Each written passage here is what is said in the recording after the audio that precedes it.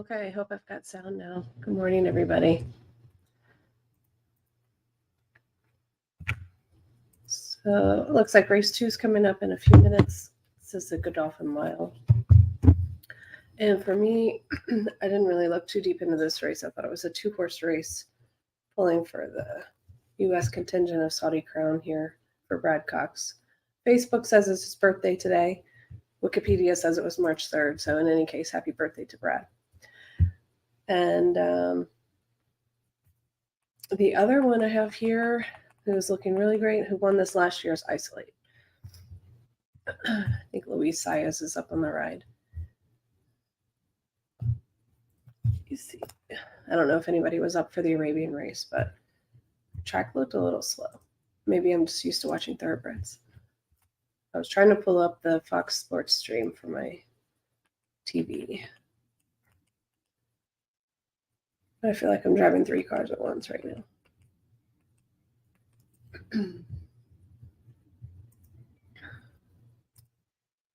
Yes, good morning, Dennis. It is me. I was tapped early, but that's okay. Get some coffee going. I thought it did look a little slow, but I didn't know if that was just the Arabians versus the thoroughbreds. I think Saudi Crown can get this done in a mile, no problem. Isolate, I think, will look to be right there with them. I think I may just do Omni bets all day today. I did hit the Omni on the first race there for the Arabs, so I'm trying to recruit a couple more people to join me for the later races.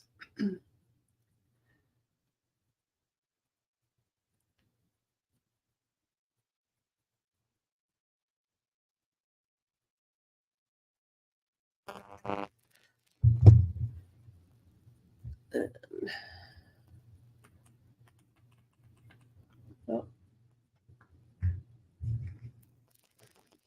he look washed out, I guess. Trying to pull up a current stream.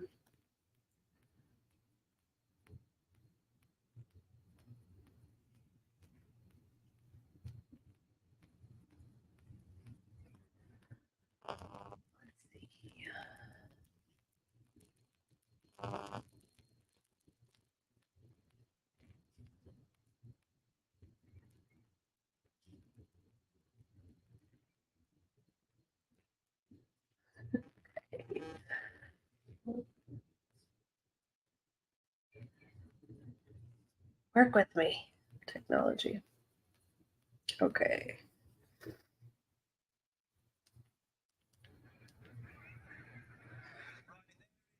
Horse number 7, Saudi Crown, under Florent Giroux, coming out of stall number 9.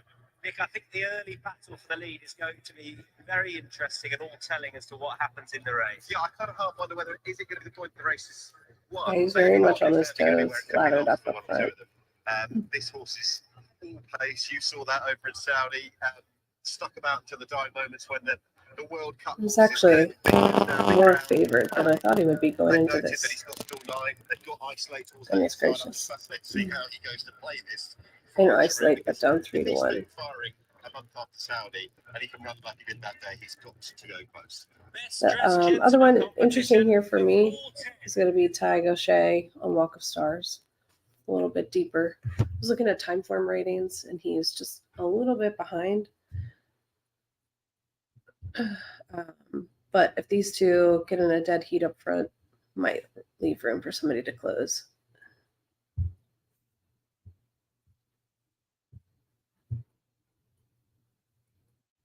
So I think I'll go Isolate, Saudi Crown, and Walk of Stars. The Uruguayan horse here was pretty interesting. I haven't watched any of his prior races, but he did get some mention in on-track commentary.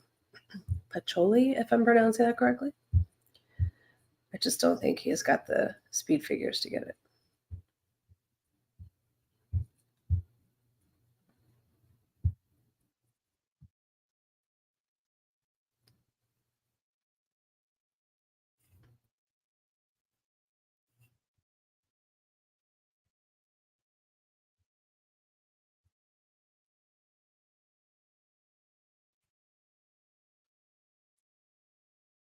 Who's the 10, Dennis? I'm pulling him up. Let's see.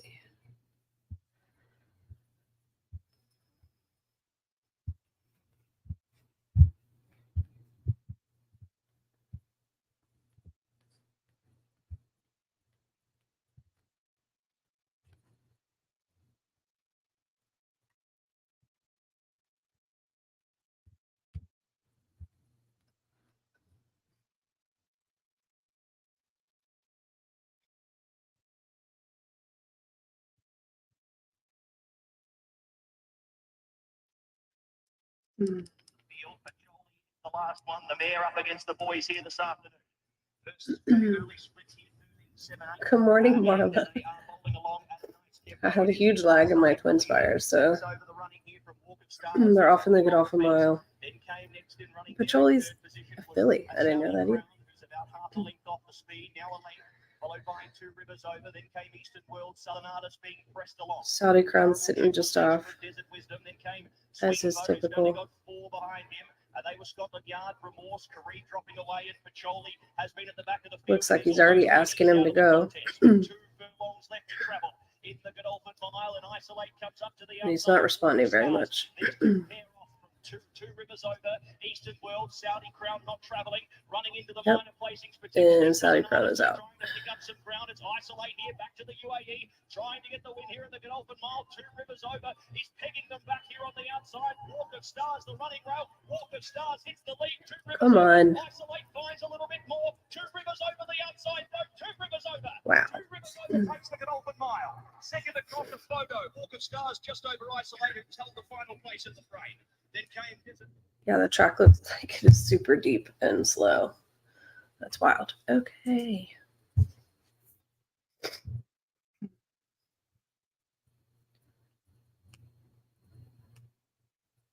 Two Rivers Over for Dougie.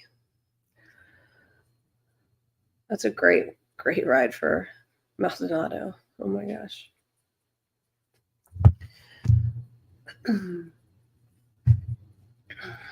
Yeah, Saudi Crown did all the work in the paddock.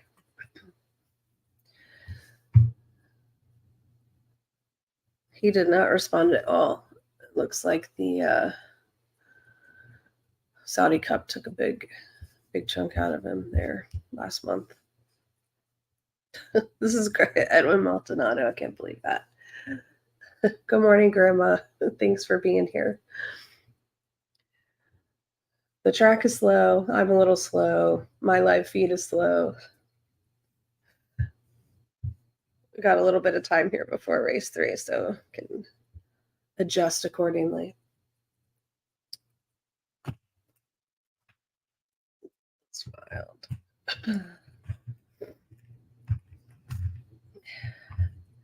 I thought Walk of Stars was gonna hang on. All right. Race 3, Gold Cup, post time is 8:40. Got about 30 minutes. Let's see.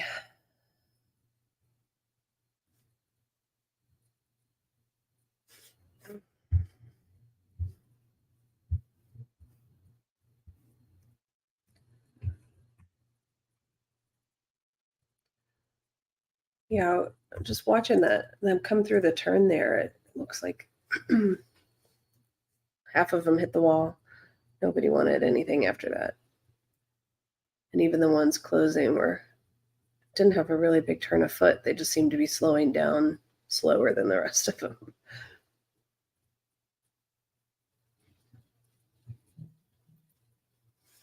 Let's see.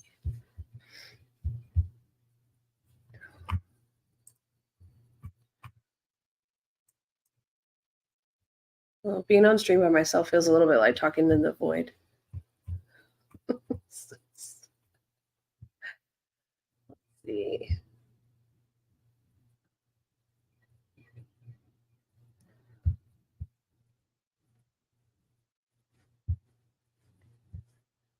That. A couple people I know that watch international races as much as I do, or if not more, Caitlin Free for Churchill Downs. I know she's on Siskany and Sober for the Dubai Gold Cup. I do like Siskany here. And then also follow Michael Adelson quite a bit, and he's been at Dubai watching them work. And he has Giavolato at 8-1 in the Gold Cup.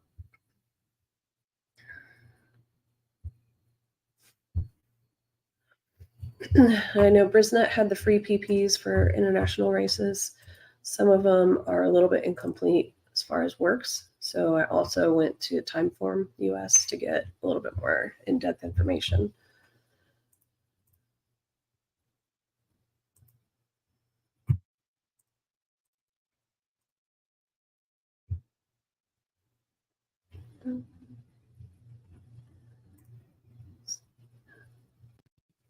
Race 3 is a turf marathon, 2 miles.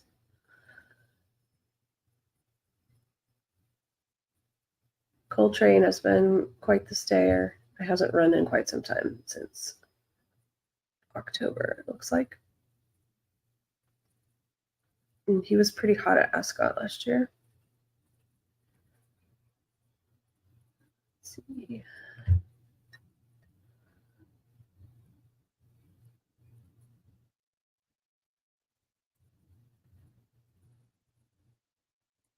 So the Brisnet gave me the past performances for the international horses, but it didn't have their works, and that's when I went to Timeform to pull up past work times and see how they're liking the track there at Dubai.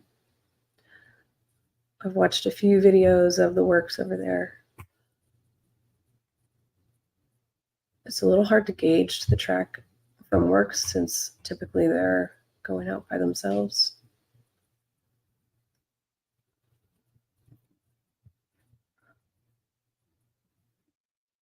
Coltrane has a decent figure on Timeform, keeps Ocean Murphy.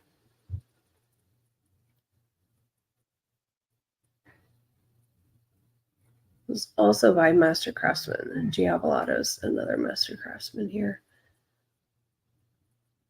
Out of a French mare, Jerica.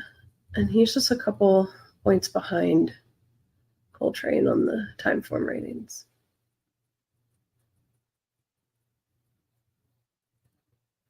Siskany with Charlie Appleby, Billy Buick, and Debawi Baby right there with the speed figures on Timeform as well.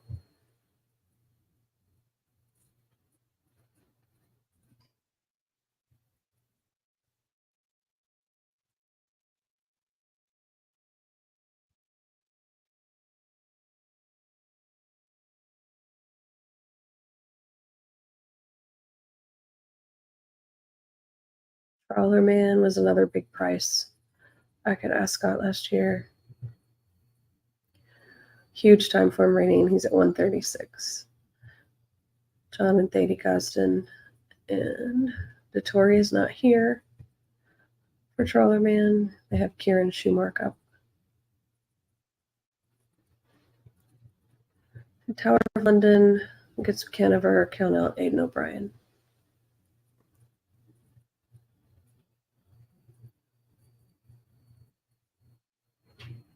Just trying to look back at it. Doesn't look like. Just had one go at Curragh at 2 miles.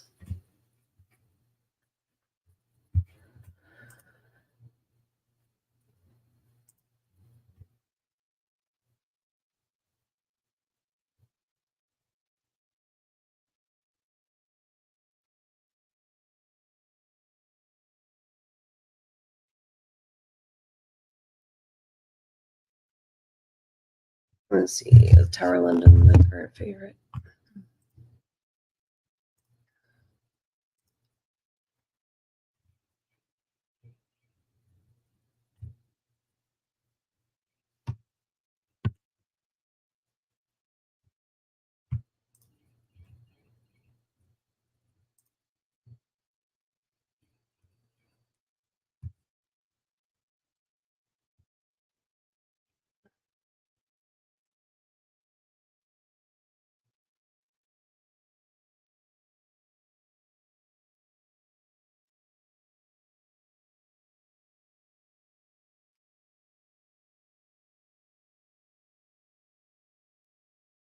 Looks like Tower of London and Siskany both at 3-1.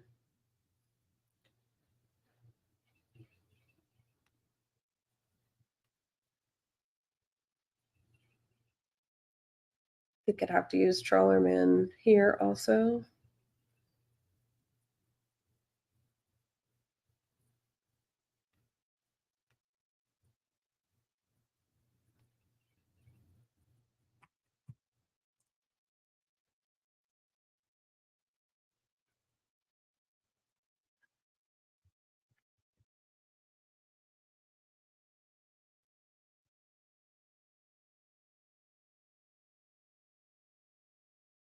I hate to leave off Coltrane, but it just hasn't run in a little bit.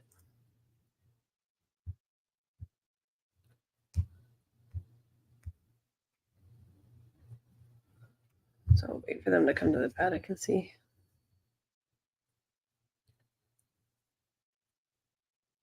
Still showing replays. This is 3 across at the finish. Pretty wild. It's going to be a very long day. Arkansas Derby, Florida Derby cards to go yet. Try to get a little bit of bankroll going. Typically can get some good prices in these bigger fields, even doing conservative bets. So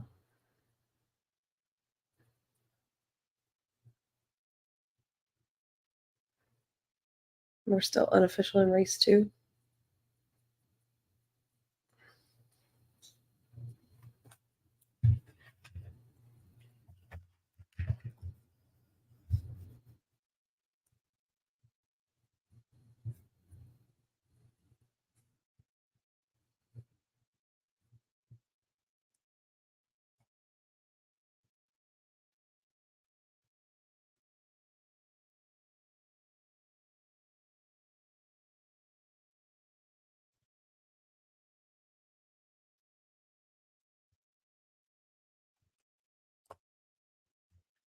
Let's see, Dennis, who you got for Arkansas Derby? We talked about it a little bit on Thursday, but unless Dennis left me already.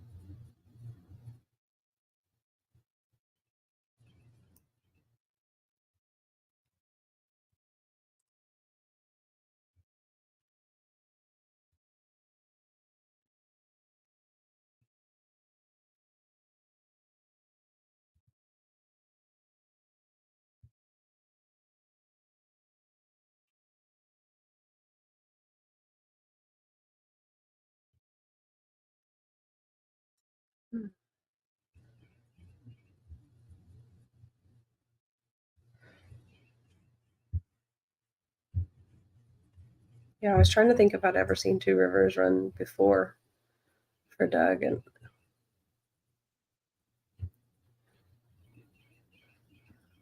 it was Santa Anita in January. Went up against Newgrange, Newgate, and Mixto.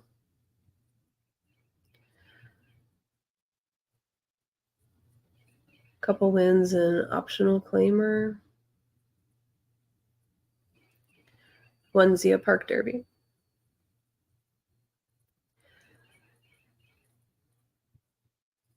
Was with Brett Calhoun till summer of last year. I don't know that I would have ever gotten to Maldonado and Doug O'Neill for that race. So interesting. It's finally official. Two Rivers over 31.90 winner. Walk of Stars in second with Ty Gaucher for Mr. Seymour, and then Isolate in third. Luis Saez up. So $1 exacta paid $182. Nice.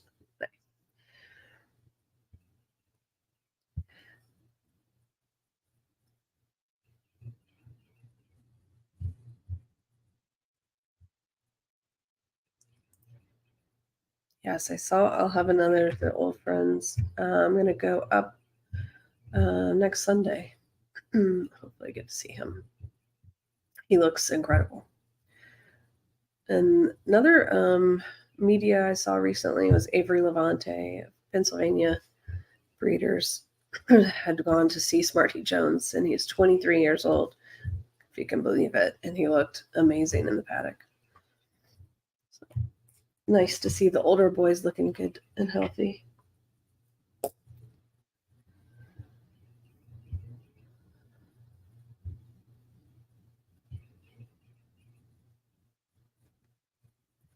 Might have to stick with my Omni bet because I'm not sure I can do anything straight up just yet. I'm gonna go, I'll do Omni box with Tower of London, Trawlerman, and Siskany.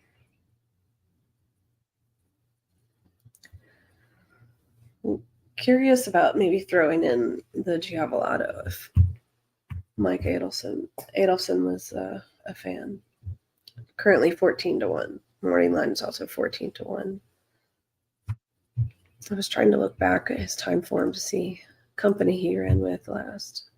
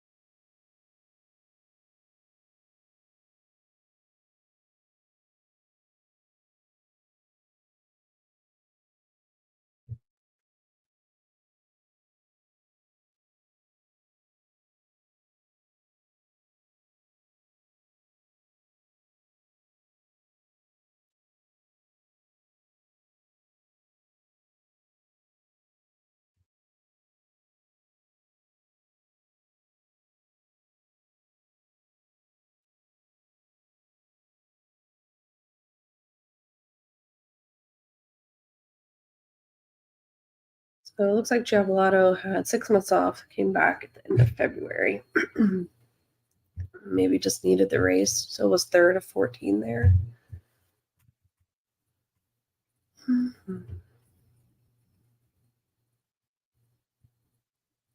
Might be nice to use for a price there.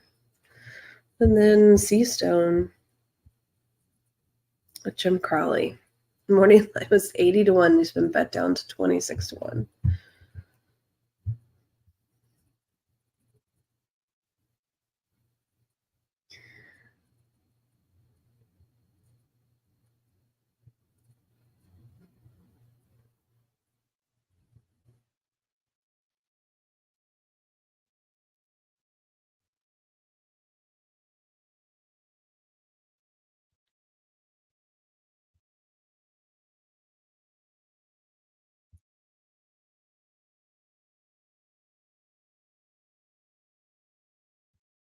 And the supers overseas are 20 cents space instead of 10 cents. Costs a little bit more. Let's see.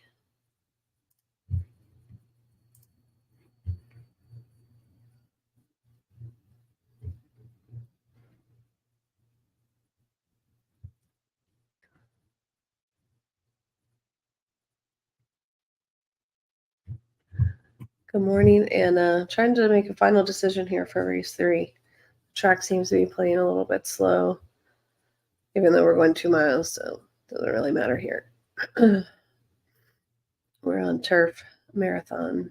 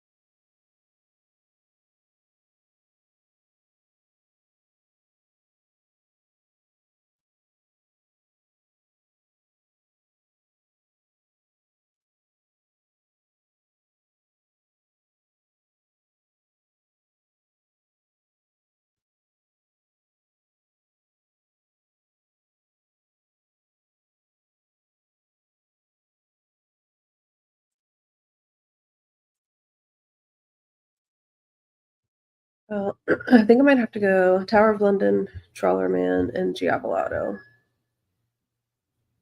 Even though Trawlerman's been off for a bit, I think he can still get up and get a piece of it here.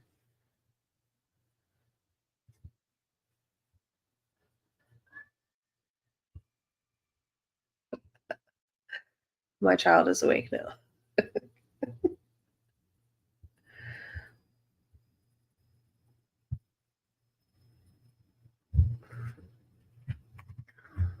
Oh, well, we'll see how long I can stand the silence. But yeah, my plan was to go through the whole card. I know there are people going to hop on throughout the day if they had time, but we will see. I guess it depends on how bad I continue to get beat also.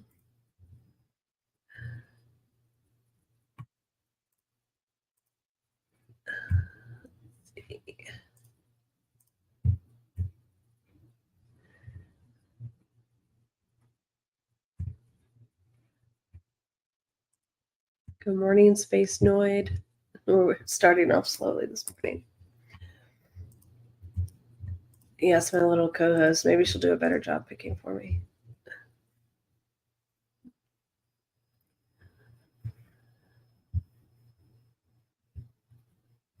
Okay.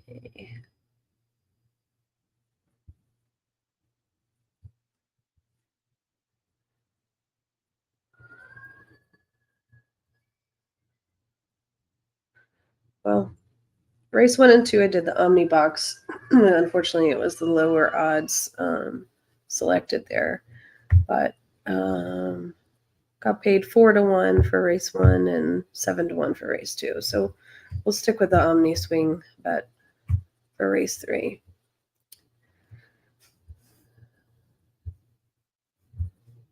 So I got a little bit more time here. I was hoping to see them in the paddock, but my Twin Spires is being very slow.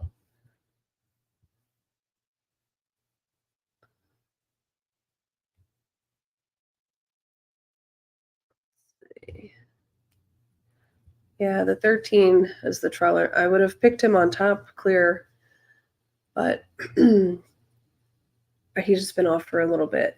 If anybody can get a horse back and ready, it would be the Gosdens. So I've done an Omni Swinger $1 box on the 3, 13, and the 16. No, not the 3. The 6. $1 Omni Swinger box. The 6, 13, and the 16. Good morning, Bobby. I'm going to have to go get a second cup of coffee and retrieve my child who's in there yelling about picking horses. This one.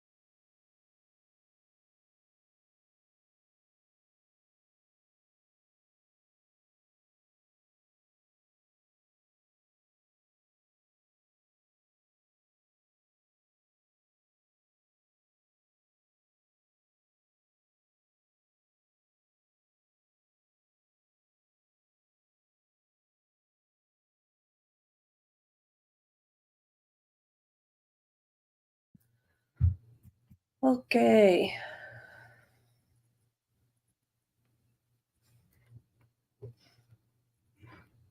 They're all wearing the same color, so we have to pick by number. Okay. Okay. Got Giavolato in the red hood here.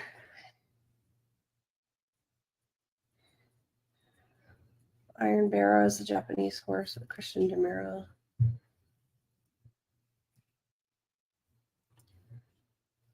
Let's see.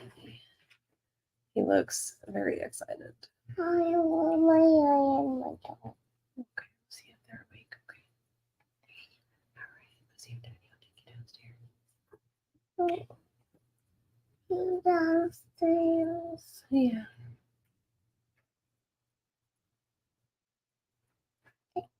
Downstairs, mommy. The boss is up. Yes.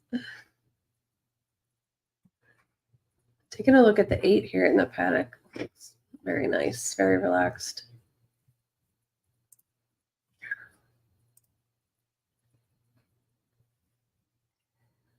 Saeed bin Sharur horse.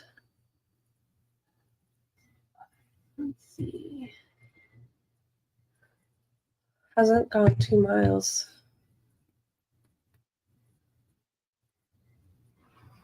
Looks like he went close this time last year on this track. He has Kevin Stott up as jockey. I'm not familiar with Kevin.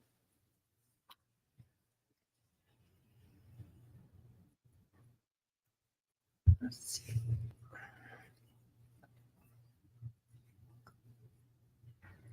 He's 45-1, down from 80-1.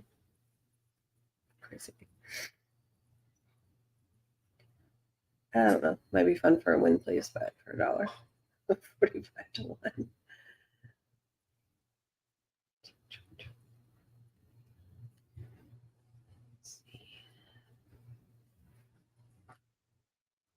Want to get some breakfast downstairs? Yeah. Okay. Daddy, I'll take you downstairs. Yeah. Yeah, you go down.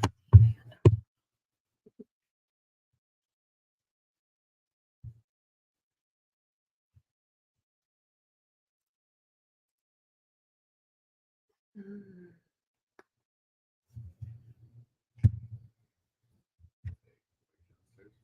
All right, baby, go get some breakfast, okay?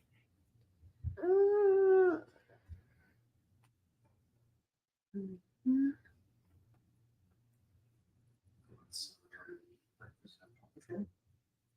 Papa Drop. I want to go downstairs.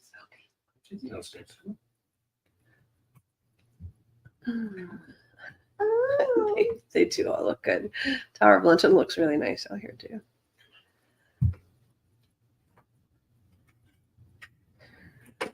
Hey, baby, I'll be down in a minute, okay? Oh, goodness. Oh, good morning, Jorge. Sorry I missed your message.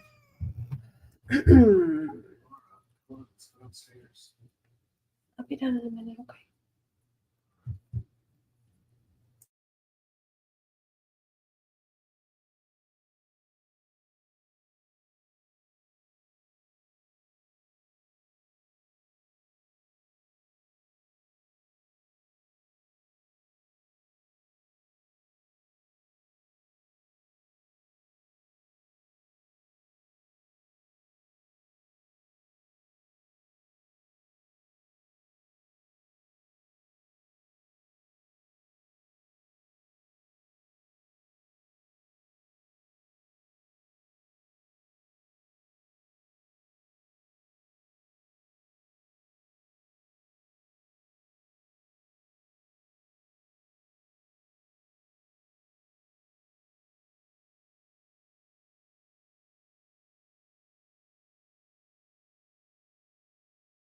Mm.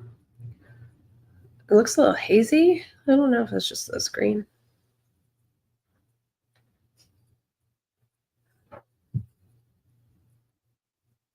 Dirty puzzle. No. Mm.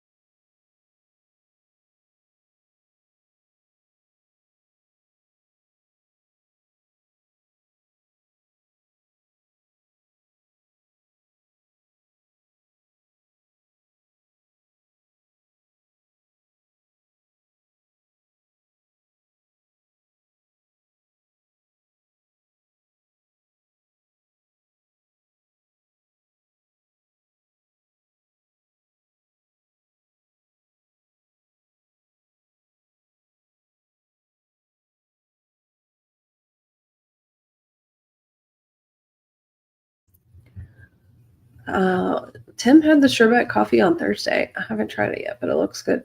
I'm gonna see if I can get a bag from him next week at Keeneland.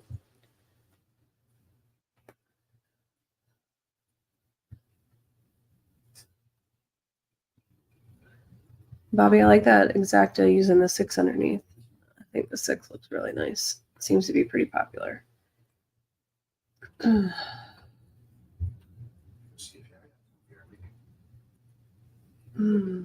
Yeah. Could be do just like a little morning haze.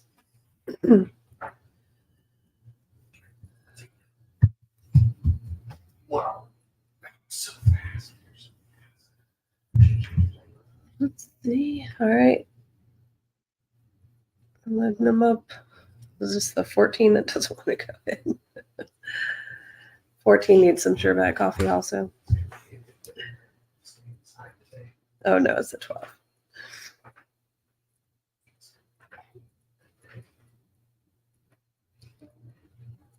Oh my goodness. I think Ascot's the last time I saw a 16 horse field. Did we get a 16 horse field at Breeders' Cup? I can't recall. We maxed out at 14.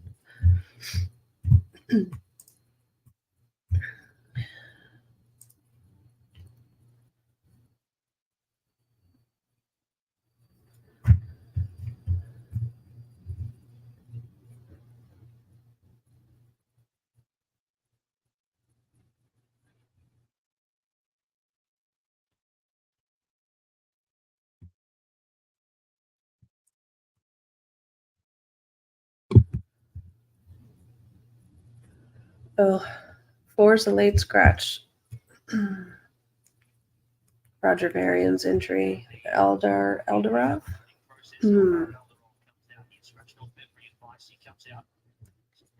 So veterinarian scratch at the gate for the 4. Commiserations with the connections as the learning process continues. That's got to be frustrating for Mr. Varian.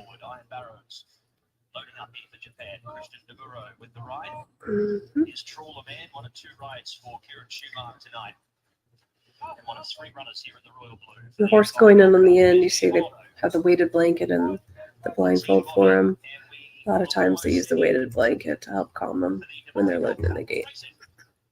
The 2-mile marker and getting away very, very fast here over onto the near far side part of the course was Passion and Glory.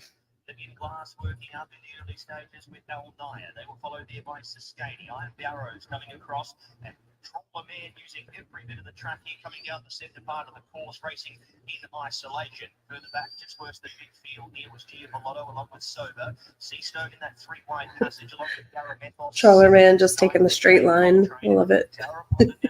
Last from enemy and Hugo Escobar is the last one. Eldar Eldrov scratched at the gates. So inside the 2,600 metres, Kieran Schumacher leads a narrow margin here on Trawler Man as they come to the post on the first occasion and eventually will work over to sit to the outside of the Japanese runner Libyan Glass. Iron Barrows. And Trawler Man moves over. From Passion and Glory, blue colours, red cap. There was a gap of Joins the rest of the field right at the front.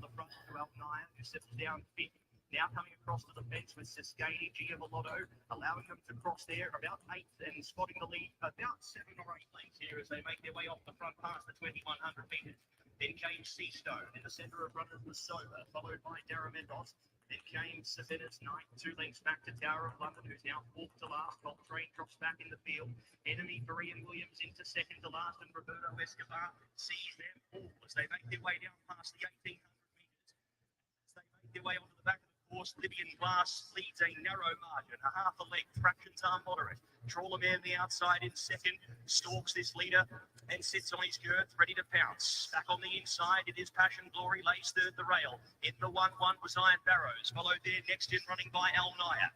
He's 5th and has shut off well from Siskady, who's 6th. Then came Giavolotto from Seastone, who's been deep and wide without a back at the moment. Forced to improve a shade from Sober. Then came Garamethos. Savannah's Knight was next from Tower of London, Coltrane Enemy, and Roberto Escobar still last. So 1,200 metres left to go. Libyan Glass still having it his own way up in front under Ryuse Sake. Kieran Schumacher not pressing the issue, riding a patient race on Trawler Man outside Thank of you, the Mother. leader, followed there by Passion and Glory, who's on the right horse's back here. Then came Iron Barrows. Next was Isle Naya, who's I three didn't back set on up the graphic inside. to do the He's starting still very bankroll. moderate here with 800 metres left to go. Siskany was next from Giavolotto Sober. Then came Seastone, who's had to do it the hard way out wide. Then came Daramethos, Savannah's Knight in the OTI colours from Tower of London, who gets on Seastone's back and starts to improve a few pairs. Then came Coltrane, followed by Enemy as they make their way into the lane here at the Dubai Gold Cup. Charlerman's looking good. The last one. So I don't know if he can hang on up there. inside the 450, and Trawlerman now takes over at his last four. Al Naya just lugs in a little bit in behind the leader, but starts to present now. Giavolotto working through. Siskany deeper out here under William Hewitt. Tower of London starting the Here launch comes to the Tower of outside. London. Al Naya claims top. Deeper out at the Valley Doyle purple. Takes Al Naya in the late stages. And Valley Doyle are on the board early. Takes the Dubai World Cup, does Tower of London, and does it well. 2.5 on the line, beats Al Naya. Trawlerman may have come off the third. He was the favorite for a reason. A gap to Savannah's Knight, followed by Iron Barrows. Then came Enemy. Sober, Passion and Glory, Libyan Glass knocked out. Roberto Escobar beat only a couple I think Charlerman got back to fourth or worse there, but Enemy, Coltrane, Daramethos, and Seastone. He was in the cheap seats the whole way around and never got a good run in transit.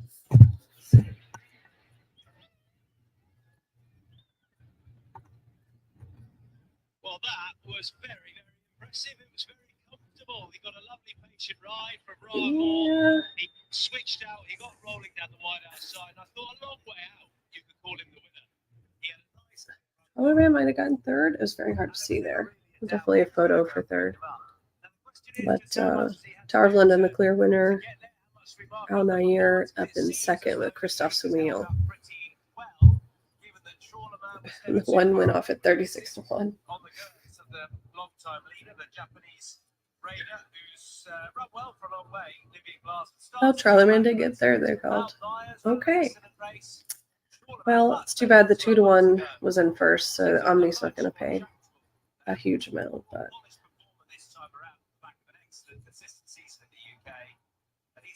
looks like, is that the 14 right there with Charlerman?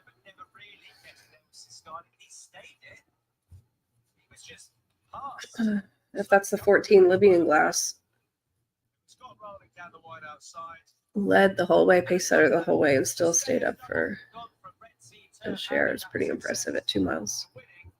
Dubai Gold Cup. Derek Smith, John Mackey, and Michael Tabor, Westbrook, Aidan O'Brien, winning trainer, and Ryan Law. With a host of good rides this evening in the win. Yeah. All right. Let me see if I can update the bankroll here. I know you guys weren't watching for race 1, but I did play just a $1 Omni. Let's see.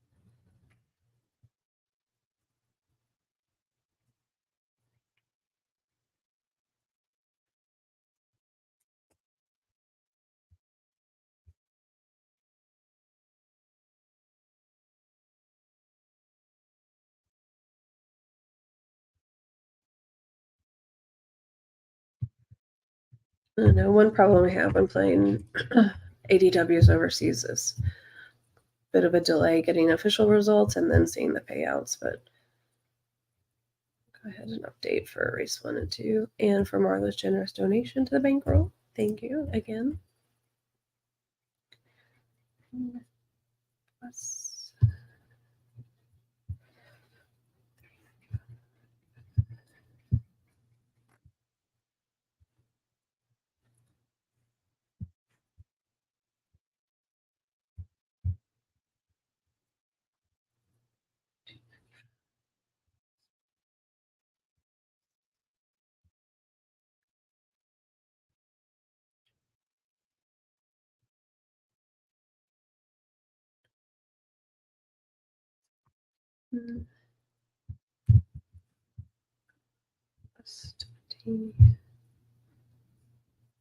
$29.1.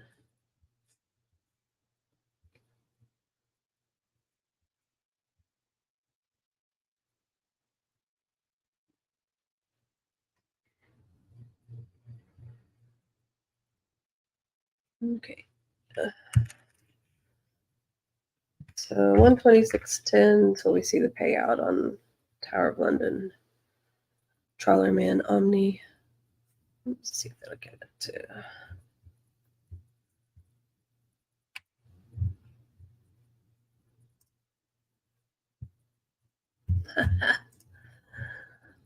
Look at this old dog learning new tricks. Woohoo. All right.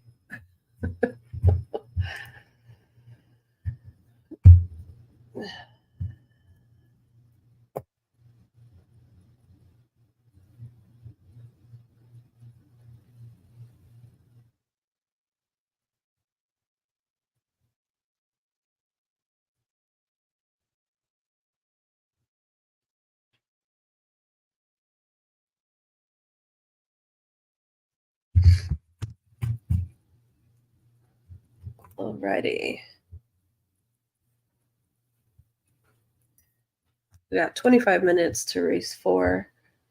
I'll probably butcher this pronunciation, but the Alco's Sprint.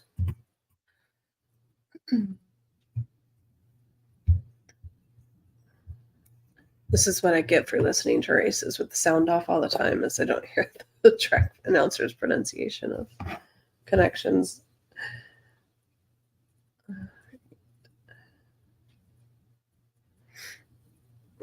And this is our USA representation with Casa Creed here. Love seeing the older turf races. Let's see.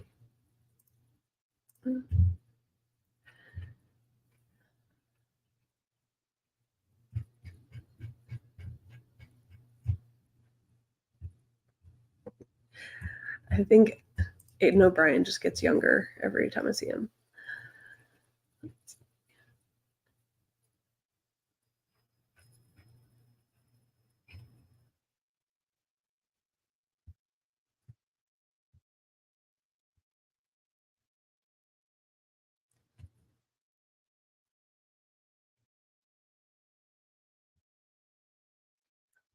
$12 horses here. Turf sprint, 6 furlongs.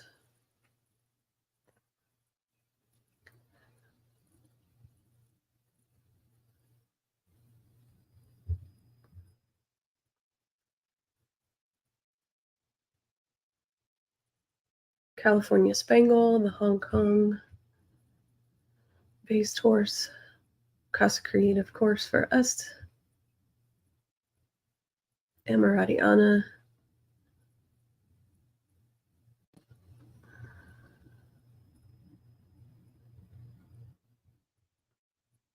One in Qatar at Doha in February. Jasper Crone, the Japanese representation here for Mori Hideyuki, excuse me. And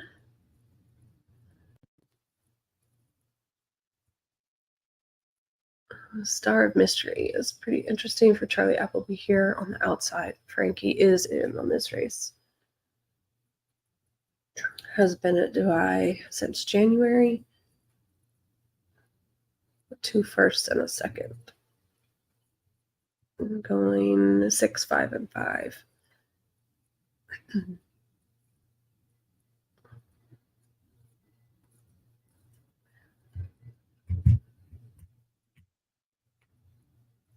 It's not had Frankie up before. It's had William Buick up for Charlie Appleby in the past.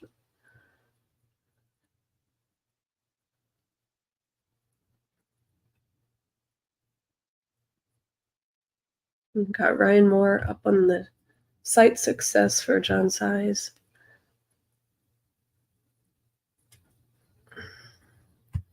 And maybe one of those days where we're betting jockeys.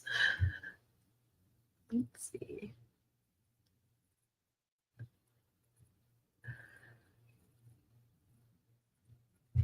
I'm gonna pop over and look at time form figures here.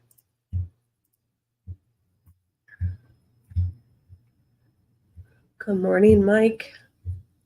It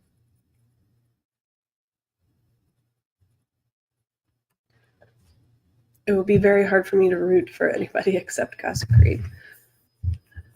It's probably one of my all-time favorites.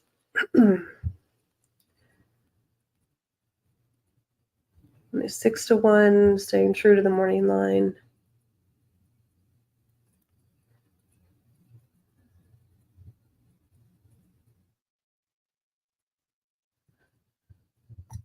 Ryan Moore, of course, taking some money here on the 10, down to 9-1 from 16-1.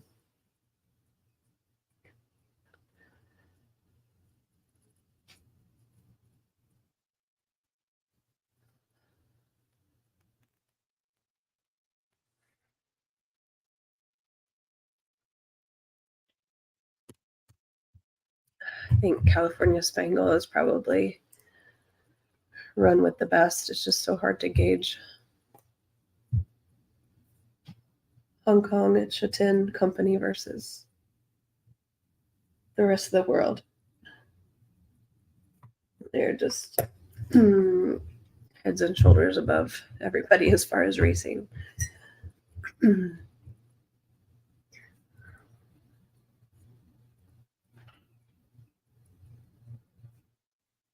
All right.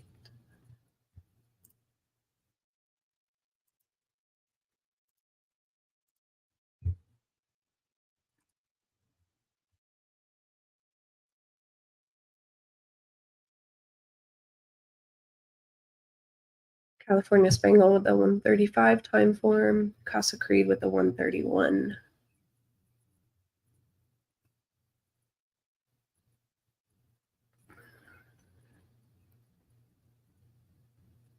Star of Mystery 129.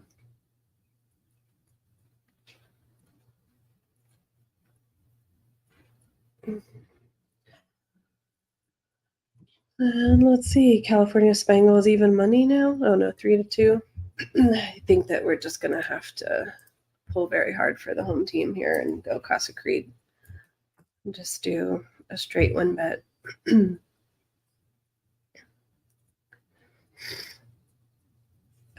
Hope the old man still has it in them.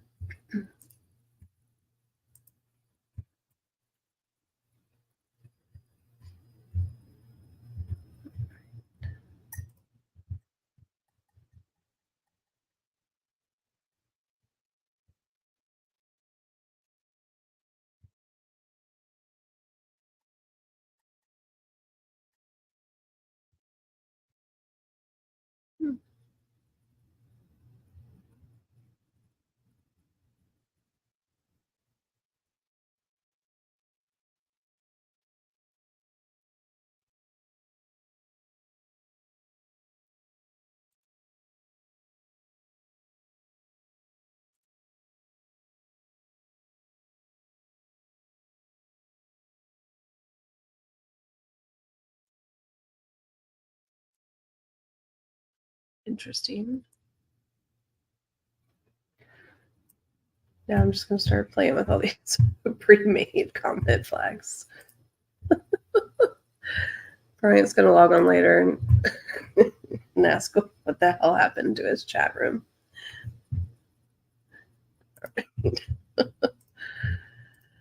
Oh, I can't play the fancy music, the draft pick music. Oh, all right, yeah, Florida Derby. I'll talk about that since we've got some time. I'm going to go ahead and put the official bet in early for race 4. I was hoping they would post the payout for race 3 so I could update the bankroll also. But up 3 for Florida Derby, I'm going Frankie's Empire up top.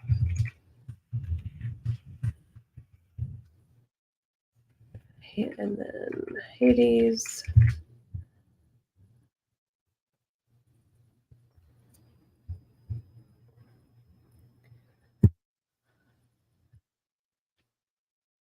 Okay, Well, we're just making $7 at a time, I guess.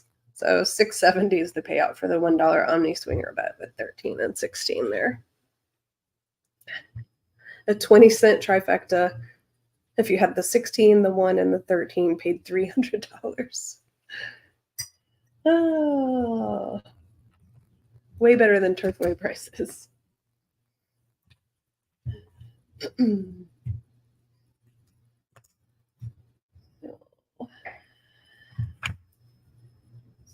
1, 13.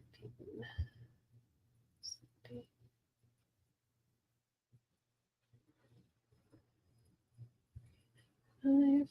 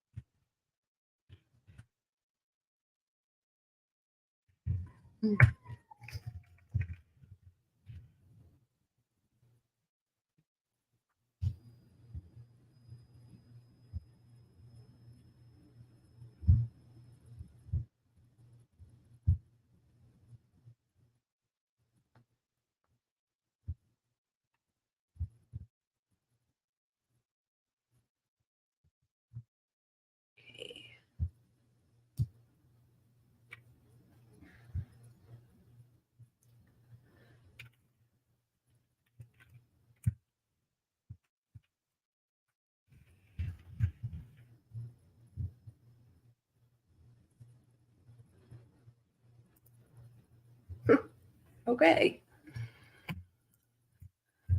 I did 2 things. Good morning, other Mike. I know. I think we have to change from the $1 Omni that's paying out chalk to 20-cent trifecta. And have to refocus our money. Let's see.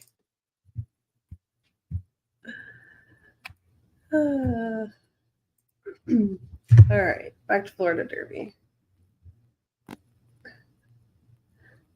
I think that's a 14 race card. It's probably going to go off at 6:30 tonight.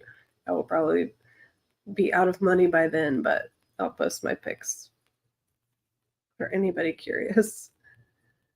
Oh, I know Twins Buyers, I think, is doing $10 back. So Frank the Omni bet, or the Swinger bet, fun name, is really popular for Euro racing and overseas. You're betting $1 and you're picking at least 2 horses. You can, of course, pick more. So it's similar to an exacta, but the horses can come in first, second, or third. So if you miss the winner, you could still get a decent payout if you had second and third place. So for the first 3 races, race 1, I know was before everybody tuned in, was the Arabian race. And I had a $1 Omni bet on the 5 and the 4. It ended up coming in 13.54, but it still paid a little bit back. So it ended up paying 4-1. You got about $4 back on a $1 bet. Race 2, we selected Isolate, Saudi Crown, and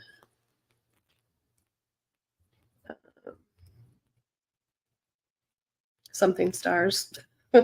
Too many names in my head. Oh, goodness gracious.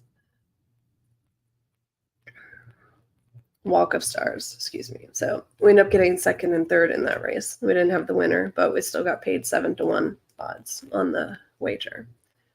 And then for race 3, we got first and third, doing a little bit better. Still had the winner. Unfortunately, it was hi, Razor. It is time for shots. It's 9 a.m. Let's see. So ended up getting the first and third. Unfortunately, the winner was 2-1 odds, but still got about $7 back on that wager.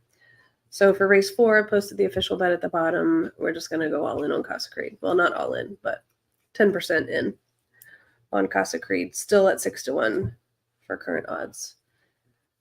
California Spangle seems to have a slightly better time form figure. And of course, it's hard to gauge him being Hong Kong based. But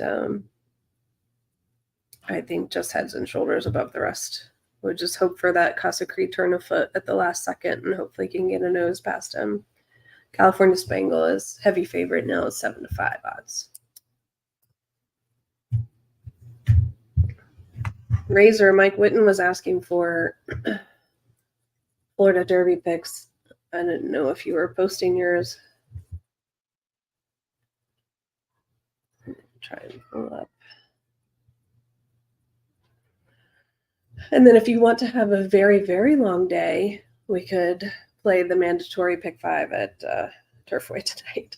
It is the last day of racing for this Turfway meet. If you have nothing else to do with your entire day, you could spend it being a degenerate with me. Let me see.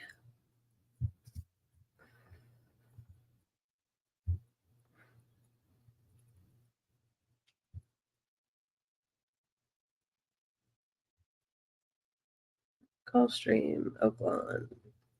Aqueduct's running today too. Everybody's running. Good morning, Uncle Sully. Thank you for joining us. Vince, appreciate you being here. 7 in the morning. Let's see.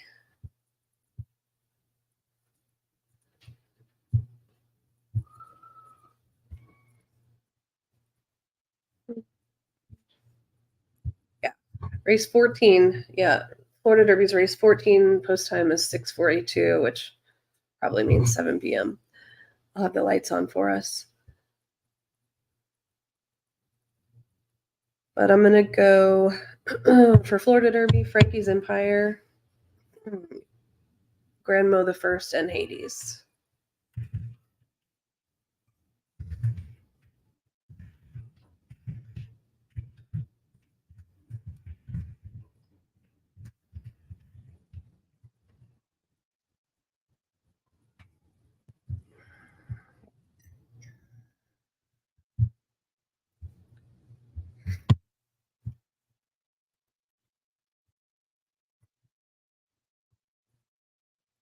Yeah, Twin Spires is not posting the super payouts.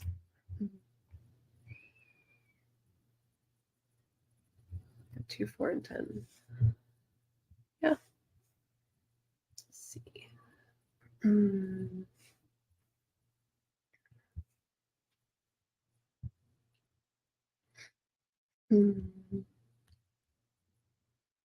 Yeah, I went 1, 2, 4.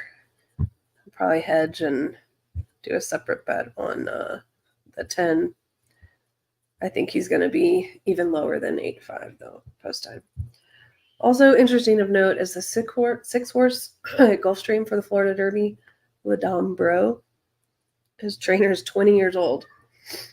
And Neil Cordero, which is pretty incredible. Going for Derby points at that age.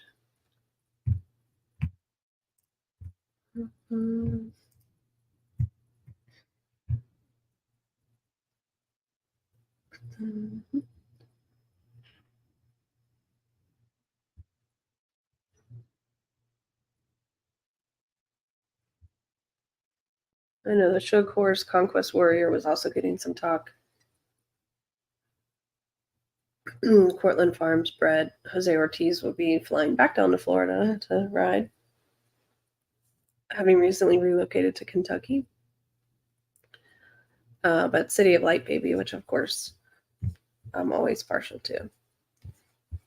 This 3-1 odds for that one. And that's the 9 horse in the Florida Derby later today.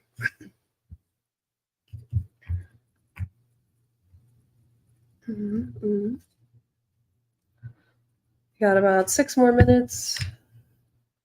They are showing Sky Dancing.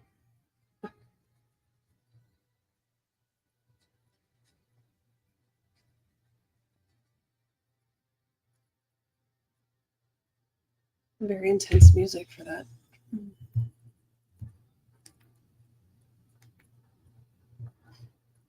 I wonder if we'll get to see the horses before they're on the track. Grandma, I want win money on the 5 and excuse me, in Dubai or for the Florida Derby.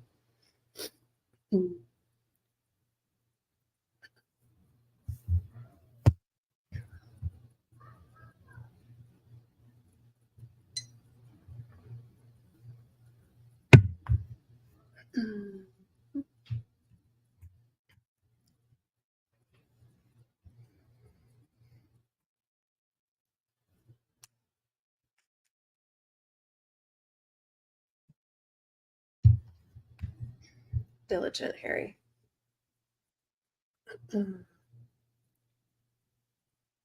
Interesting, he's drifted way up from morning line odds at 15-2. It's not getting much attention.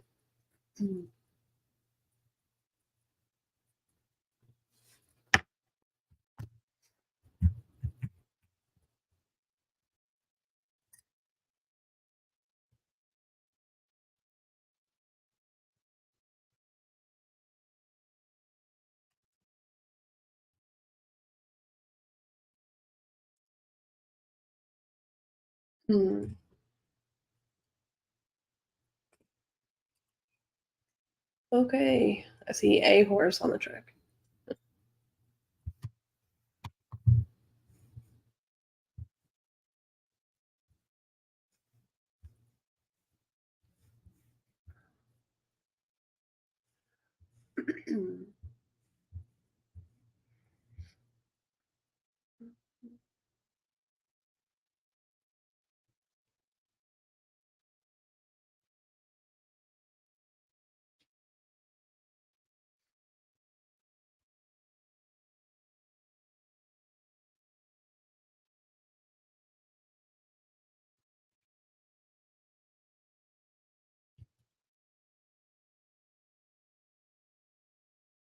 No love for Frosted Dawn. Who won here last time?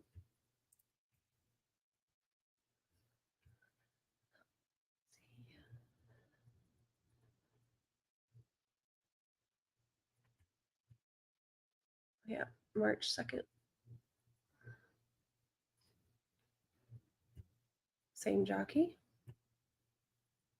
Frosted Baby on turf. Love it.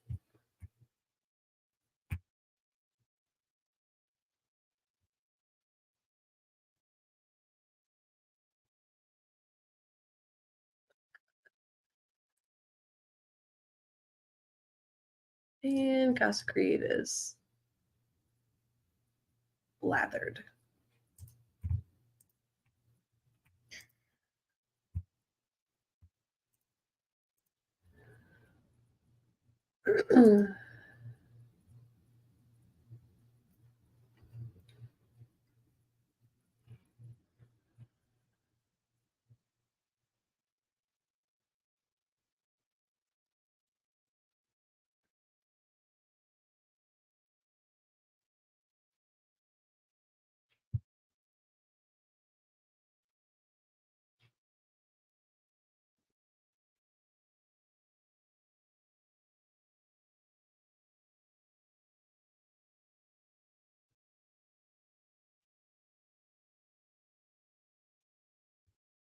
I have to go back and look, see who Luis has points on so far. My brain isn't kicking in yet. Can only focus on one continent at a time.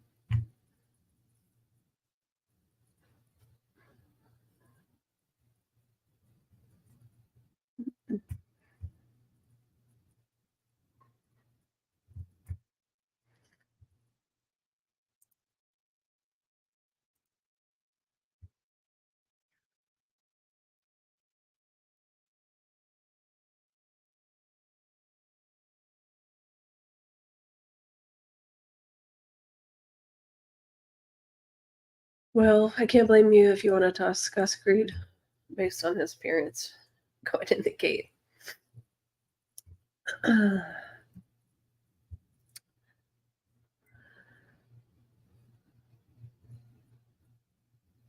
Bloody Mary time for sure. Make that 2.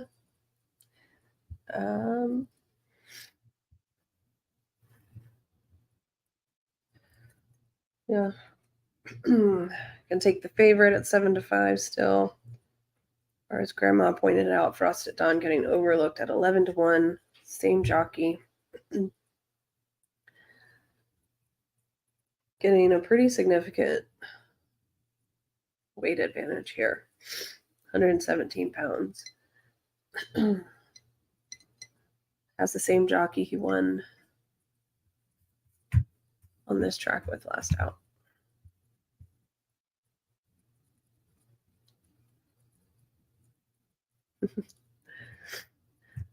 It was very hard for me to go against Casa Green no matter what he looks like, but I understand if people want to change their mind. But never cancel a bet, so our official bet still stays.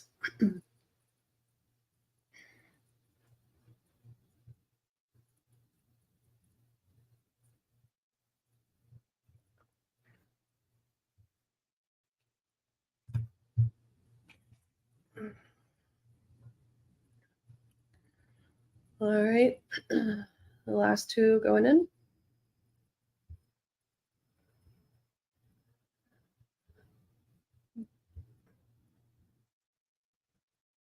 Oh no, it just panned out. Several more to load.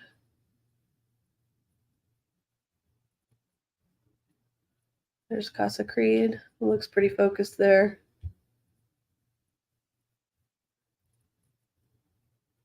Now the last one in is Pontos with Antonio Fresu up.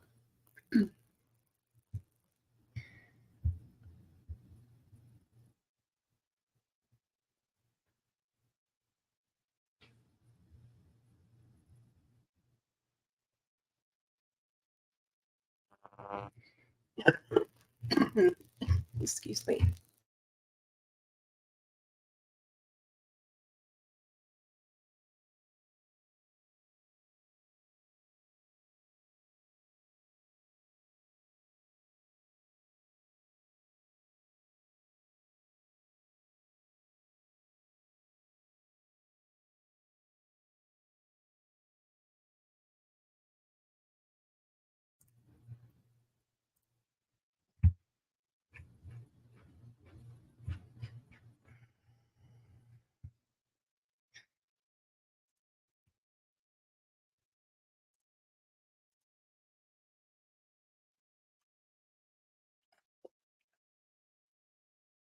Someone took the absolute straight line here way on the outside rail.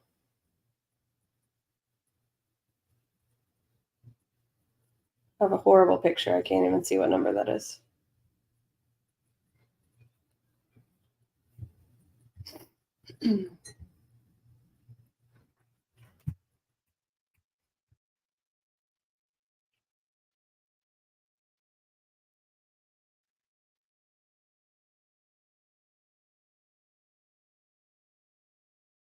Well, the Spangle.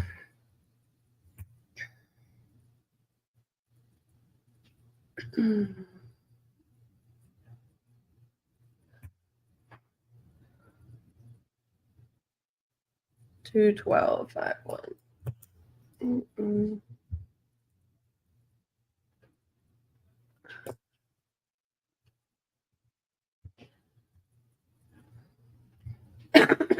Excuse me.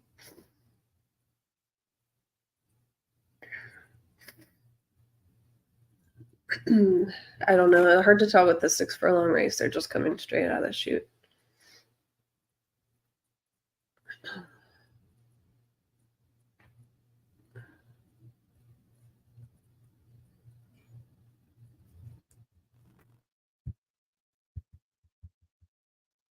Oh, well.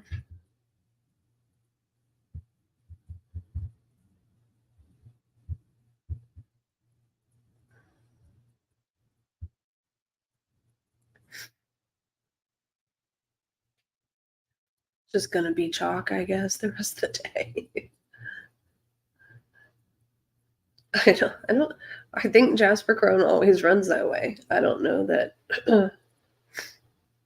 I've seen him run differently. They just take the straight line. Worked for Trawler Man to save ground on that last race, but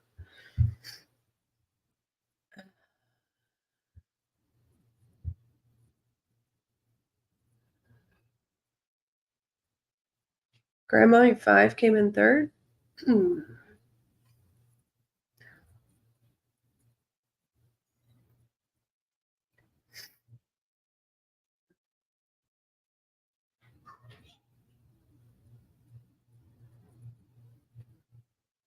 It was just basically a hand ride for Spangle. Just got a paid workout. And that's why Hong Kong is heads and shoulders above everybody else. I do like Forever Young. Japan should not be dismissed in any of the Derby preps this year. Here, have a sneaky pick for race 5. Autobahn, the one horse, is at 25-1. It's going to have to step up huge to beat Forever Young, but we'll try. Also, Panda Gate is a huge favorite from New York, bred by Airgate. I would love to see him get in the Derby.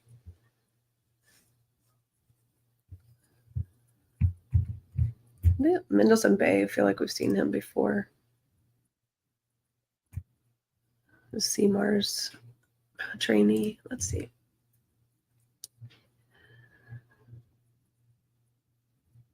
Okay. We've got 30 minutes till race 5, which is the Kentucky Derby points race for the 3-year-olds. 1 mile and 3/16 on the dirt. $1 million purse.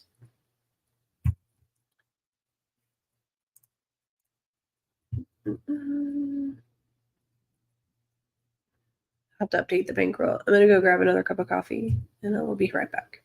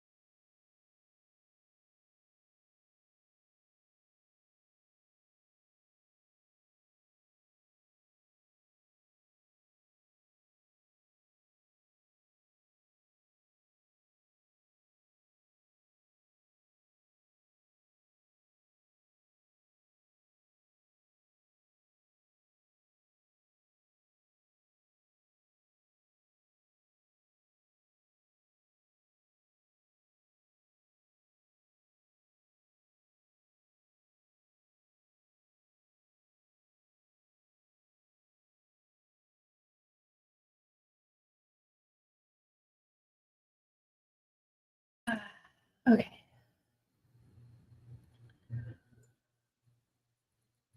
Senior Buscador. Welcome, Jose.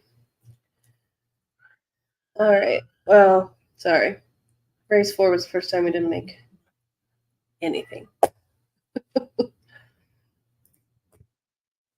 Unless you played it safe and went with the Spangle. I just had to check the fridge to see if I had any Bloody Mary mix. I do not.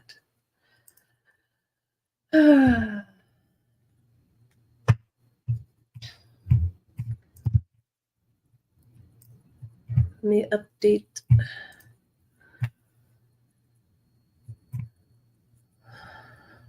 Bankroll.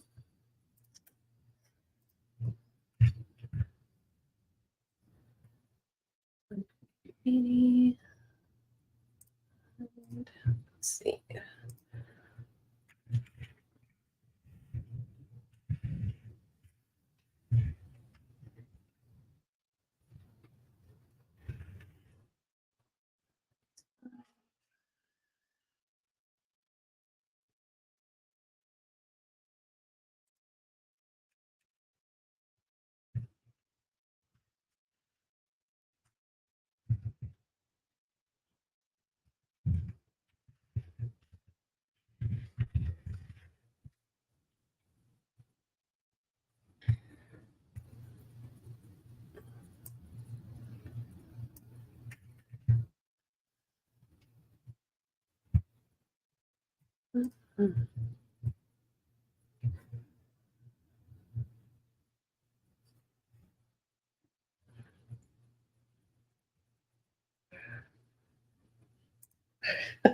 Alex, did you party late last night?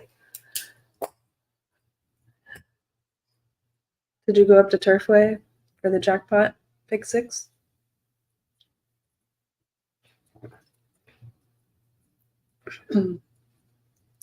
Just watching the replay of race 4 and don't know. Don't know why we didn't just go with that horse.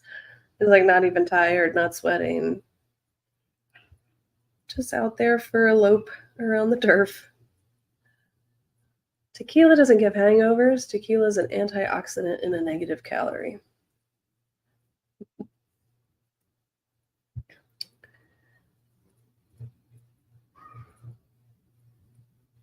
Alrighty.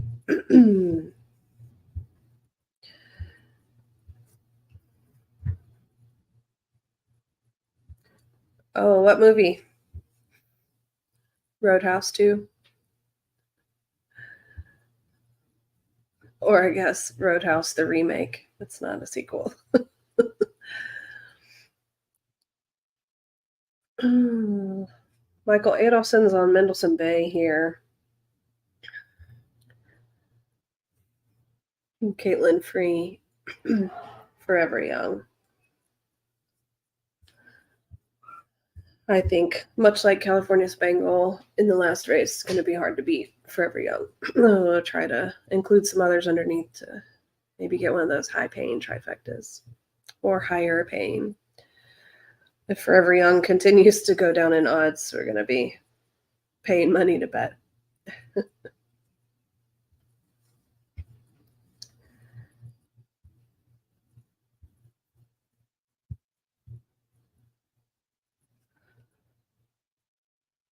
Audubon's starting to drift down in odds, now at 20 to 1.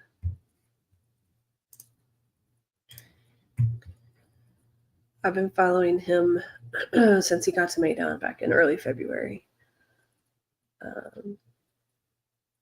Second place in his last 2 starts here on this surface. He's keeping the same jockey.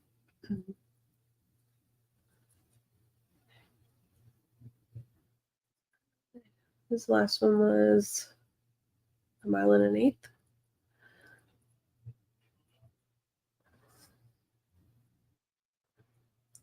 miles. Argentinian bred. First start was at Palermo. There are lots of horses on the card today with interesting backgrounds. Most notably being Kabir Khan in the Dubai World Cup that raced in Russia and Kazakhstan.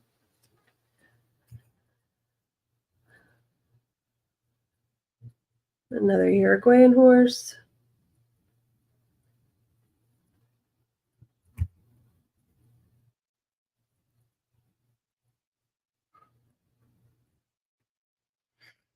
So looking at time form ratings, Forever Young is at 120.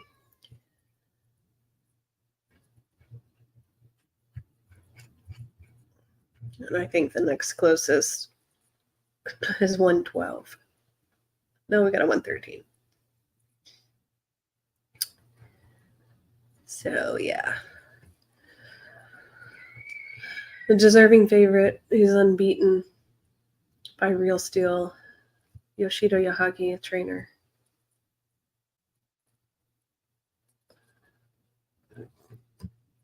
And the other Japanese horse is George Tesoro.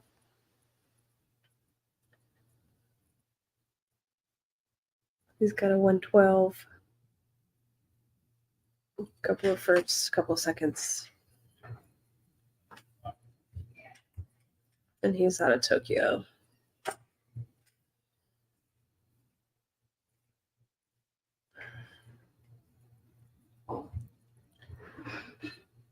And Dylan Davis is going over, staying on Panda Gate.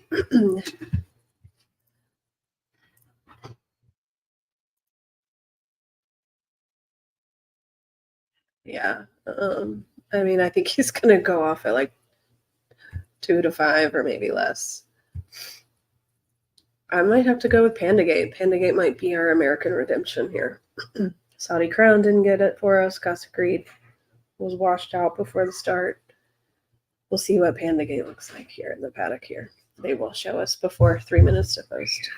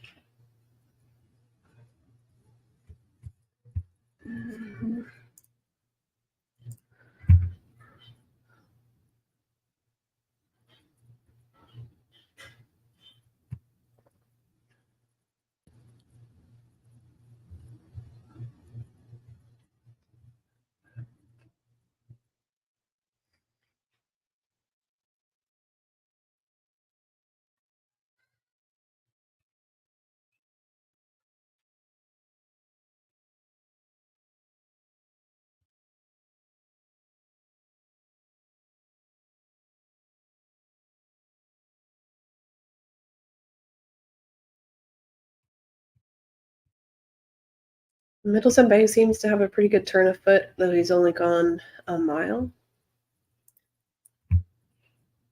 Keeps the same jockey from last out. Time form ratings improved tremendously from first 2 starts to his third. He might be another one at longer odds worth using. They may all have to gang up to beat Forever Young.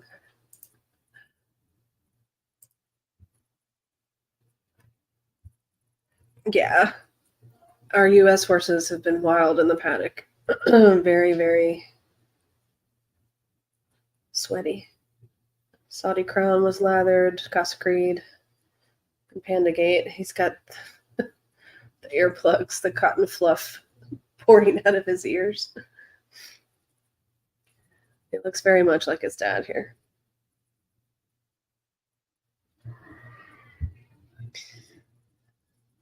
Three to 5 now for Forever Young.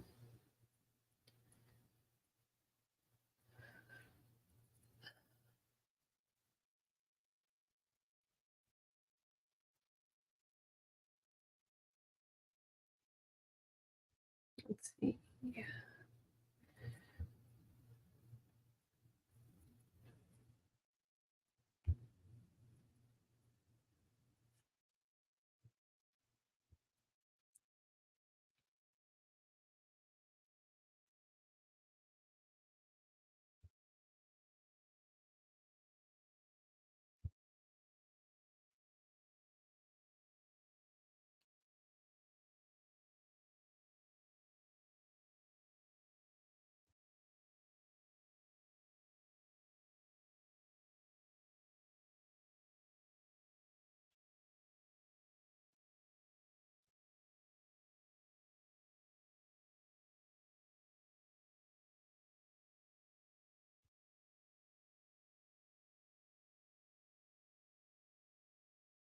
Guns and Glory. I do like Seymour. See.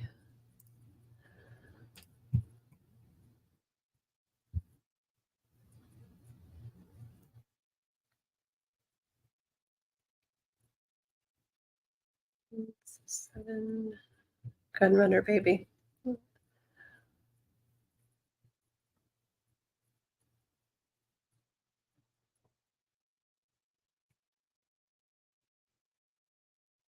All right, I like it. What if we can take a swing for a try box here. Hopefully we can beat the favorite. Do a 20-cent trifecta key box. Key the 12 with 1, 5, 6, 7, and 10 for $12. Hopefully we get two of the longer prices in there.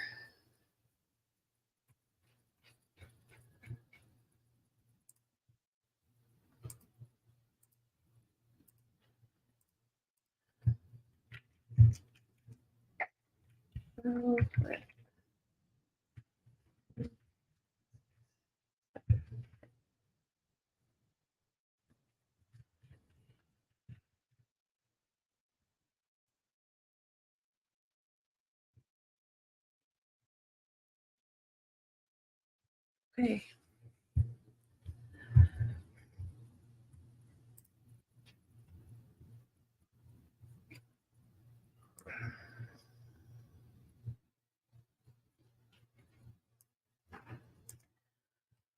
I like the 10 also, Grandma.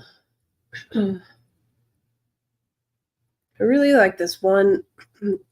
I guess I haven't really watched much of the weights here, and maybe it has to do with post position as opposed to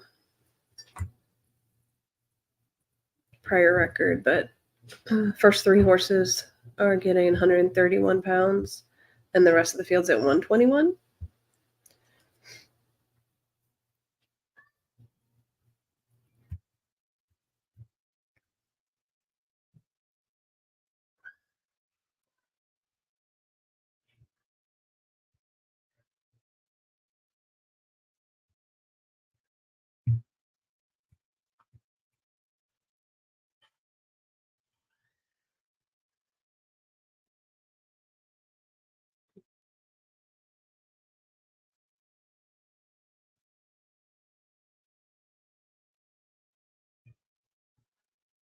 There's Audubon. He was just a solid horse. He looks really good here in the paddock. I like his build.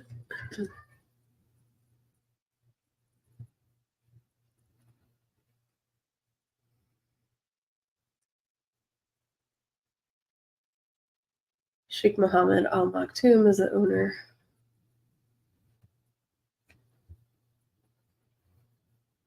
Got the 2 Oasis Boy with Christophe Soumillon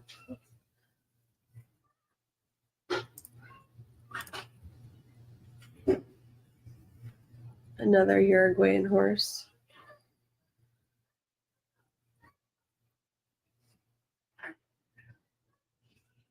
The 3 is Rock Walk. Another Uruguayan.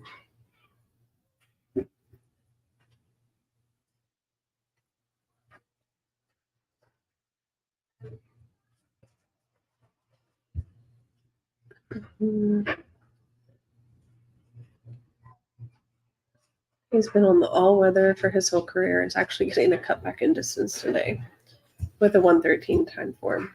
I don't know. Maybe a surprise there. The 4, Ballon d'Or by New Year's Day.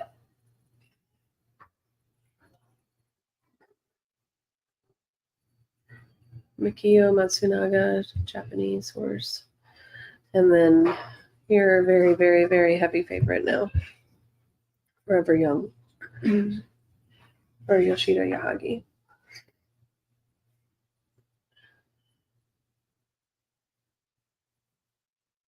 And he does not look like a 3-year-old. He looks super professional here.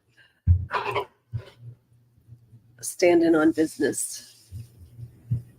The 6 George Tesoro, the other Japanese horse. Looking for Derby points.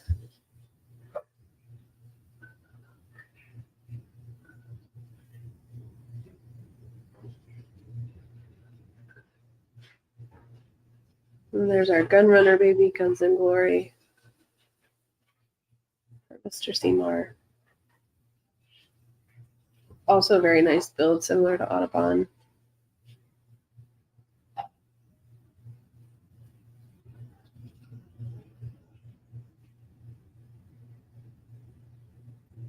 This is Henry Adams, the Aidan O'Brien horse, Ryan Moore.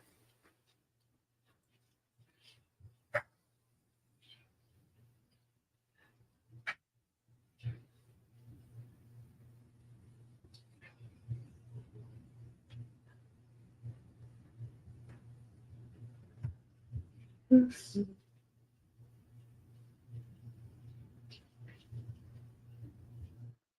9 is a scratch. We skipped over the 10. Here's the 11, Navy SEAL, the other Aidan O'Brien by Dubois.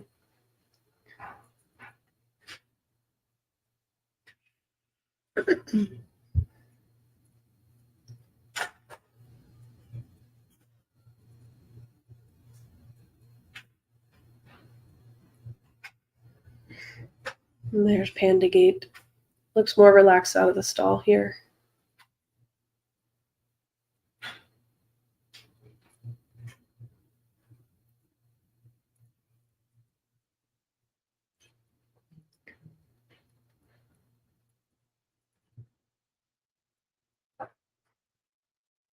I like how he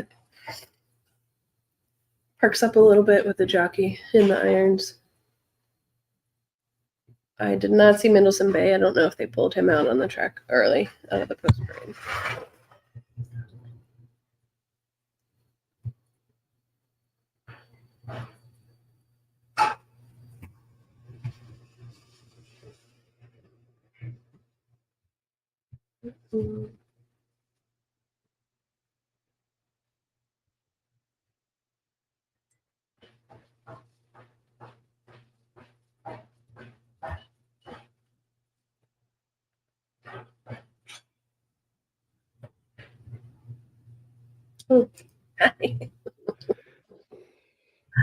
I've just been talking into the void. I'm like, I don't know.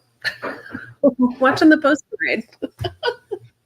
I thought I'd jump on for the Derby and see what was going on. Heck yeah. Now, after watching them all in the paddock, I'm like, yeah, they could all win, sure. Pretty horses. Let's see, which color do we like the best on the still? So pretty. Just pick a color. Pick a color. Exactly. No, I was just saying, I like Panda Gate. You know, it seemed a little uneasy in the stall, getting tacked up, which is very similar to how Airgate behaved. And then walking around with the saddle in the paddock looked super calm. And then as soon as Dylan got up, had a little pep in his step, perked right up, looked really, really nice. So we're hoping for a little bit of a US redemption. Yeah, no, I like Panda Gate a lot in here. I think it's Forever Young's race, right? But I think Panda Gate can make a good showing. That's probably a solid exacta bet. But yeah, I was the same way in the last one. I was watching a little bit, having my sherbet coffee this morning, and seriously. But anyway, I liked Casa Creed going into that race, but as soon as I saw how washed out, I was like, I'm done. No, I know. I didn't want to cancel the bet because I was like, ugh. But yeah, you could tell. Even Saudi Crown was the same way. So, you know, the race 4 is the only time I didn't make money and just kind of made like $4 to $7 on little $1 Omni swinger wagers. So this time I tried to reach for a little bit deeper trifecta. Of course, if Forever Young comes out on top, that's exactly. No, I like it. But like Marla was generous, donated $20 to our fund. So I saw that. Good morning, Grandma. Good morning, Alex. What's up, Uncle Sully? All the usuals in early on a Saturday morning. You guys were in before I even had my coffee. It's almost Bloody Mary time, Tim. Yeah, got to have the coffee though. And then That was pretty impressive in that last race. I don't know if you heard or commented, but that was a track record. It was like incredibly fast. I was having trouble with sound on my end, but yeah, it was just like Yeah, it was like a hand ride, a paid workout. It's really, and I just kept saying how Hong Kong is just head and shoulders above the rest of the world, and there's just no way to compare them to anybody else. But you try for something. It was amazing. That was amazingly fast. If you watch back that race and look at where they're at in the race, they had a half mile to go and they were sprinting. And I was like, oh, this sets up good for the closers. But they didn't back up at all. They just kept going. And it was like, holy moly. Right. It was very, very impressive. It was, without a doubt. Pretty chalky, favorite over second favorite, but that's okay. This one probably will be as well. I think so, yeah. Just looking at time form figures, like nobody's even close. What was interesting to me is this Uruguayan horse who had like Forever Young's 120 time form, and then this other guy's 113, and he's cutting back in distance and has only been on all weather at like 12 furlongs. It's like so bizarre. Just don't see that a lot coming into a Derby prep. So I'm going to place my win bet on Pandagate, and here's why. Because I think Forever Young is going to win this. But right now, I use First Technology Express Bet, and they've got a promotion going with all the Dubai races today that they'll refund up to $10 wager. If you bet a horse to win and he finishes even second or third, they'll refund your money. So Pandagate's going to finish second or third. We'll take a chance that maybe he wins at 5-1, and I get some win money. Yeah. Sometimes you got to play the promos. That's right. Also, if you're an express bet player, today they have a pretty interesting exacta challenge going at Gulfstream. If you hit, I believe it's 6 exactas over the entire day, which can be done, then you are part of an additional pool. It was quite a bit of money, like 10,000 or something, 20,000. And then if you're the top exacta player, you're going to get a 5,000 bonus on top of all that. Oh, wow. Yeah, I know. I saw Twin Spires had some $10 bet back. I know it was for the domestic derbies, if you will, for Florida and Arkansas. And I saw they had Dubai on here, but I don't know if they included UAE or just the World Cup. Good morning, Bobby.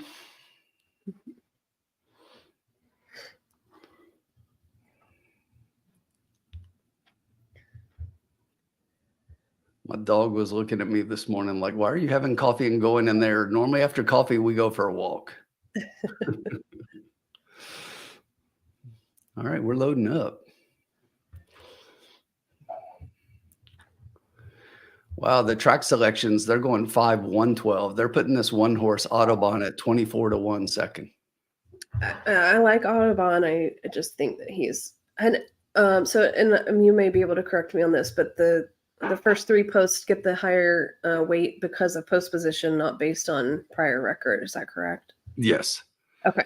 So he's carrying 131. I love his build. I love that horse. He's performed well, and he's been here since the beginning of February. But I just think this is a big step up for him. I don't know that I would put him in second above Pandagate.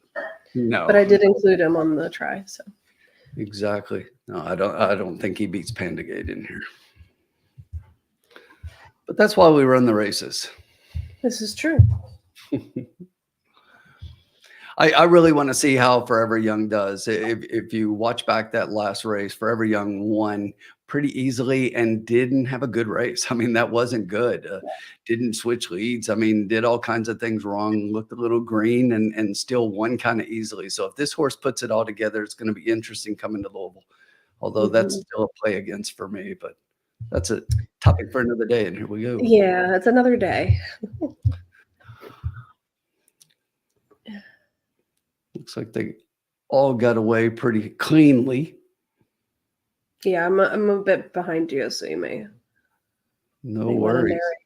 So up front right now, you got the 2 horse just took over on the outside, or on the inside of the 1.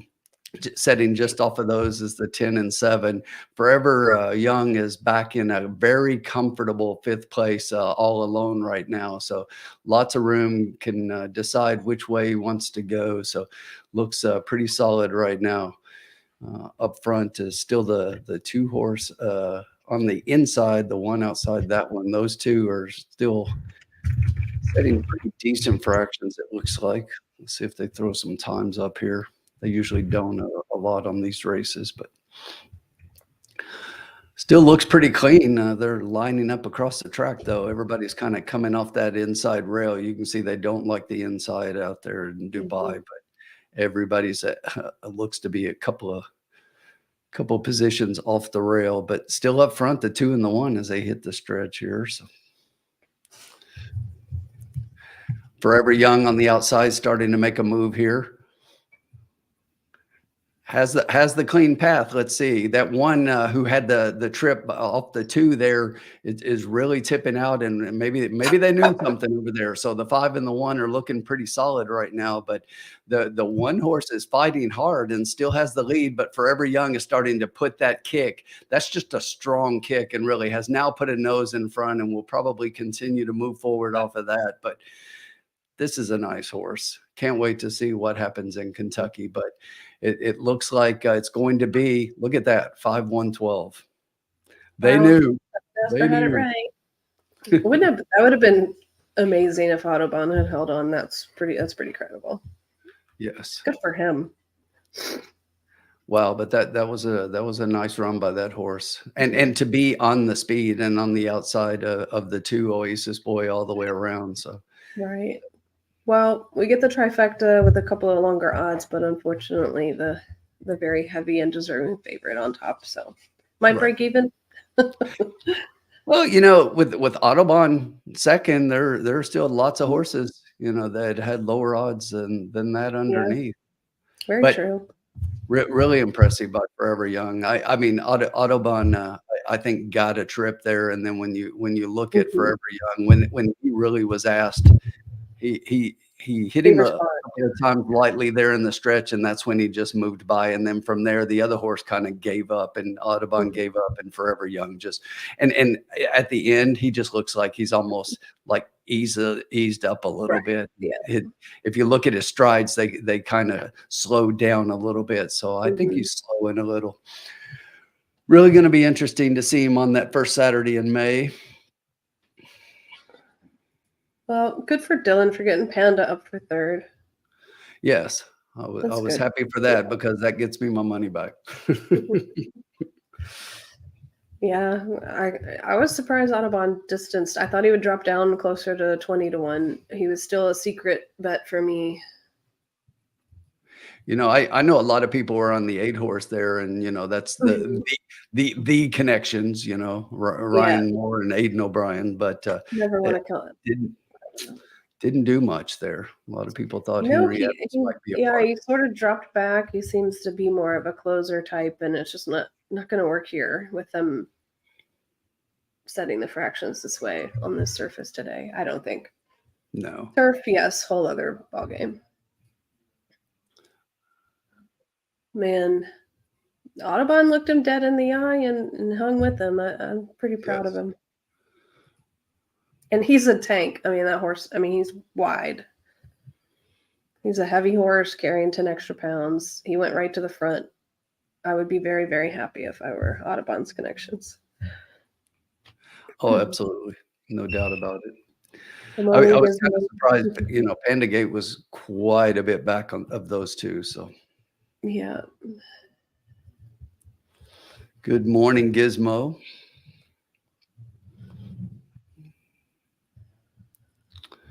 I'm going to comment on Catherine made a comment there that the aerial of the race is amazing there. And, I think that when you watch a lot of the races in this part of the country and the Japanese and especially the Hong Kong racing, I don't know what it is. Do we not have access to the same technology here in the States? Because doesn't it seem like we're like way behind their technology when it comes to camera views and angles? And and replays and what about photos? They can get a photo like up and like, and our photos take forever. And then it finally comes up and you're like, oh, it might be close to a dead heat or something. And it's like a huge difference. And you're like, why the Right. heck did it take them so Why long? would to you come up even with that? call? Yeah. Now I'll be a bit biased here and say Keeneland's probably the best here for track shots.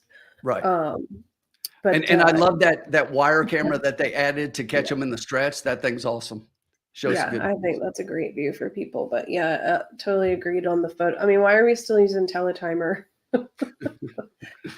Alex, you're right. Tracking for some late 60s, early 70s technology for. So then the horse's legs look like they're a pretzel at the photo finish. Yeah. And don't get me started on the TV monitors at Ellis Park. Oh my God. Okay, Alex, I'll back off. Maybe I had 1 cup too many of my sherbet coffee. I was actually pretty proud of myself. It was before anybody else was here and before I started streaming, but got the 2nd and 3rd place finishers for the Arabian race. Nice. I saw that the bankroll was positive. That's always good.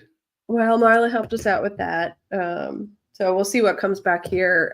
Currently, that's $110.80 with the $12 put in for this trifecta. So, just treading water till you got here.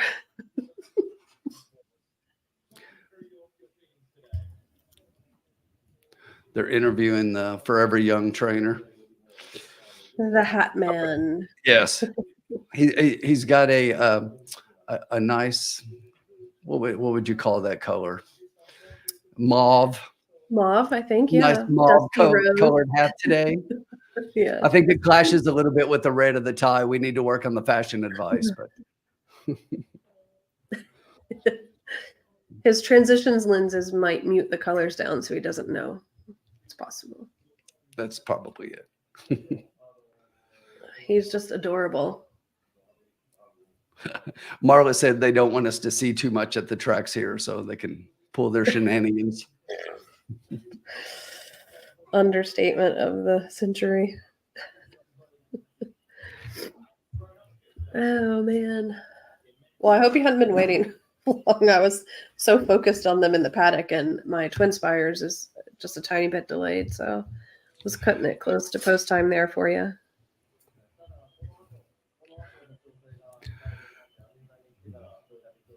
This is a nice horse. It's going to be interesting. You know, I'm still not a fan of this angle. I wish that, you know, after the Saudi Derby, I wish they would have brought Forever Young to the States after that and done a prep here in the U.S. I just think that that's the route the Japanese need to take, but they insist on going to the UAE Derby. And, you know, if it's purses you want, why not take a route that might lead you to a good piece of a $5 million purse? I think that is your answer for how things will go next month. Well, almost next month. A couple days shy of April, but yes, it is. And you know, Carson, we're counting down to Friday. I'm going to see you Thursday.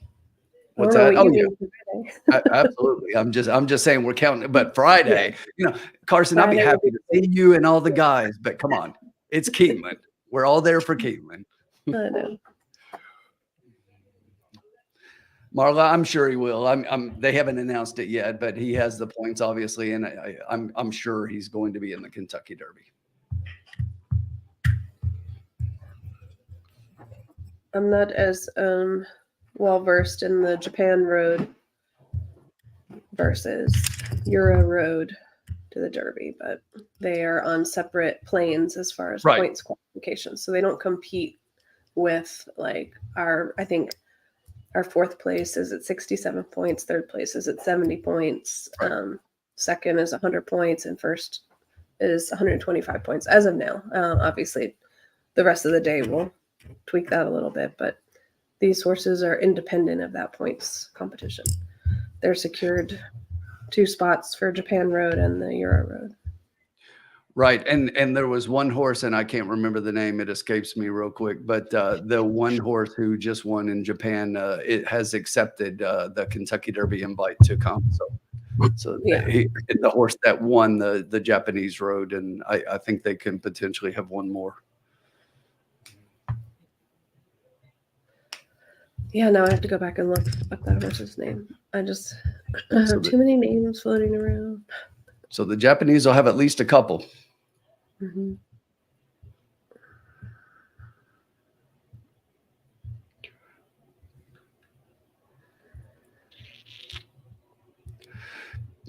Good morning, Paul. Probably afternoon for you, but yes, we Carson started the live stream. She's covering the Dubai card. I thought I would just jump on and for the Derby. I really wanted to see Forever Young and say good morning to everyone. But yes, we're concentrating on Dubai right now.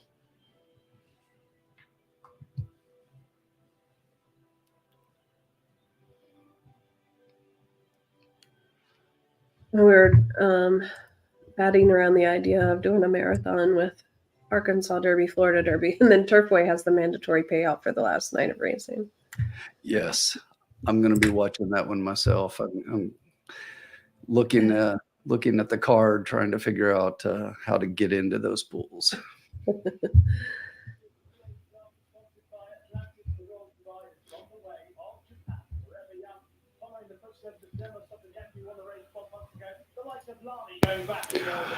Here we go. Let's see if we can get some payouts.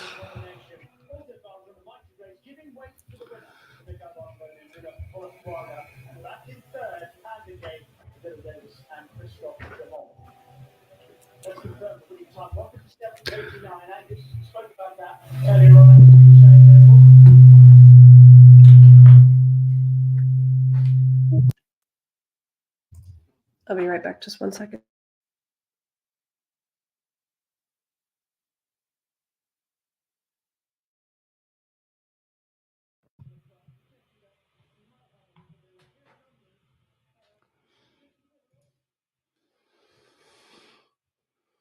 All right, so everybody jumped on because it was a Saturday morning, but what's everyone doing today? I'm going to head out here in a little bit. Got a few plans for the day before I jump on later as we head into the Arkansas and Florida Derbies.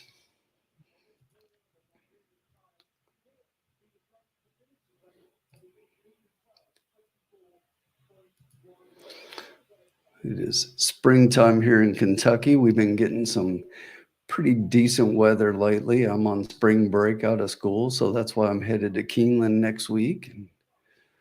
Looking forward to meeting up with the Prophets crew and Carson and El Hombre and Sean and Keith.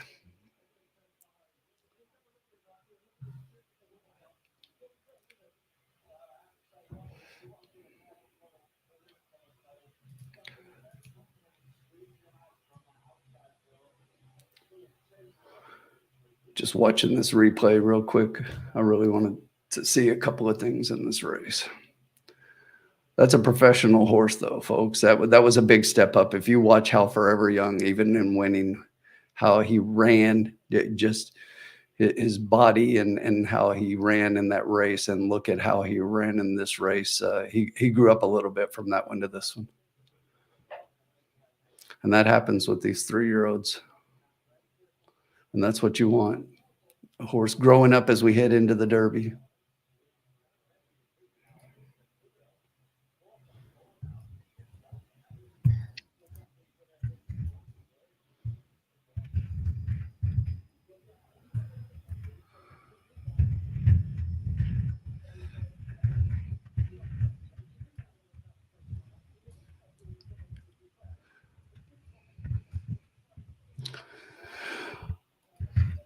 Marla, to be completely honest, I have not handicapped this card other than the Derby at all. I had a couple of horses I was looking at, Casa Creed being one of them, a couple of horses I was looking at throughout the day. I love Sibelius in here. You know, you're always rooting for the home horses when they go over there. But this is not just a homer rooting. I root for them when I think they have a chance. And Sibelius in this one, I think, is definitely a horse with a chance. Won this race last year and has taken a very similar path to get back here. So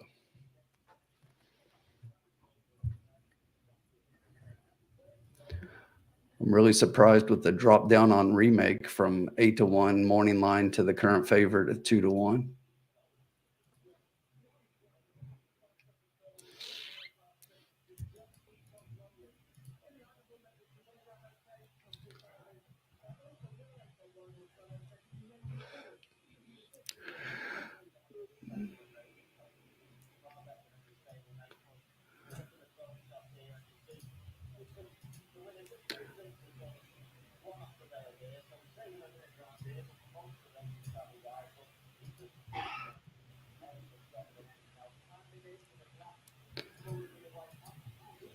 So Carson, did you get the try?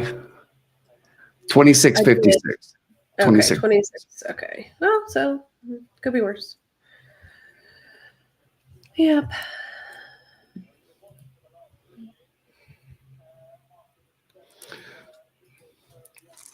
Mr. Sheehan checking in early in the morning. You just crawling out of bed at 10 o'clock, Colin? Forever Young. That was definitely a great race. All right. Yeah, my Twin Spires hasn't posted yet. Still, I'm so Pretty far. sure we'll see that one next month, Colin. And again, like Carson, I'm saying next month. We're in April. Right. It's We're spring. already in April.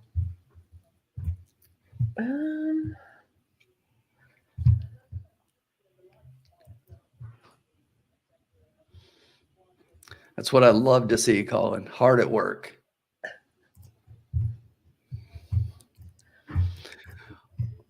You know, Marla, you asked, so I'm going to tell you just based on my promo and betting win bets and taking a chance on getting a little bit of a payout while knowing that if the horse finishes underneath, I'm going to get that money back, at least up to $10. I'm going to bet that 10, especially at 4-1 on Sibelius here. You said 26.56, Tim? Yes. Okay. All right. I think I did my math correctly.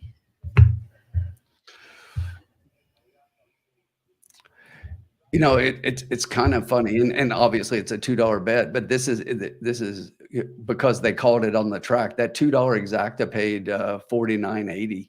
That's a decent payout for an exacta, and obviously I'm not comparing it to the try because it's a 20-cent wager. I'm just saying that's a decent exacta return for a couple of horses that right as they were loading in the gate was put up on the screen as being the track selections. Yeah, exactly. And they had it straight. That's wild. We should have listened to the one being above the 12. Exactly. I did actually bet with the one underneath of the other two horses, the 12 and the 5. I had a 5-12 one, but I didn't put the one in second. Gotcha. I just played it straight. Yeah. I would have agreed with you that for sure. Dylan saved our key box by getting Handicap up for third. Colin, I already talked about it. I am definitely drinking coffee. I had my coffee, my sherbet coffee. And as I said, I'm not just saying that because her name's up top. That is what I drank this morning. And if you guys haven't tried it, I recommend it. Look, I'm going to tell you straight out, and this is what I've said a couple of times when it comes to their coffee. I'm not a regular ground, what you would call cafe americano, as they call it everywhere in Europe, because they just take their espresso and add water to it, because that's all it is watered down coffee. So many of us Americans don't drink coffee in the true form, which I would call the espresso, which that's what I love. I'm an espresso drinker. I have my espresso. I got the espresso blend ground of the sherbet coffee, and I like it. It's not as strong as I like, but I will still have other espressos, but I like this as just something when you want more coffee and sometimes you're like, ooh, I don't want to do a little more because it's hard on the gut. The sherbet coffee really isn't. So that's one thing I like about it. It's really smooth, but great taste. So give it a try. Go to sherbetcoffee.com. That promo code TTP20 will get you 20% off of your order.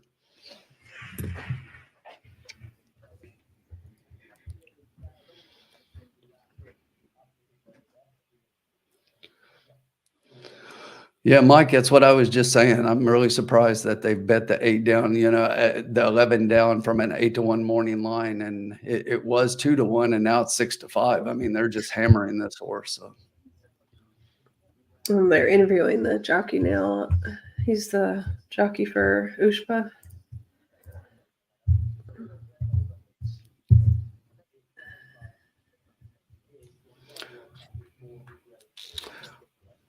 That's going to be a good race later on the Dubai World Cup. So.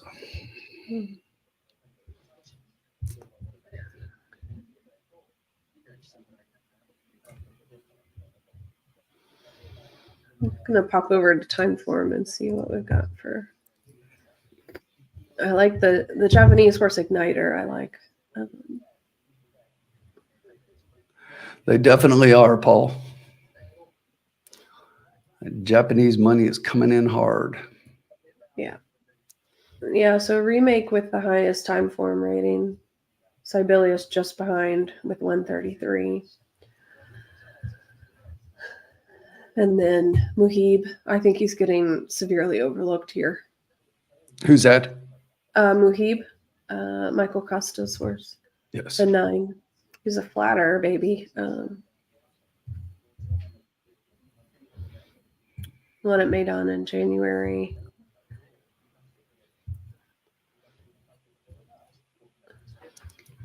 We should tell everybody to bet Hopkins because everybody will love it just because it's a Bob Baffert horse, and everybody loves it when you say to bet a Bob Baffert horse. I don't want to fight today. It's early. Let's see. So Trackmaster's going 13, 11, 5. They're including Hopkins. I can see that. And I like that 13-11. And, Sibelius is a great horse and has the best jockey in the world on his back. So I was really confused that we've switched off of Junior, who's ridden him so well. and he's it may have just, and you're right, it has done nothing wrong on the horse for sure. Right. And it may have just been that Junior didn't want to make the trip or something. Who knows? He's on Senior Buscador, is he not? What's that? Isn't he on Senior Buscador? Is he? You're probably right. I don't know. Like I say, I hadn't even looked at the card, and that includes the World Cup. So it's just like the Derby was the only one that I had really looked at. So I've been concentrating on a couple little races in Florida and Arkansas this weekend. So. I see. Little tiny baby races. And then when I got done with those, I went to Turfway of all places. But I typically don't do much more than the big races here. And I would have given the World Cup a cursory glance before I got into it. But seriously, I have not even looked at the race. I mean, I know some of the bigger names that are in it, but I haven't looked at it at all. But yes, you're right. Senor Buscador is there, and I'm sure Junior's on him. So yeah, that makes it even more interesting. Just curious. And then Billy Mott with this hard spun baby with Frankie up.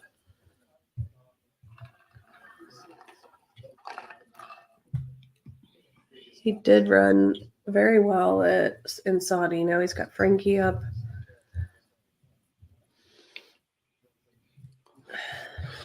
Nakatomi's a horse that always tries. I think is in a little bit over his head here. So I know. I feel like he steals win money, but really hard to overlook his figures. He gets a piece of it, He's always in the try, so. That is true. I mean, I guess we could do another trifecta key box. I will leave it to you because I've told you I haven't delved into the card enough to really do it. I will tell you they just posted their maiden selections. They've got 12, 13, 11, 5, 12.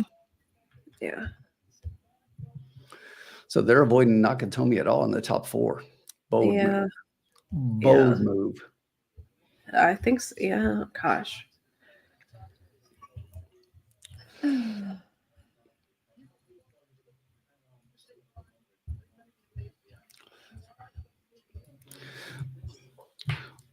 It's interesting though that with all of the races going on today, that you've got some of these jockeys like Luis Saez and Flo the Jock and Junior and some of these folks over here riding with the Florida Derby and the Arkansas Derby going on. So they're big purses though, so I get it. Yeah.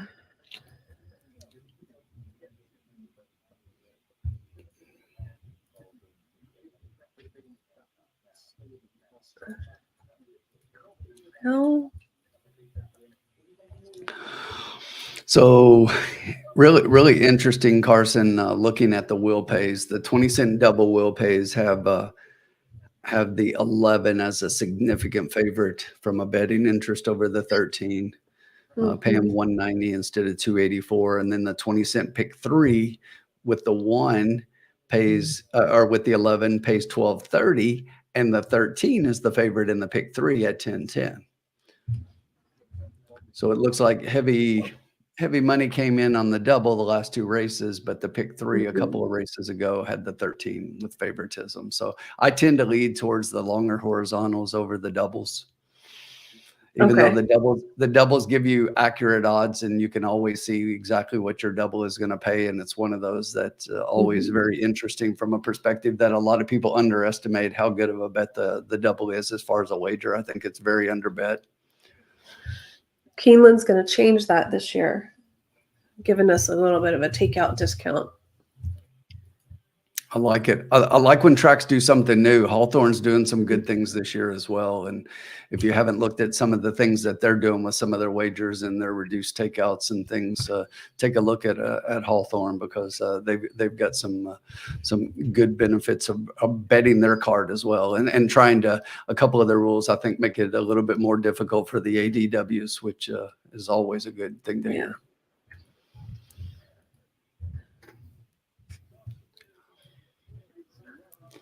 There's Sibelius looking sharp. Love it. I don't know if you got your feet up, Carson, but Sibelius looks like $1 million, probably several. Oh gosh, Run Classic even looks great. Jeez. Well,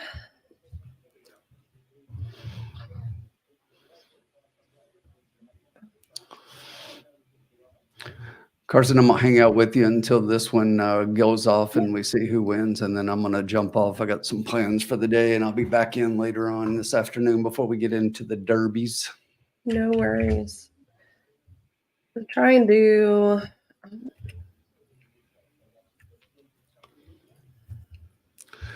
Charles likes the 12 here. Marla's boxing the 13, 11, 5, and 10. I like it, Marla. And here's the thing, and Carson did this last race. I mean, you with these 20-cent wagers, doing a box and putting more horses in and keeping your costs down and winning a few bucks based on how much you've got invested. I think it's fun. It's a good way to wager and have a good time and still make a little money. If you can wager and not lose, we call that a good day. I don't care how much you win. Yeah. So because of that, Alex is going to bet half the field. Same. I'm just kidding, Alex. 4, 6, 10, 11, and 13. I do trifecta key box.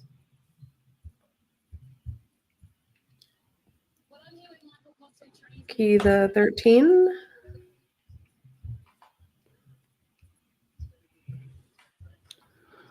With 5, 9, 10, 11, 12.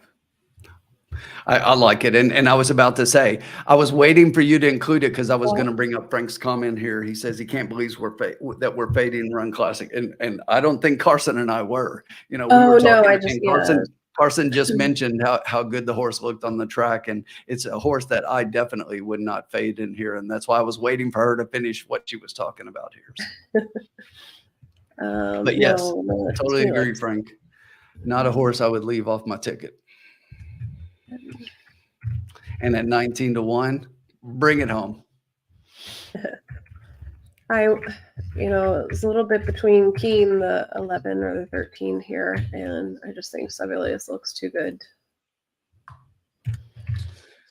Good thought, Marla. Add Run Classic in there to what you were doing. Yeah, so 20-cent trifecta key box, Keen the 13 with the 5, 9, 10, 11, 12. That should be $12.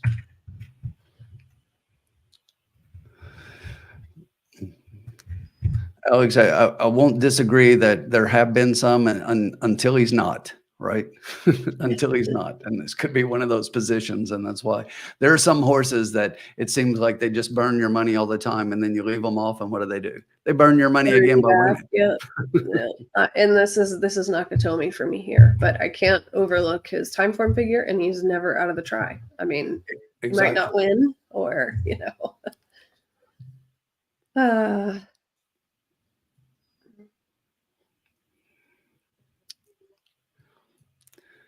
Jamie Spencer up for Wesley Ward. I saw that. Yeah.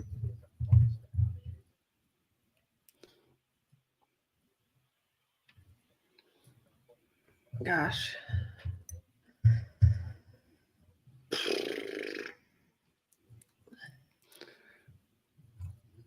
Alex wants to make money with you. Yes. I've just been getting base hits all morning, so nothing big yet. We'll try. We'll try here.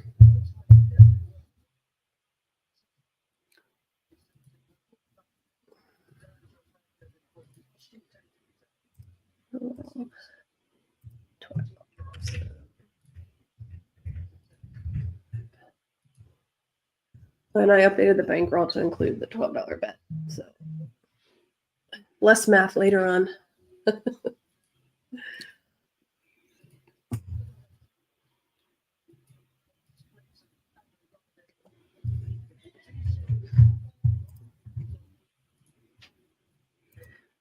Good morning, Keith. Keith checking in.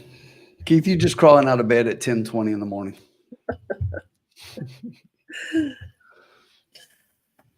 Come on now.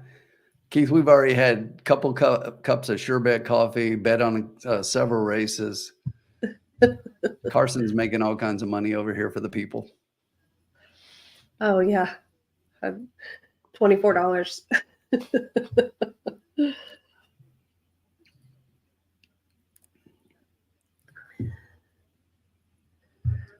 Sibelius is just like, oh, this place, I own this place.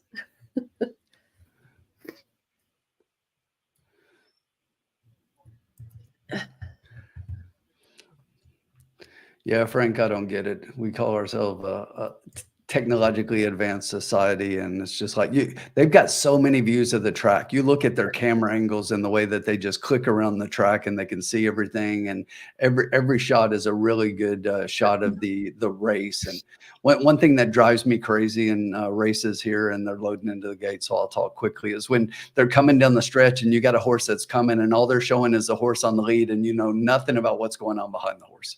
That drives me nuts. All right.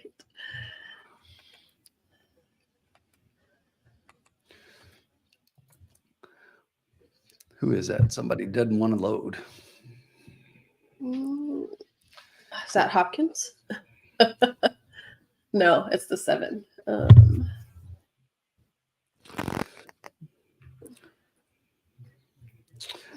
Nakatomi going in nicely. Just as I said that, he stopped and said, "Did you say my name?" Never mind. That Forget was that. Kia Dory, if I'm pronouncing that right. That was Now he's in. needing some extra encouragement. You're a little bit ahead of me. I've got a lag on my stream, so. Okay. Yep, they're off. looked like a pretty good break. There was a horse in the middle of the track that got out a little slow and went back. I think it was an 8, so not one we're really looking at here. But up front right now, it looks like the 3 horse on the lead. The 14 is about a length back on the outside. Now they're kind of tightening it up front. But the 3 horse, they're still showing on the lead. But that's a 3 outside, so their graphic is wrong. But this is fast into they're starting to sprint as they hit the top of the stretch here. So let's see who that is. The 3 in between, so it's a 2 outside. So the 3 is in between, the 2 is to the outside here. And all of the horses that we got are very far back, so it's like they better come hard, because up front they are not letting the speed die down. But up along the rail, who is that? Is that the 14 horse is just cruising by, at least according to their graphic. It's a 14. I can't see the numbers, but yes. Yeah, 14. Crazy. 14, and the 3 is going to hold on for second, maybe. Yes. Wow. Okay. What was that? Oh, no. Tig, I guess. Tig is the veteran. And I think that was, guess who came up and got third? Hopkins? Nakatomi. I'm pretty sure it was Nakatomi. Seriously. You cannot count that horse out of the try. There it is, Nakatomi. Yeah. And the 11 remake gets 4th. Sibelius is nowhere to be found. Wow. Sorry, guys. Should have gone with the Jacquet. Nakatomi again for 3rd. Yeah, Nakatomi is the only thing I got right. So I was with you. Oh, Don Frankie. Yeah, I guess we're just gonna bet jockeys because that was Christian Demuro. Man, Tig O'Shea is just a little assassin. I'm trying to see on the replay here. I'm trying to pick out where Sibelius is, and I don't see him anywhere. I think it was a mistake to take Junior off. Sibelius is dead last. Whoa. I don't know if you just saw that head on view.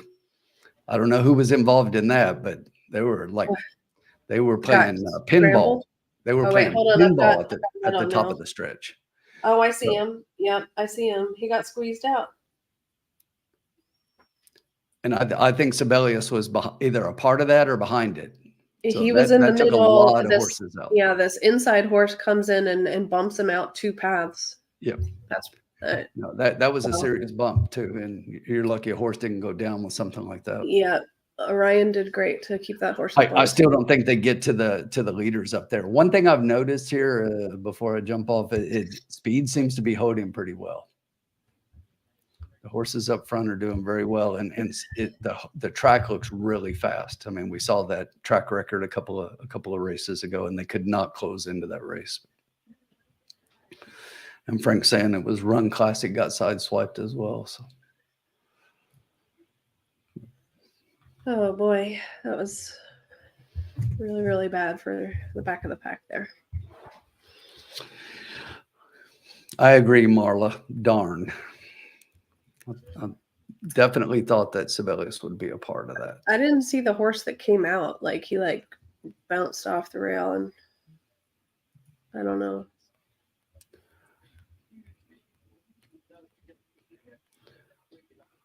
They take stuff like that seriously in this part of the world, though. So they'll be jockeys get suspended for stuff like that over there. Yeah, that was wild.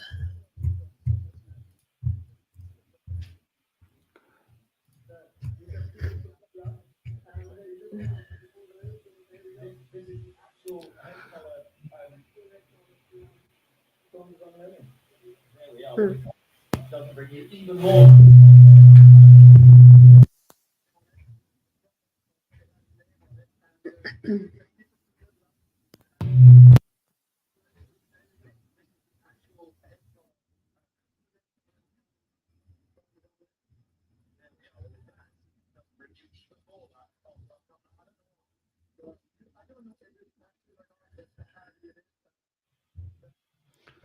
Microphone's going crazy today.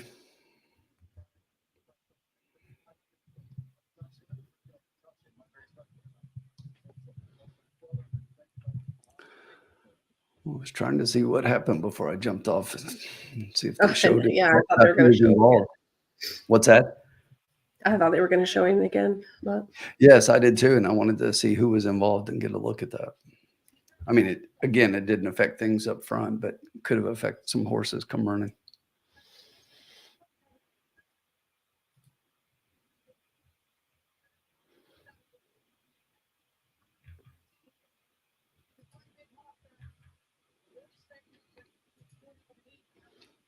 well, my bad, guys.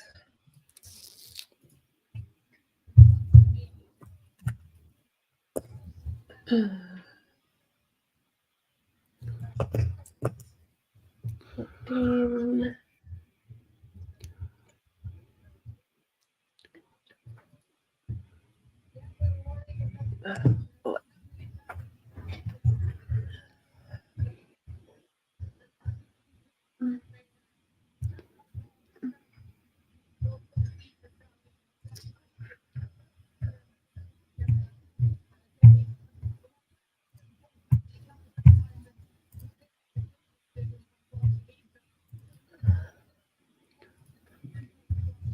We're still unofficial. I don't know if any of the finishers underneath will change.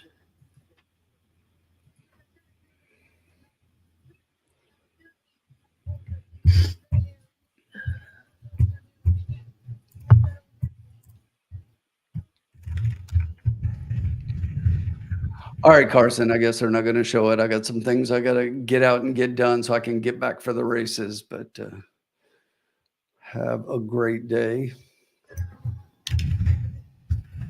All right. Thank you for hopping on. Sorry. Yeah, no. That was a Sorry for bounce. what? All right, everybody in the chat, have a great day of wagering. Maybe I'll see you back on this afternoon. I'm sure we'll do some live reaction videos to the Arkansas Derby and the Florida Derby, but you're in good hands with Carson here. She's going to win you some money. We'll try. Have a good one. Good. See you later.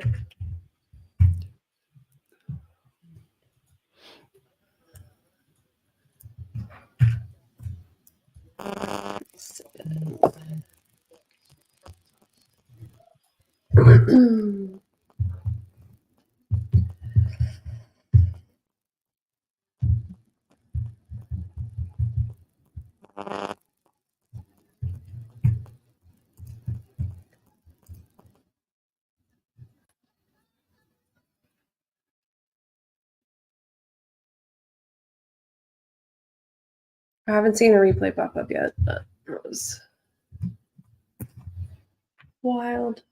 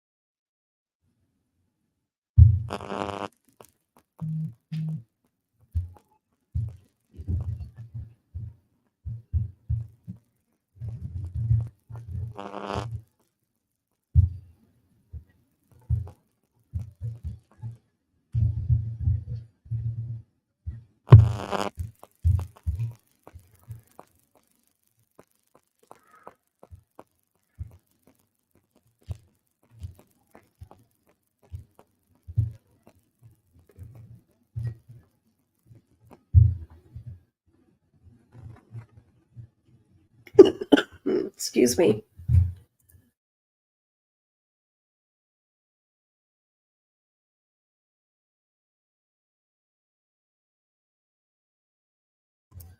Well, I got a panorama replay. Haven't gotten another head-on view.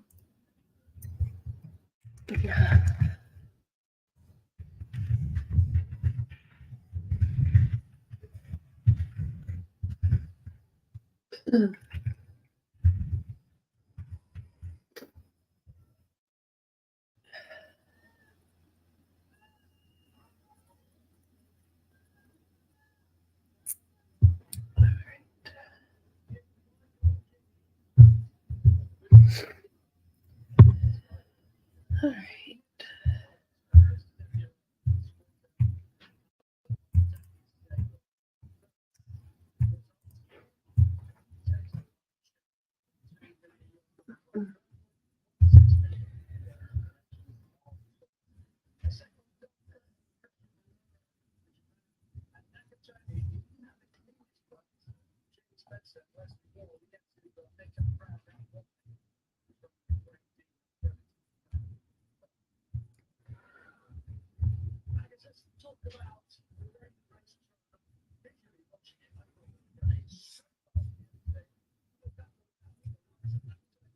All right. They're just not going to show the head on again. Fine, be that way. All right, race 7, Dubai Turf.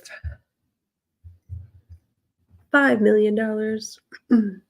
3-year-old and up, 1 mile and an eighth.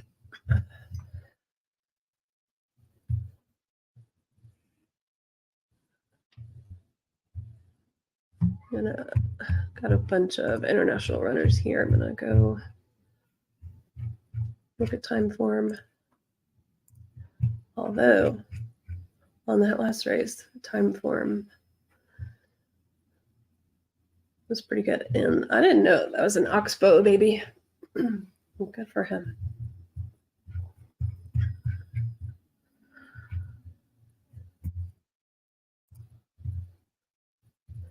We got about 30 minutes.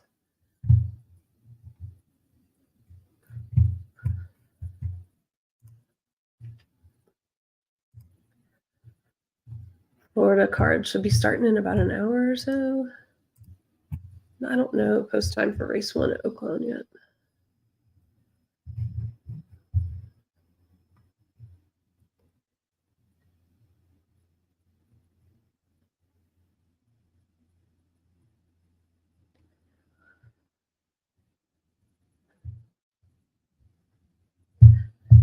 I think this just might be a single win bet for me. Although it'd be hard to overlook Lord North. I think he's going for a 3-peat at Maydon.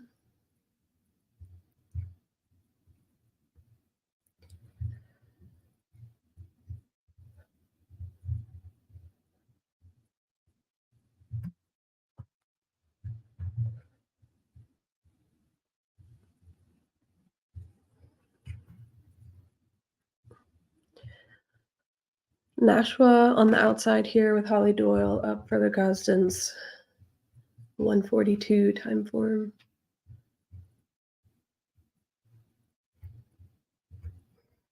So it might just be a straight win bet for me here. I'll pull up some other numbers. Also hard to overlook Luxembourg for Ryan and Aiden.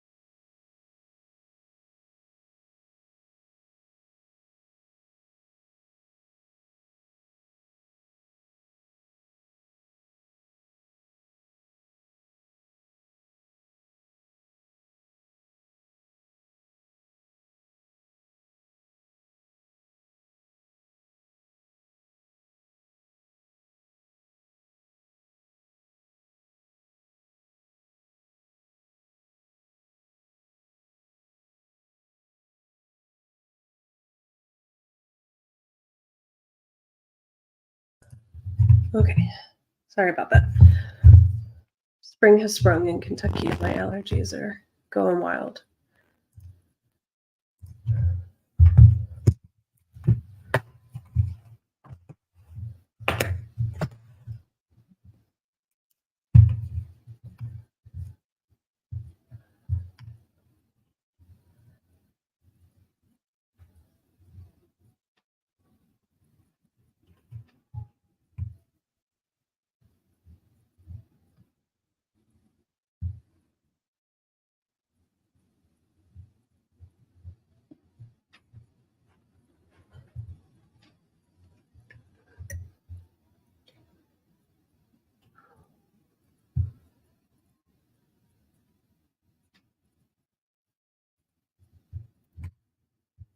The Lord North is back, looking for his third in a row.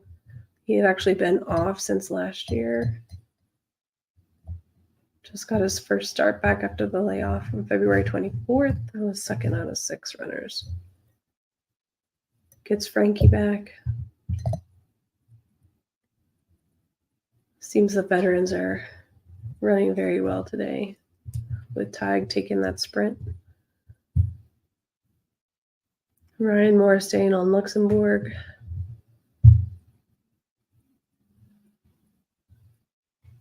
So time form ratings, the very top is the 16 Nashua with a 142 time form.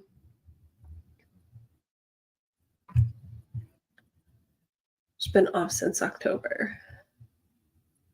Seemed to have dropped out of form a little bit towards the end of last year, asking for some time off. But she's a very strong runner. And then next, I got Voyage Bubble, 141 time form. And then Luxembourg with 140. Might have to go back to the Omnibet with Luxembourg and Nashua and include the Japanese runner with Yutakatake here, the 5 horse. It's Doduse. Once again, at a disadvantage with the pronunciations for non-domestic runners.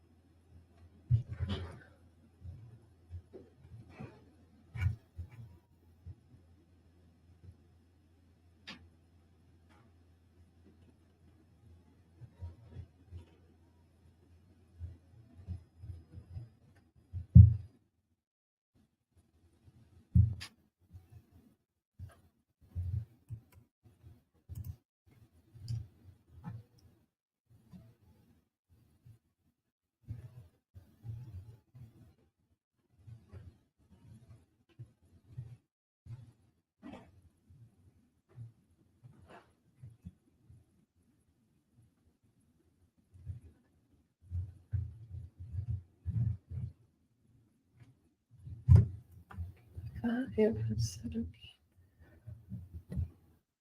16.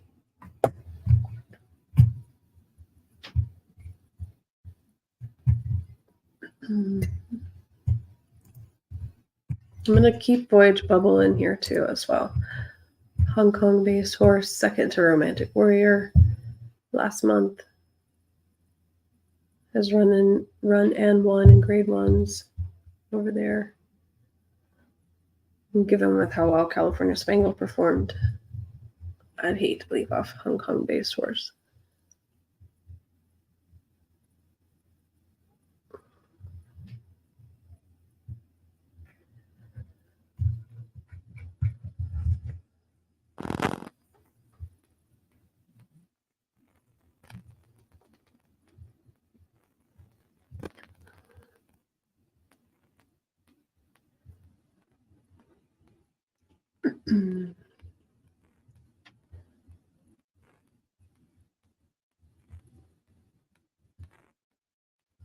So I might do a try key box, 20-cent base, a key the 5,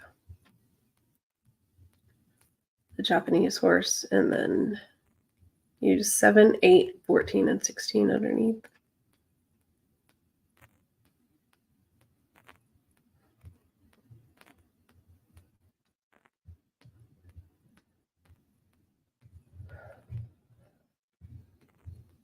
I'm tempted to use a 3 also with Christophe Lemaire. Be a $12 total bet. Michael Stidham horse. Morning line was 60 to 1. No. Taking some money here, 36 to 1.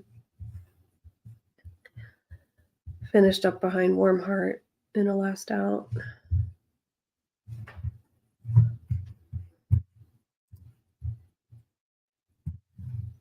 Let's see.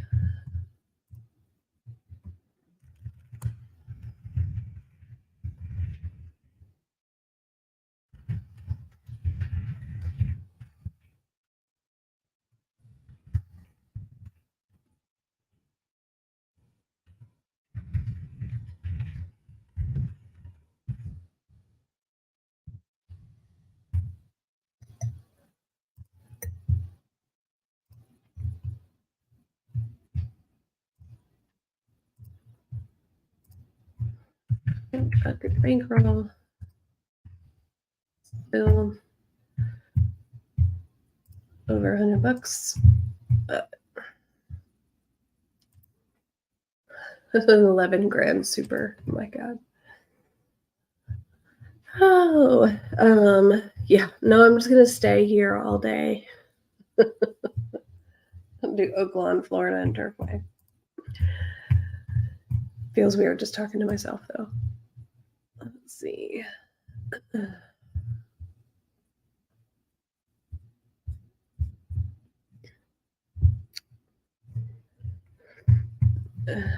Gotta look at Oaklawn and see what we have going on there. Oh, their first post time is until 1 o'clock. So Gulfstream kicks off in about 40 minutes.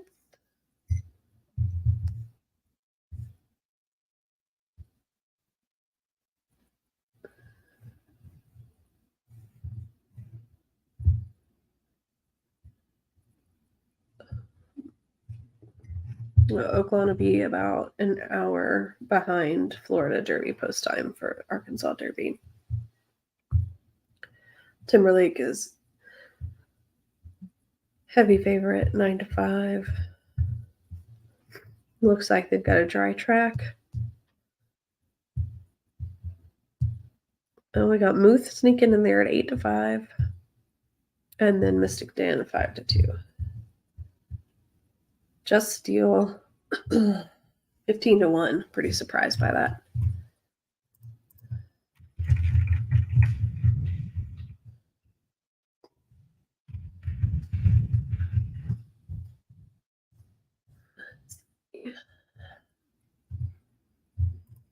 I can.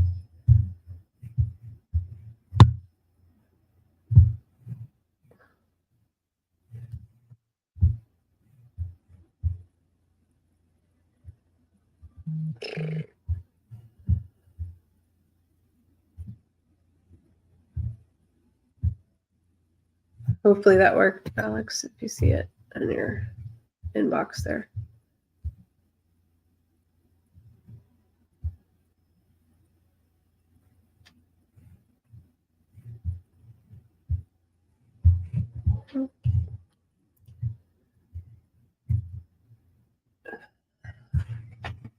Oh boy.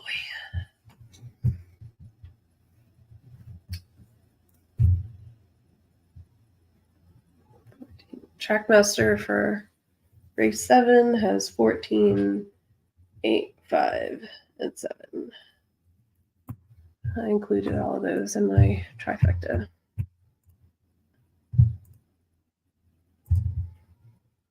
The time form figures are pretty tight up there at the top. 141, 140.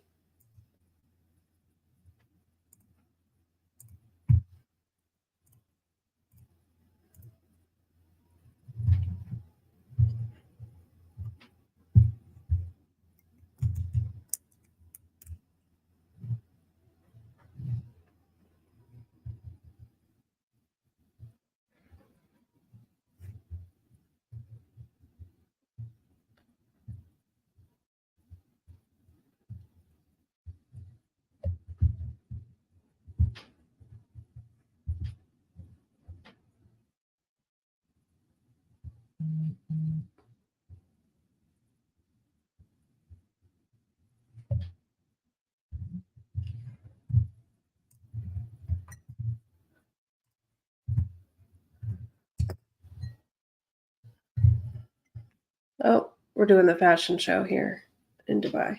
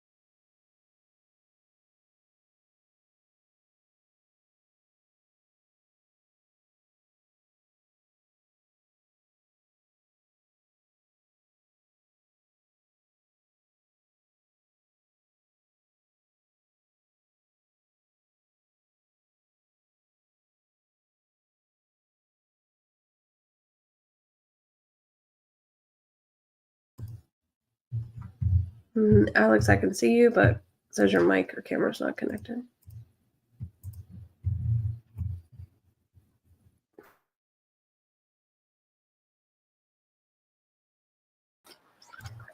Oh, okay. Yeah, I know. I'm having camera issues. You can hear me though, right? I can. Yeah, thank you. It just wouldn't let me add you on until you were connected. Oh, now you're gone again.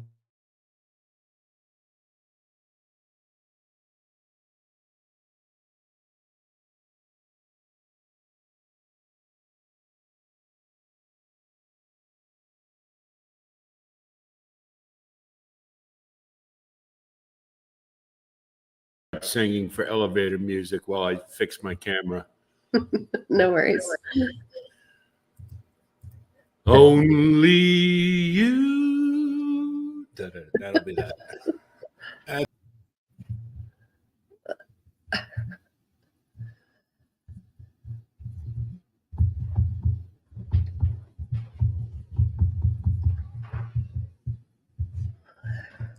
Frank, number 11, the lady, or number 11, the horse in this race. It keeps bumping you up.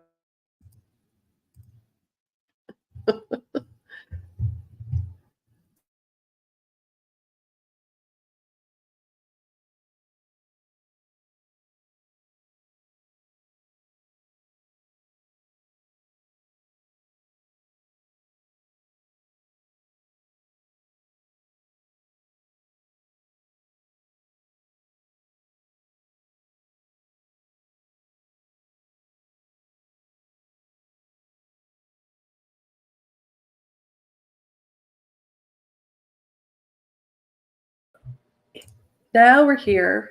Hi. Hello, love. Hello. How are you? Doing well. Well, not so well. That last race was not great. Really not Yeah, I great. know it sucked, and I'm a little disappointed at you because I mirrored your bet. I'm just kidding. Yeah. Stop. I know, We're all it's awful. adults. No need to feel guilty ever. We all are adults. We can all make up our own minds. So that's the way it is. This is a complete crapshoot today.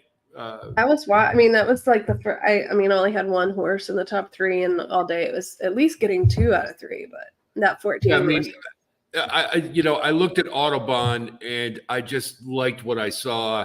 So I threw him in the exacta and he saved it because Forever, I'll tell you what, Forever Young's my Derby horse right now.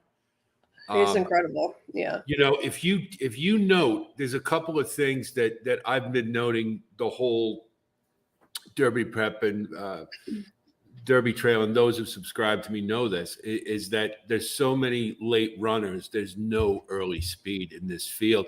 And you know what? He was carried wide all the way around that track. Right. And he has the perfect running style for this year's Derby.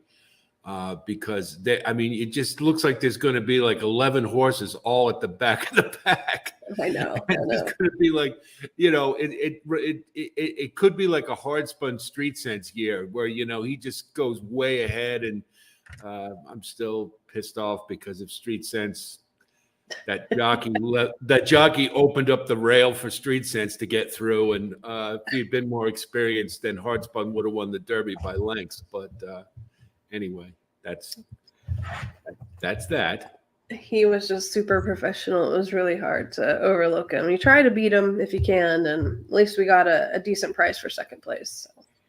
Well, Autobahn, to me looked. I liked the fact that he had been in Dubai.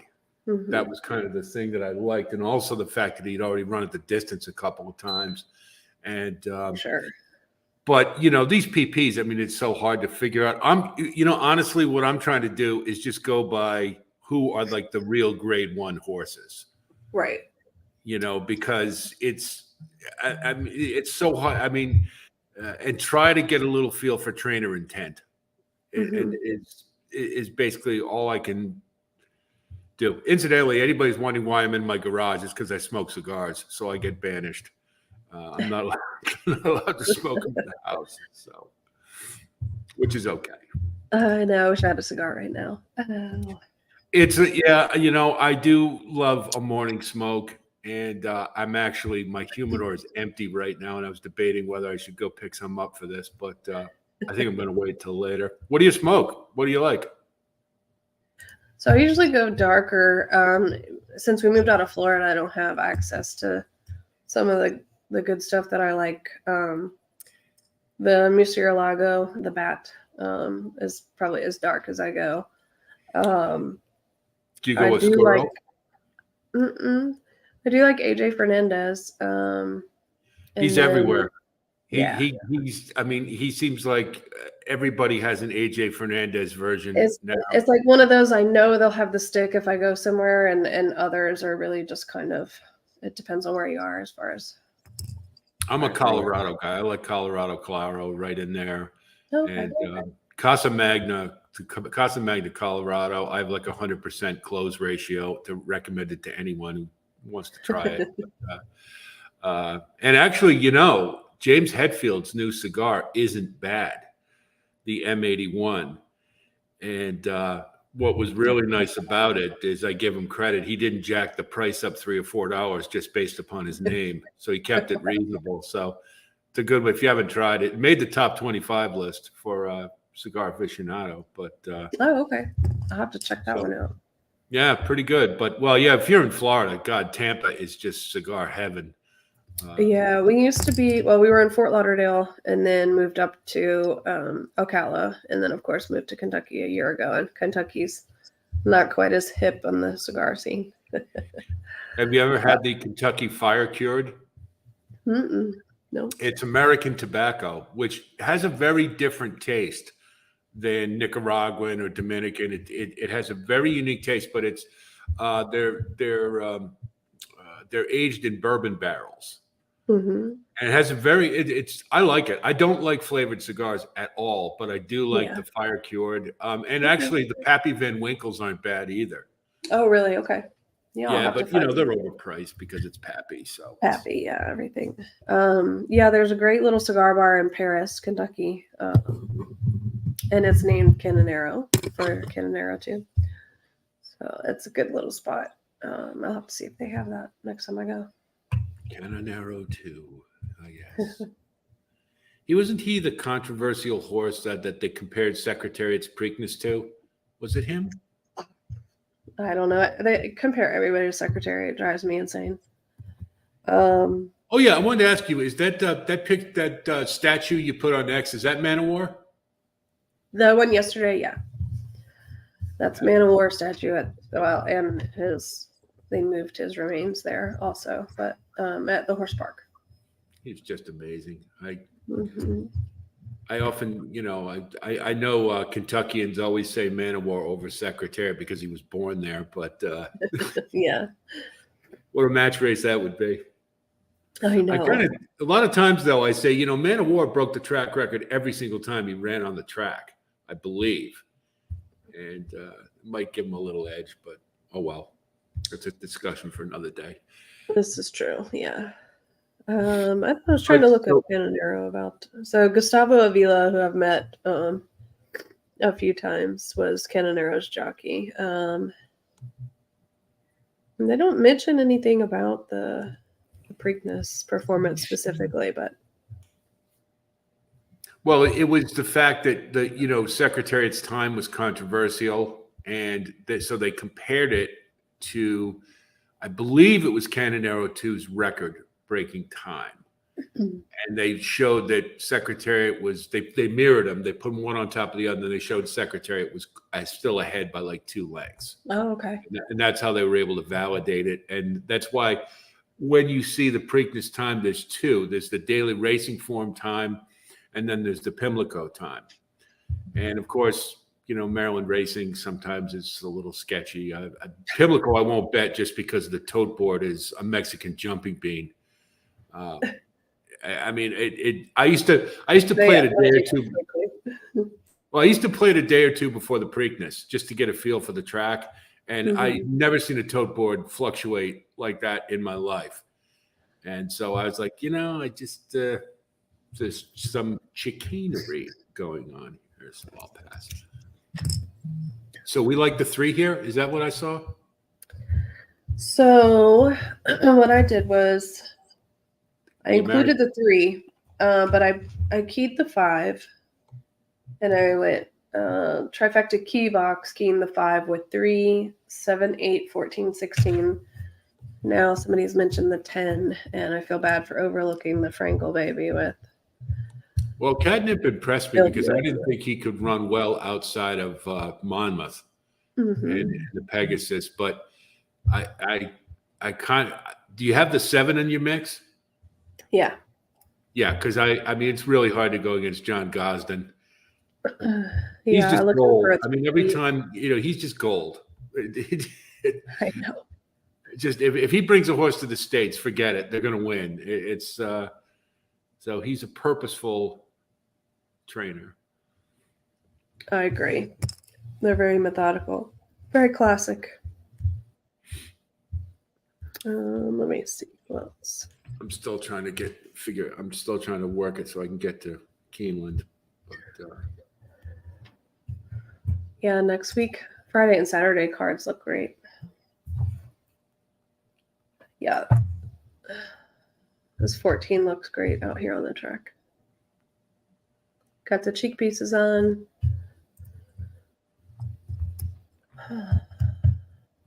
Lord North.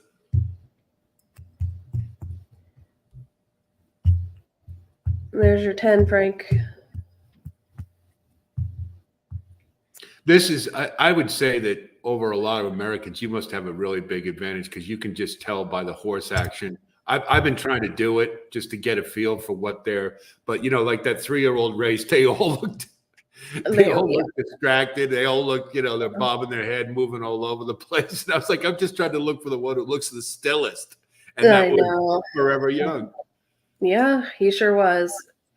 Yeah, Pandagate settled down a little bit after getting tacked up and then got a little peppier with the jockey up. Well,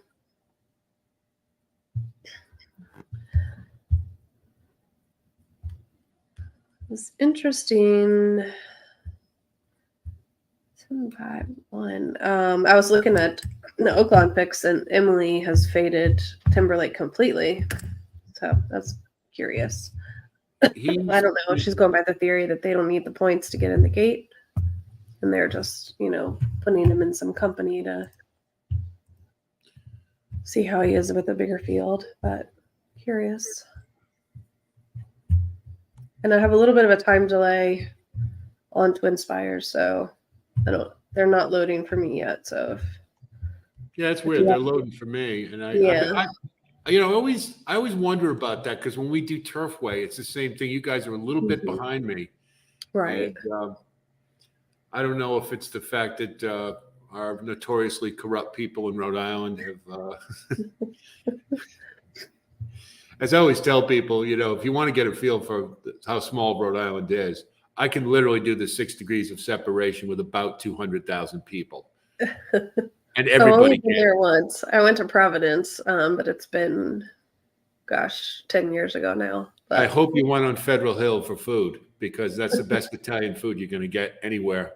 Providence is number one in the nation in restaurants. Yeah, so it was great. Walking down the little breweries and the Italian restaurant. I can't remember the name of it, but Camille's, the old canteen. I think Canteen. Oh, the old canteen. They specialize in seafood. That's one of the old school, way old school places. There was a time on Federal Hill when it was the safest neighborhood in America, because the mob ran it, and it was quiet and dark. And now it's a circus, because the mob is, well, not what they used to be. So, but Camille's and the old canteen are the old school places. And those of us who've been around a while still love them to death. So if you're ever in Providence, go under the Pineapple, go on Federal Hill, go to Camille's or the old canteen. Nice. Yeah, I haven't been back up there in a while. I'd like to get back to Boston then.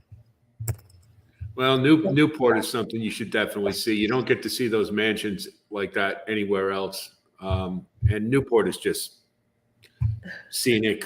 It's on the water, mansions, good food, great seafood, everything you got. But I always tell people Rhode Island's the only state in the union where literally the beach, the city, or the woods are all a half an hour away from you, wherever you are. So you can live any way you want. And if you want to change your mind for a day, you go to the beach, it's there. You want to go to the woods, it's there. So it's the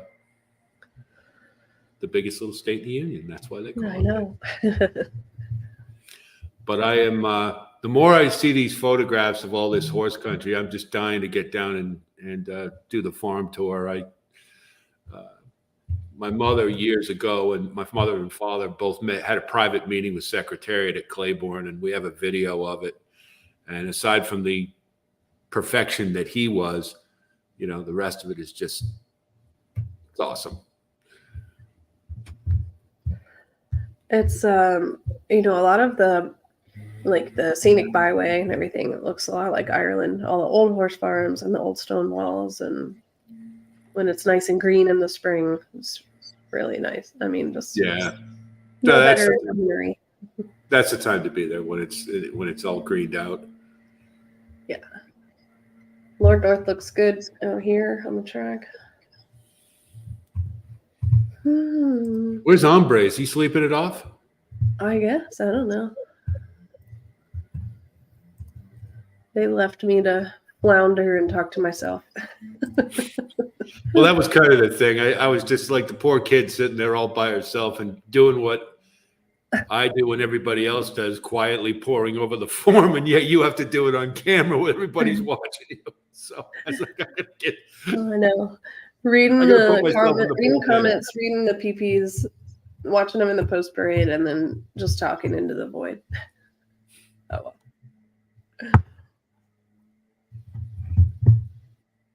Let's see. Yeah, they're still loading for me. I don't know if you're off. I have given this a cursory look, and I won't say that my opinion is really solid, but I'm going to go with the 7 here. At 12-1, I mean. Yeah, the disrespect for the veteran. And they're off.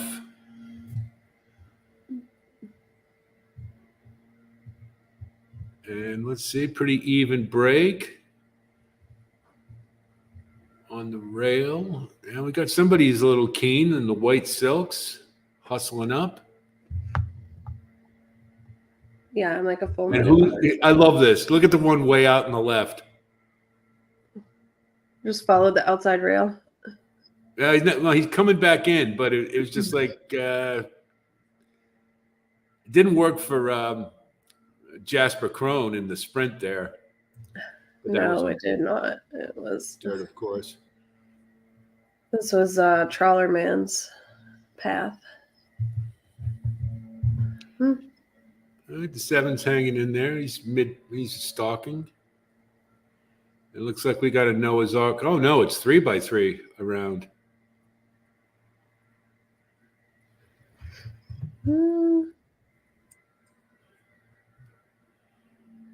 Who was the favorite here?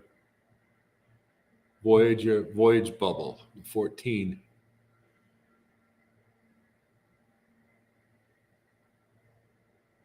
Voyage Bubble was 3-1. And the 10 was 3-1 as well. That was Frank's pick. Well, the 7's got it going. Come on, boy. Come on, lad. Come on. He's flattening out. Who we got on the outside there? Is that the 15? Yeah. 15 and bang. Namor. Is that Team Valor? I think it is. I was all around the 15 with the 14, 16. Let's see. Wow. Let's see. Nashua. Another John Gosden. Yeah, it was all the outside horses. Wow.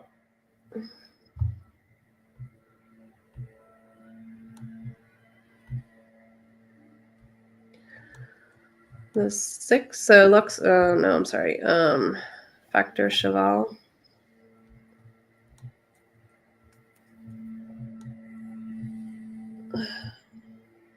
$6.15.4. I can't see the inside. The replay here is blurry. 6:15.4.10.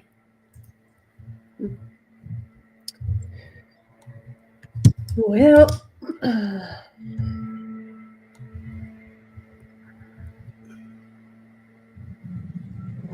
Facteur Cheval.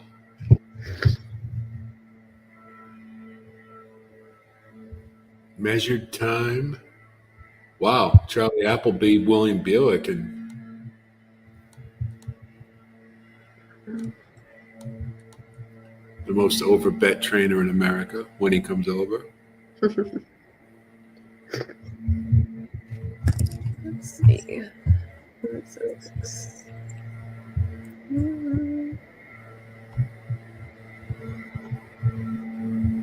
Well, good for Team Valor. Wanted to ask you, Carson, because I, as I mentioned before, I do listen to you and I do value your opinion. Frankie's Empire, when I handicapped the Florida Derby, was interesting to me, but here was my take on him, and I know you like him. So my thought was that he'll just keep running. I think he will. I think he's a good bet to be in the money. I just wonder about the top end. I wasn't sure that he's got that move forward in him. That was my take, and I just was curious on your opinion because I love the fact that you have that pedigree slant and other factors you add in as well as the traditional stuff. So just curious. Yeah, I do. I mean, he obviously needs to take a step forward here, but I think he can. I don't think distance is going to be an issue for him. I don't either. So that doesn't worry me here. I love Miguel Vasquez. He's a great jockey in home court advantage, essentially. Trying to look at his what stood out to me is his prime power rating on the last race. Even though he came in second, he was still 135. So. Yeah, I mean, I think he's a quality horse. My big problem has been the Florida Derby Trail the last couple of years has really not been great, and I think Hades is way overrated for coming into this race. I just don't see him getting that dream trip like he got in the Holy Bull, and the short stretches out. He's got a full stretch to deal with, and I think he's a good horse. I mean, but it's just Florida lately. The last couple of years, it's just. I know. It just hasn't been the path for the higher quality horses. You know, we went where, you know, we had as many as 15 Derby winners come out of the Florida Derby in the last 3 or 4 years, I feel like is. Well, you know, these trainers are getting so picky with all these scratches and stuff, and maybe they're looking at the configuration at the mile and an eighth and going, we don't want any part of it. That could have something to do with it, but Yeah. it just, to me, the last couple, I mean, last year was just dreadful. And even though we had the Derby winner out of it, the rest of Florida wasn't so hot. Right. Well, that's, yeah, I mean, he's an interesting horse. I mean, the one I'm going with just for the crazy, like, knockout is Catalytic. Okay. And only because you're going to get a price, and the other horses are all, there's some consideration, like some valid consideration why you'd want to use them. And to me, I'm breaking all my rules. I don't like taking maiden winners going into a graded stakes at a route for the first time. Sure. But that one closed like a freight train after breaking slowly, and he's got the pedigree, so why not at a price? And if it's not Fierceness, and if it's not Conquest Warrior, what do? Go with a long shot, right? So yeah, I agree. My other pick here was Grand Mo. I picked Hades to kind of clean up the rest in third. I don't know what Fierceness we're gonna get if he has this strict AB pattern. You know what the thing is with Fierceness, the more I think about it, he's a little horse. I don't think he's grown up. And he could just be one of those 2-year-olds like Devil's Bag, you know, who just doesn't progress. Yeah. And I just wonder about that more than anything else. But I also think he needs to break well, and he needs to get away unencumbered and not from the 10 hole. And I think that 11 horse is going to give him problems on the break because he's going to want to go because he has no chance. And he's kind of green. So, but I just don't think I don't think he's grown into himself yet. I'm starting to get that feel about him. I mean, you've got an eye for horse flesh. You could tell better than I can, of course, but he's such a small horse. So I start to wonder about that. And that I had a guy I went to prep school with. We were the same height, a year apart, but we were the same height. I grew to 6'5". He stayed at 5'9". So, it happens. Well, yeah. I think City of Light was a better 4-year-old than a 3-year-old. And I haven't seen Fierceness in person, so I can't tell you. Okay. City of Light, I've kind of go back and forth with as a sire right now. He has an AB pattern as well. They're either good or they're not. It's not like you've noticed that with all City of Lights? Yeah. Oh, okay. I did not know that. Yeah. Good to know. I admit that I don't do as much of my homework on the mares, but that's Jessica's department. Yeah, that's Jessica's area. Let's see. Let's try and see. All I know about mares is anytime I see a horse who's in the 1X family, the La Troyenne family, I go for it all the way. That is, Forte was 1X. It's just every single time there's a prominent 1X horse, they have so much class built in. Right. And I guess there's a saying, I only heard this last year, but it's very similar to the way they bred Summer Squall to get as much secretariat as they possibly can. And I've also heard them say you can never have enough La Troyenne in the breeding. So True. you know, the more you see La Troyenne or 1X female family, that's to me I immediately take seriously. Used to be a great thing. Because they don't keep track of the chefs to race anymore.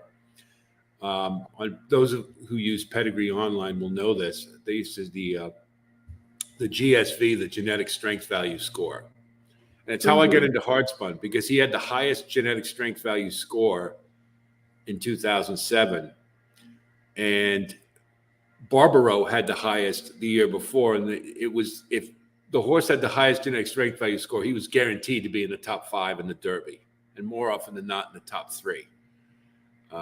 And now, because they don't keep track of the sires, with all the new sires coming in, the score isn't as accurate as it used to be. But if you do go on Pedigree Online and subscribe and you can get it, it still can give you a pretty good gauge of a horse's pedigree value compared to the rest of the field. So if you do get a horse with the highest score, pretty good chance he's pretty good. So just a little Good deal. extra nugget. Usable statistics. Well, not like it used to be, sadly. But I mean, Danzig was the highest, I believe, ever. He had like an 88 I believe it was. Of course, the older you get, the better it gets because you have more stakes winners. That's how they factor it.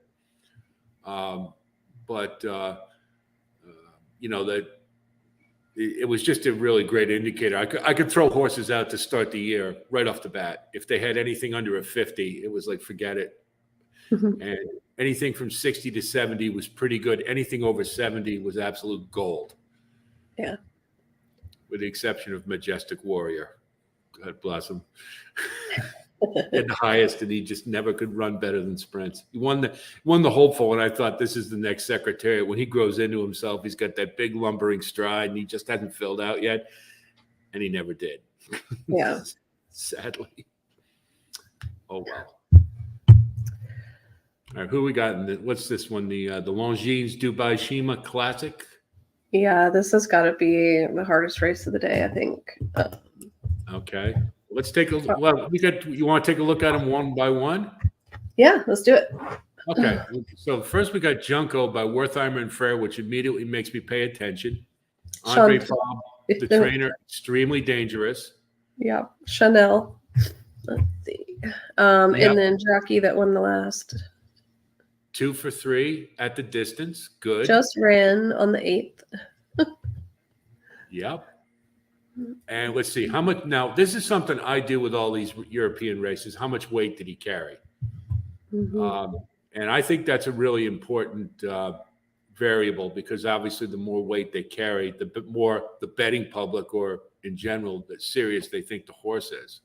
So he carried 131, and it was in basically a starter allowance on synthetic.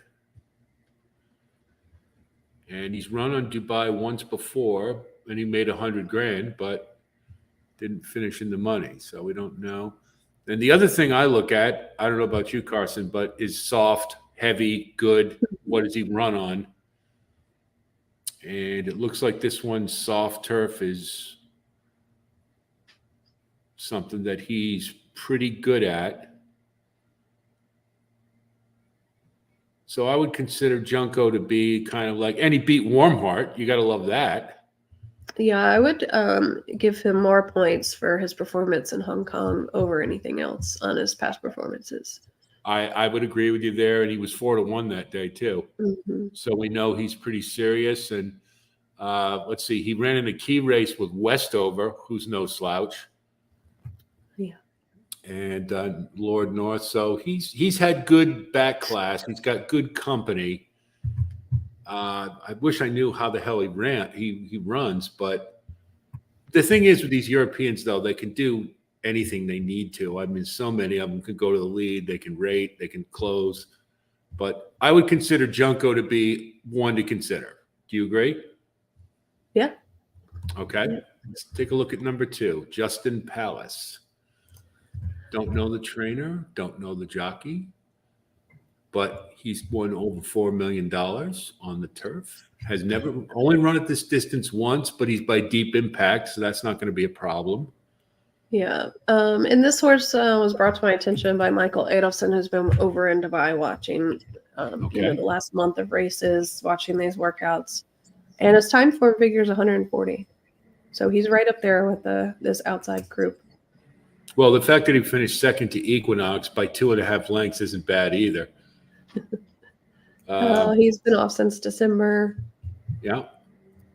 And I was trying to But he's find- running in grade ones consistently, and he's in the money consistently. So that means a lot to me. Mhm. So I think he's one you think about too. And I was just saying, this whole field, it's really hard to narrow down for me. Now, Um, here's one to see if you agree with this little stratagem. I'm going to toss the 3 for one reason and one reason only, that Ryan Moore is not on him. That's he it. didn't stay on. That's it. I mean, we know who Aiden O'Brien, if he has Ryan Moore on the horse wants to run. So I'm just kind of like, if I'm looking for horses to toss, why not? Eliminate one. Yeah. I think he has one of the lowest time form figures, excuse me. Okay. So we'll skip the 3. Now we got our old friend Rebels Romance. We got Charlie Appleby and Bill Buick. And at 10-1. Good God. Who's the favorite? Is it Equinox? Is he in this race? No, Equinox retired. I think that Liberty Island is the favorite. Okay. So Rebels Romance, we know what he can do. And looks pretty tough to beat here, I'd say, especially since he's got a race under his belt. Yeah, it's close to Liberty Island. August Rodin took a little bit more money in the last couple minutes. So August Rodin is currently 9-5 and Liberty Island 2-1. So they'll probably be your top 2 co-favorites. Thank you for pronouncing that correctly. It drives me nuts when people don't. I don't know how else you would pronounce it, but okay. Oh, no. Well, Matthew, I sent a message to chastising him vehemently because he kept saying Augusta Rodin. And I said, if you say that one more time, I am traveling to Northern Virginia and I'm going to strangle you. It's Auguste Rodin, the sculptor of the thinker. If you've ever been to the Musée d'Orsay in Paris, you know who Auguste Rodin is, and you'd be a fan, as I became one after I saw his bronzes. Again, another story. But sorry, too early in the morning for a rant, I know, but just missed. I actually heard, here's another one. I heard people calling Hades Haddis on YouTube. I will not mention names, but I almost put in the chat, are you out of your freaking mind? I just like, what's the I don't know why people just can't pronounce things correctly anymore. I just don't understand it. But yeah, some of them are a little bit more obvious now. Some of them, if I haven't watched with the sound on, then I learned it by reading. But Hades should kind of be a given, I think. So guess not, but no. I don't know. It seems to be a prevailing trend, and I don't quite understand why it is that people have such trouble pronouncing things. But anyway, Rebels Romance, I think he's a keeper at 10-1 in particular, wouldn't you? Yeah, I like that he stayed active, won last month. Yeah. Just a really great story for him. Almost dying at Saratoga last year. Getting the injury, getting gelded, coming back, and bouncing back to his previous form is pretty incredible in just a couple months' time. So, yeah. Oh, I remember that race. it was awful. Oh, God, Saratoga. I was there for both unfortunate days, and I was right next to Colin, as a matter of fact, for the Maple Leaf Mel, and then I was right at the stretch line for New York Thunder. And I'll tell you, I don't ever want to see that again. Yeah. But they're going to have a poly track now, and hopefully that'll help to help with some of that. But okay, Shariar. And he made some noise in the Breeders' Cup Turf. I really didn't like him that day very much, but he did get third. Showed some quality. But when they get to be 6 years old, I don't know about you, but that's when I start wondering if I don't get as excited about seeing them because Father Time can creep up on them. And he ran in Japan last time, got a 5th behind Deuce and Stars on Earth, who just ran an okay race. Was that Stars on Earth? No, in the spring? No. Yeah, I think it's just a Breeders' Cup bounce for him last out, then give him a little bit more time off. Mm-hmm. Okay. I think he's a pretty okay turf horse. Yeah. Won this last year, or 2 years ago, rather. He's a grade 1 horse, isn't it? That's Yeah. So to me, he's like a C player here. Maybe a B. Simca Mil. Alban de Mayul. James Doyle, good jockey. Yeah. Okay. Now he's been in Qatar, I guess. Mm-hmm. And carrying 128 both times, and he won one of them. But that didn't look like the best of fields. And when he stepped up to grade 3, yeah. And then we go back to the Arc de Triomphe. He finished 10th. That's no big deal. Don't worry about that. And the Von Berlin, he won. So to me, my gauge is that class-wise, he's a little shaky. Mm-hmm. Yeah, I would agree there. So I'll toss. Sisfahan. Okay. Don't you love these European pedigrees? 10 furlongs average winning distance. 9 furlongs average winning distance. They're like a cutback is 10 furlongs. Yeah, exactly. So mile and a half is definitely his wheelhouse. That's what he likes. He's been in the money 7 out of 11. Kind of followed the same pattern as the 6. Yeah. He looks a little shaky class-wise. In the last race, he was never a threat. Not a good way to come into this. And that was, 3 weeks ago? And our friend Warren Point, who probably the worst horse Charlie Appleby has ever brought to the United States. Remember him? He was awful. He was a total head case. You remember him at Saratoga? I mean, oh my God, he was all over the place. And I was like, this can't be a Charlie Appleby. It just can't be. And that's when I started thinking he's getting a little cocky and he thinks he can bring anything over here and win. But yeah, he was a dud. So Sisfahan, I think he's kind of marginal too, I would say.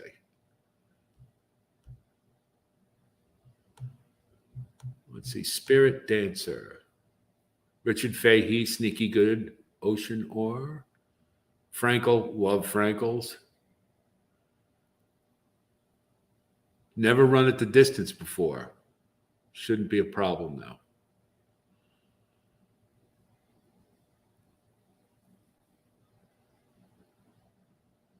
Third off the layoff, I like that.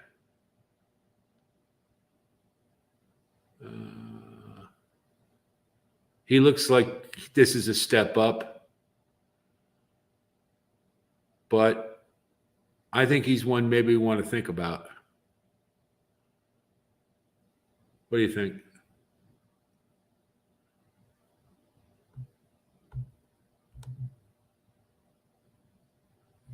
it's going to be really hard for me to get around Liberty Island. I know it's not a good price, but just. Mm-hmm. I'm just thinking about right now. All I'm trying to do is just horses to use to think about. Yeah. Mm-hmm. I'm with you. I mean, I'm sure the chalk is very justified here, but I think I'm just looking at this horse and I kind of see like he's maybe rounding into a good race. 7 years old, kind of tough for doing something for the first time, but he's one that at odds maybe to think about. And Augusto Rodin, let's see. Aidan O'Brien, Ryan Moore. Now the question is, he hasn't run since the Breeders' Cup. And he did get about as good a ride as you could get for that race. And only got a 96, Brisnet. It's a little surprising.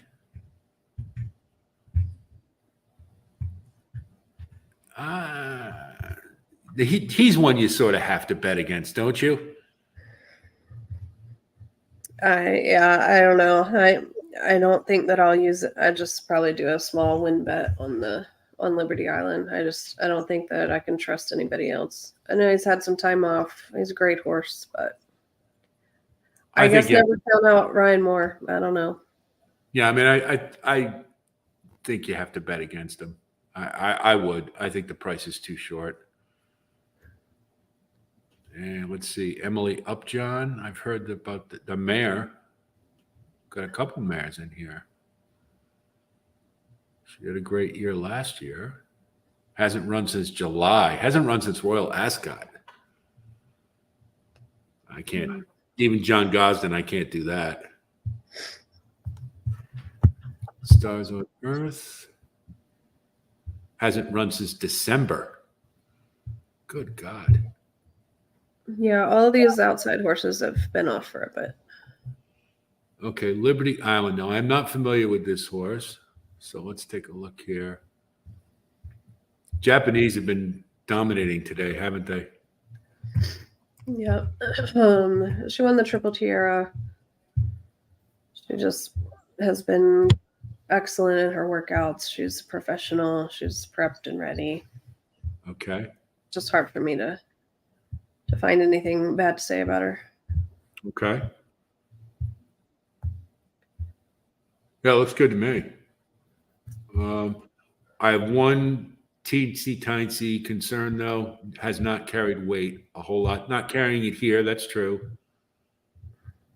I like to see that just because it tells me they've got, they're sturdy, but that's okay. He's getting a break here as a filly at 120, so that's good. Yeah, I agree with you. Well, she was, as a 3-year-old last year, so they're not going to add weight. This Sure. will just be her debut as a 4-year-old. So. Right. Thought it was interesting in the UAE Derby. Did you notice all those Southern Hemisphere 4-year-olds? Mm-hmm. That was interesting. I'd never seen that before. I'd never seen a race where that was an issue. Strange. Yeah, I was surprised at distances that they had prepped at 3. So that's what I had mentioned earlier to Tim. You just typically don't see that for our Derby preps. I think Liberty Island makes a lot of sense at 2-1. But here's the thing. We got 2 horses at 2-1. You know what that means, right? We got to find somebody. Whenever there's 2 favorites, the betting public can't make up their mind. You have to find a long shot. That's how I got Rich Strike. I mean, it's an old maxim that anytime you look at a tote board, and especially when you see like 2 horses at 3-1 or 4-1, that your mind's made up for you. You have to go get value. I like that one.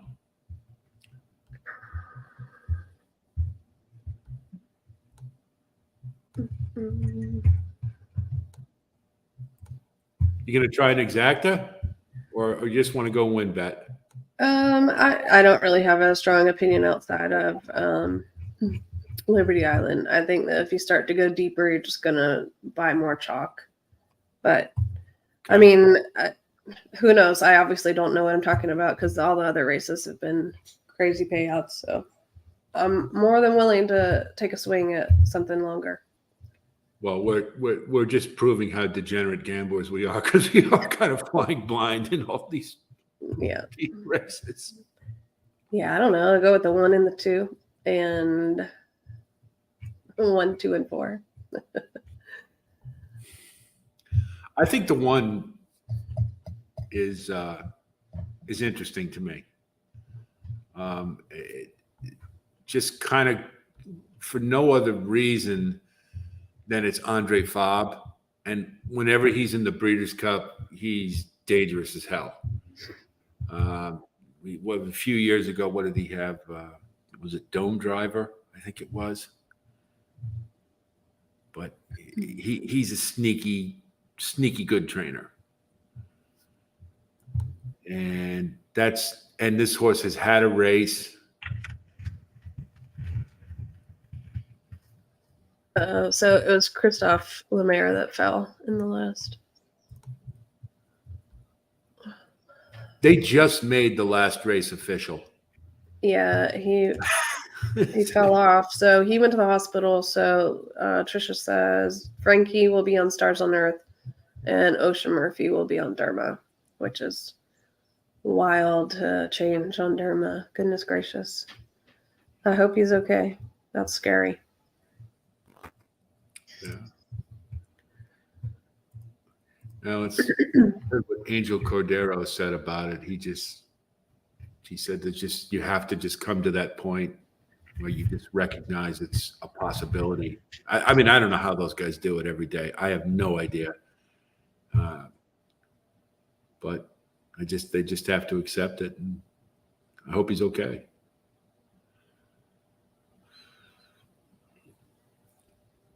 Hello, Colin.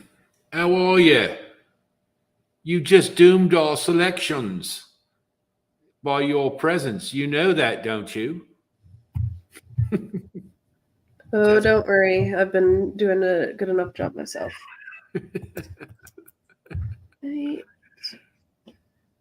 Well, the solace we can take is that the World Cup is a race I think we're going to have a good frame of reference for. We'll be okay with.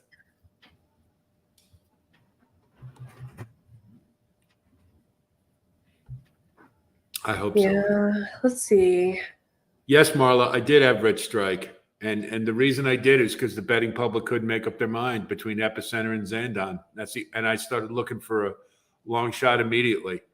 And Rich Strike was just glaring of all the other big horses, and that's how I got him. And Synthetic to Dirt, which is one of my all-time favorite angles. Those that are go on my channel know that. It's like just gold.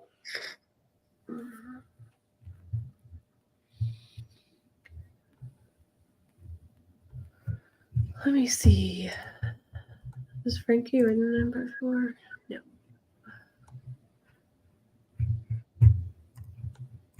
I don't know. Maybe I'll do an exacta 12, 1 and 2 and hope the 1 and the 2 are above the 12. Get a better. I was thinking, to be honest, I was thinking the exact same thing. Let's see. I really was. I mean, I don't think there's any sense in putting the 9 in there because then what does it pay? Yeah. I just hope it's not his day. I don't know. Although the eight I might want to throw in there too, because at 25 to 1, got a sneaky feeling.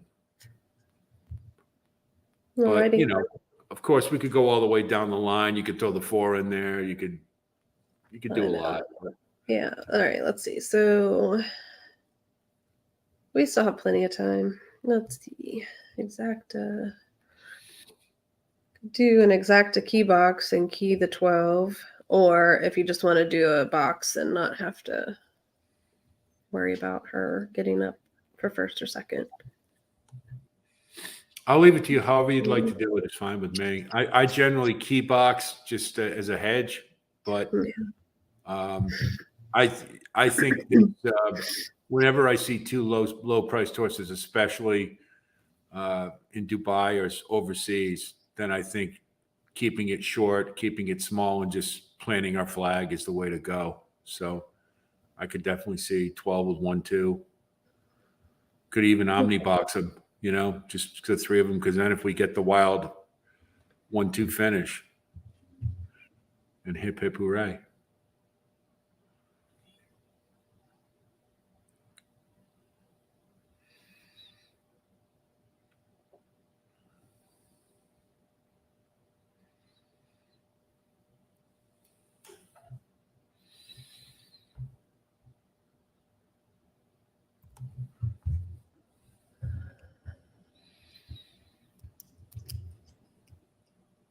Geez, this owner looks like Mr. Green Jeans.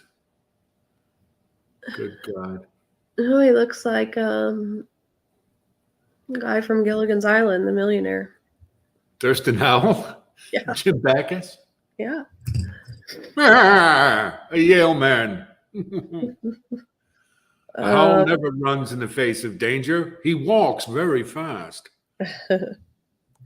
All right, if you do a $2 Omnibox 1, 2, and 12, it's $6 total bet. Hope for the 1 and the 2. I don't know. We'll take it. I don't know. Okay, 1, 2, and 12. I'm going to mirror it.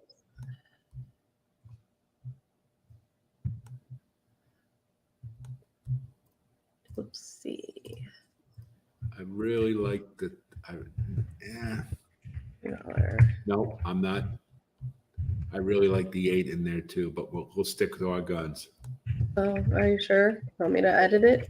You could do a $1 Omnibox with 1, 2, 8, and 12.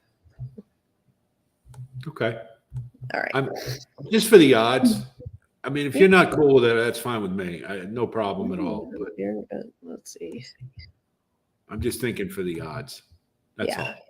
1, 2, 8. All right, yeah. So $1 Omnibox 1, 2, 8, and 12 is $6. Got it.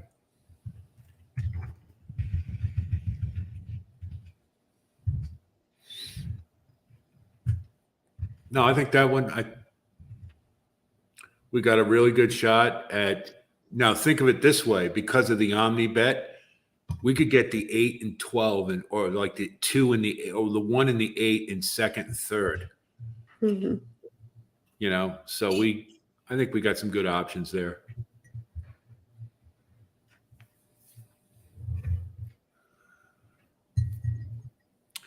I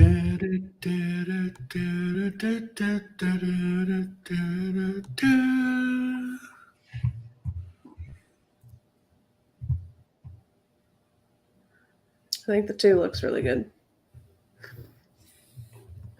See, this is like my favorite thing that you do is when you you tell us what the horses look like. Because I don't have the eye for it at all. I think, I know to look for some things like creases in the ass. When you see that, you know that they're really in shape. But it always drives me nuts when they're like, oh, he's dappled out from head to toe. And I keep looking, what does that mean? And I've read what it's supposed to mean, and I still can't see it. I mean, they all look great because this is the Dubai World Cup, so it's kind of hard to. Yeah.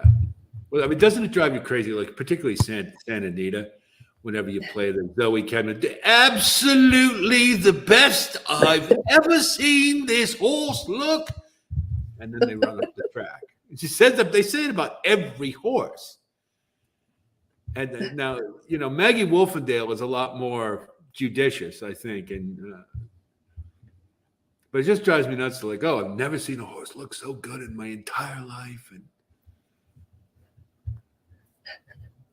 oh, well. Oh, boy.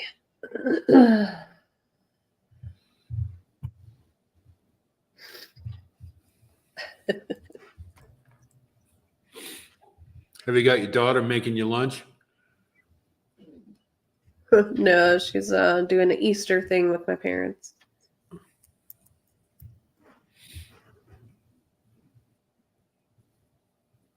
Parents and in-laws, everybody live in Kentucky? No, just my parents are here. What part of South Carolina are you from? Grew up in Charleston. I love Charleston. I love that city.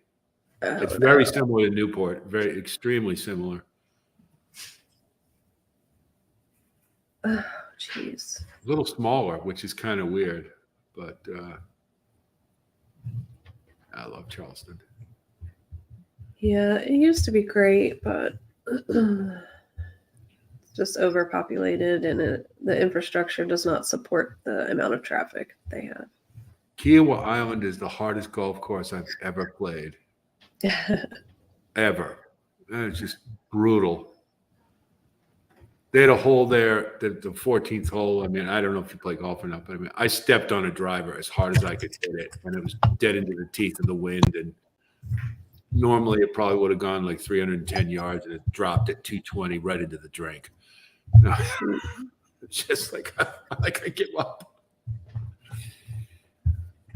I just saw an update that Catnip did not make it, so it was terrible. I didn't see, it was towards the back of the pack. I didn't see what happened. But Alas. Unfortunate. Indeed.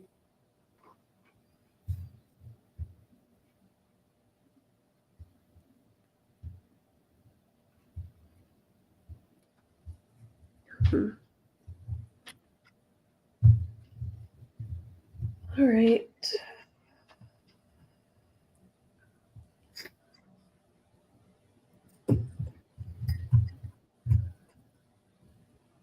Got 8 more minutes. Oh, yeah. So the Omni box, I think I touched on that earlier, is Omni or Swinger bet. You're picking 2 of the top 3 finishers, whether it be first and second, second and third, first and third. And then the payout is based on the odds of those horses. So you're at least betting on 2 horses. So it's similar to an exacta, but you don't have to get them in the exact order of first and second or vice versa. So like this morning I did the Omni box on races 1, 2, and 3 and still made some money because in race 1 I had second and third place finishers. And then race 2, second and third finishers as well. And then race 3, first and third. So they don't have to be in finishing order. It just has to be at the top 3. Right. I know. First and third. I feel like if you get that long shot in first, it's a pretty decent payback. For Oh, hell yeah. Bet.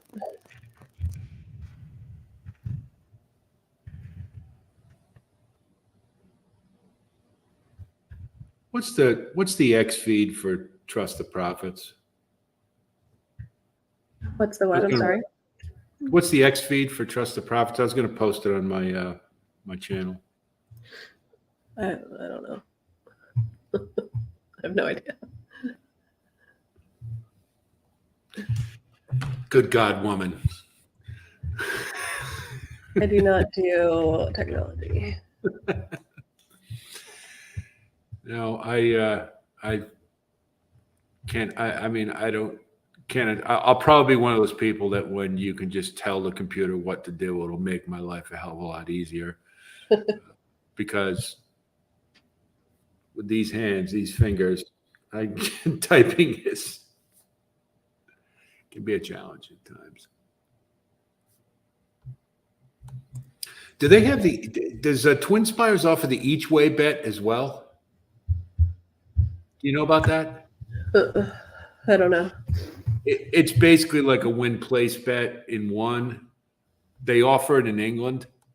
Yeah, and they give odds on like you'll see like 2-1 for win, but then for the each way odds might be like 6-5 or something like that. I noticed it for Ascot. It's an interesting wager. It doesn't look like they have it. I'm on my Twin Spires and I don't see it. Yeah, I'm not sure. I don't know.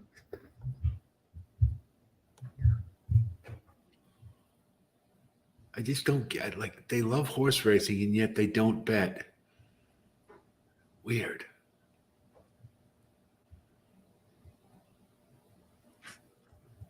Okay, who looks good here? Not him.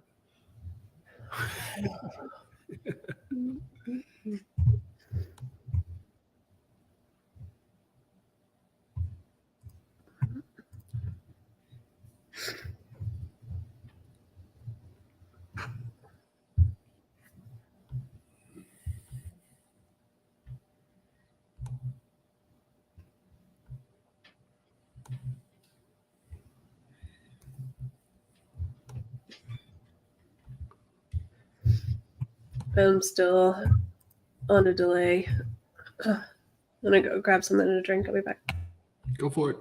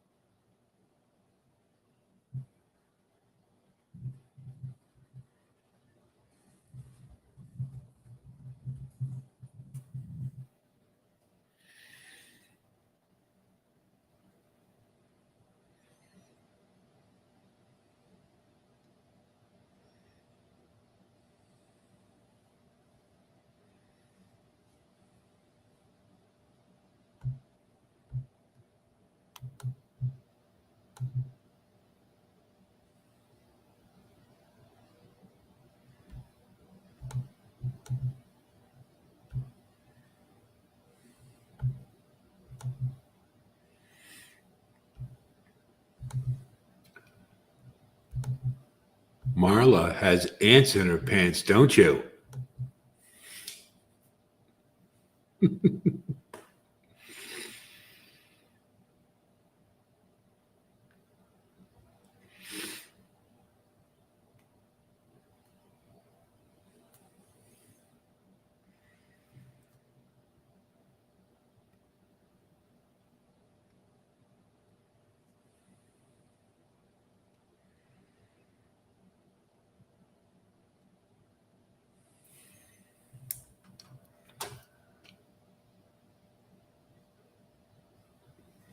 Oh, you know what? I'm sorry. I didn't. I should have worn my Trust the Prophets T-shirt to model it for you all today. Sorry about that. But incidentally, if you haven't gone over to take a look at the swag, it's good stuff, and I love the fact that you can customize it. I put on my back. Love to see it. Just thought I'd throw that out there. Yes, sadly, catnip was euthanized. Christophe Lemaire, we haven't heard about yet.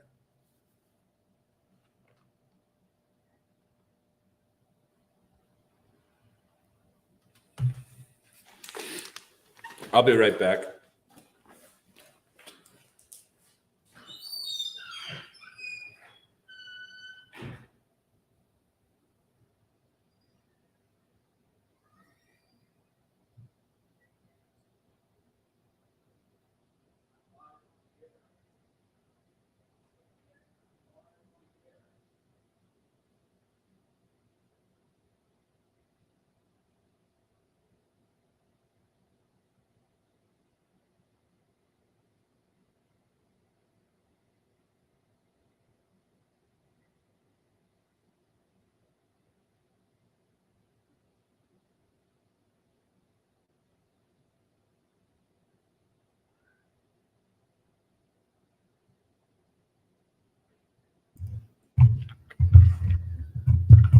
Okay. I'm of course a minute behind, so they just broke from the gate from my stream.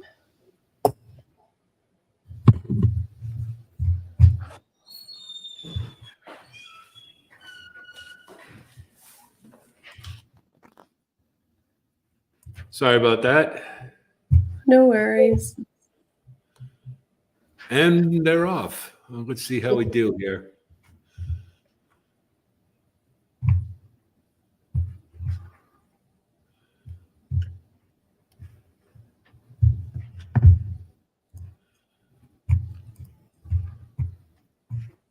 The one's hanging in there. No, he's at the back. I always get this reversed.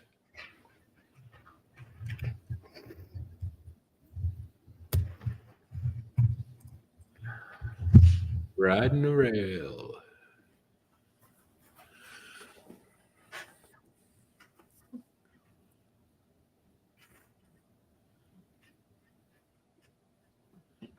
Yeah, Gus Rodin's covered up in the back.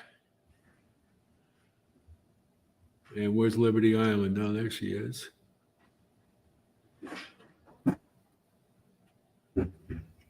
The two's looking the best out of our group right now, but we'll see. Three looks like he's getting away.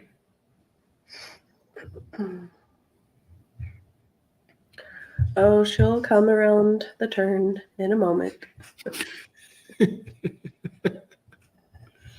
Here we go. Here we go. Here we go. Come on, girl. Come on.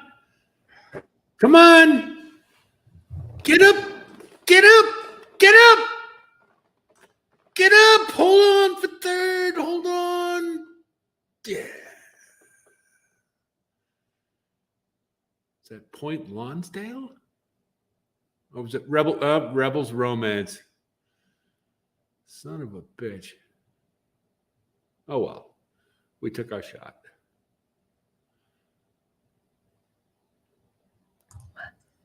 $16-1 he went off at. Nice. What the? Always read the tote board.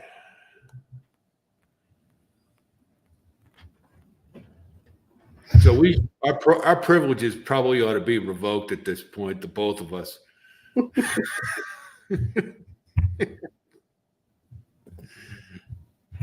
Although we got the World Cup coming, so we can redeem. I'm so happy for Rebels Romance. That's great. She tried though. She is. Yeah. So it's 4, 5, 12. Is that right? Let's see. Got 4, 5, 12. And I think who is that? Who's in the white there? I think I guess the 2.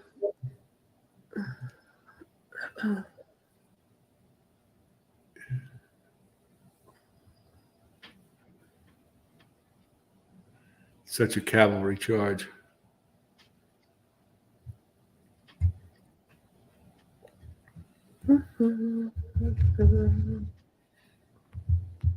Geez, look at that horse drifting way the hell out there on the left.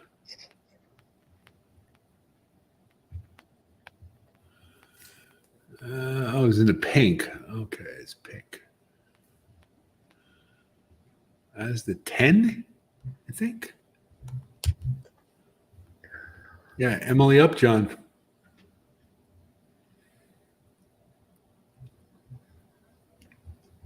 Shariar at 24-1. Oh my God, this is going to pay huge.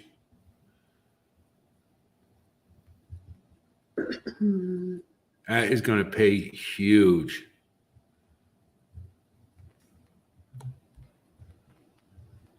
And even with the 12 at 8-5 and third, that's a monster. And then let's see, the 10 is at 12-1. That's just ridiculous. What a super.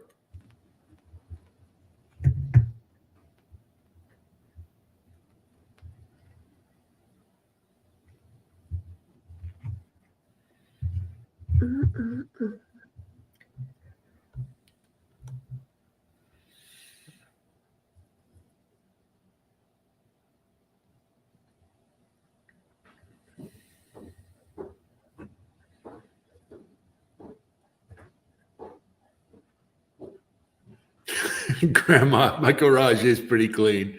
I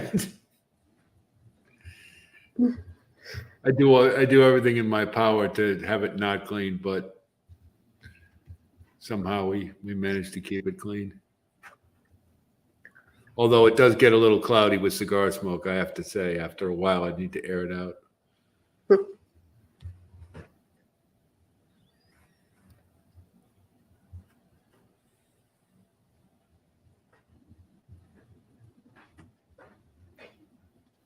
Anybody get that exacta? Marla, how about you? How'd you do? Catherine, looks like maybe you had it. Yeah, Catherine threw up some numbers. I was trying to go back.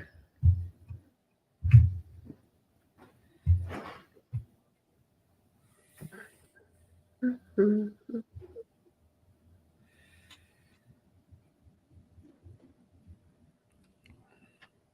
This is, that's a Frank Payne exacta, if I ever saw one. Frank, did you have that? Is he still here? That's what we would call a trailer money exacta.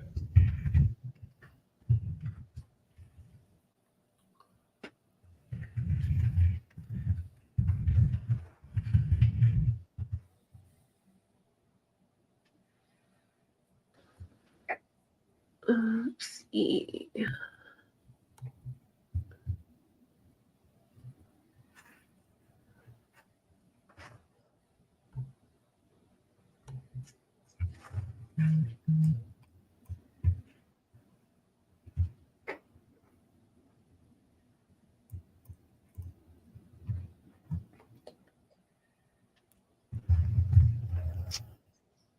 $1,000 photos a day, Carson?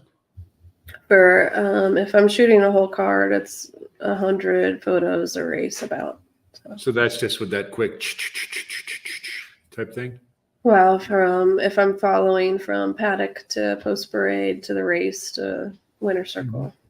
Yeah. So.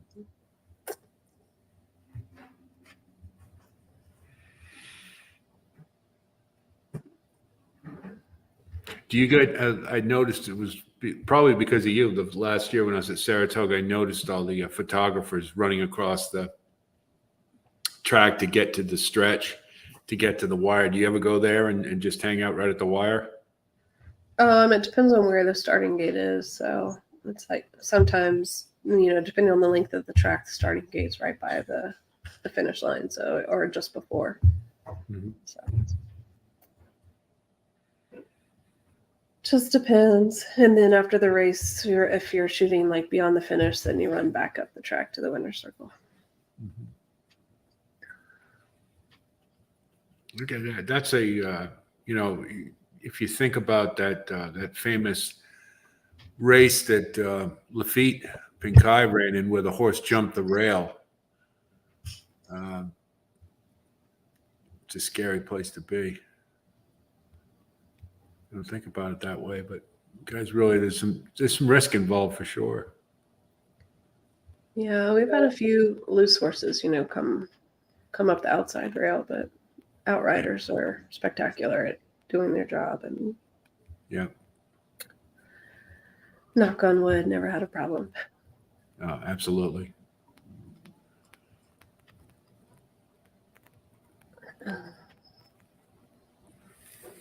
So is it 4, 5, 10, or did they ever say? I think it was 4, 5, 12. 4, 5, 12, 2. Oh, okay. So we had 2 out of 4. Yeah. Well, that's where the Omni comes in as opposed to the trifecta. So I don't think we get anything for that. I would have rather had the 5. Sorry, but if you liked Rebels Romance and used one of the favorites, that was your big payday on the Omni. Mhm.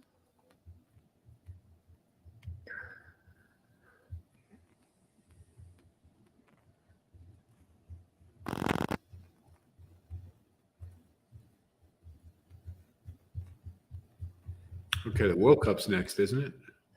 Yeah, so we have some rearranging on the jockeys. So Ocean Murphy's on Derma, You're right. and Frankie Dettori is Road Stars on Earth is lost. So Now, would you think, and I'll just throw this out there, one of the knocks on Christophe Lemaire, hasn't it been that he's been a little aggressive at times?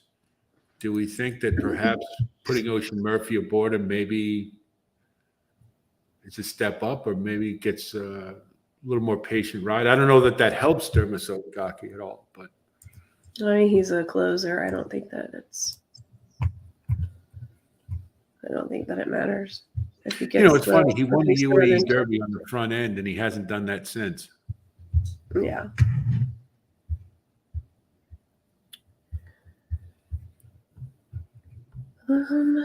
I've been kind of waiting for it. I'm like, if he's that versatile a horse, but it doesn't seem like he, from one race to the next, they tactically can alter his style a whole lot.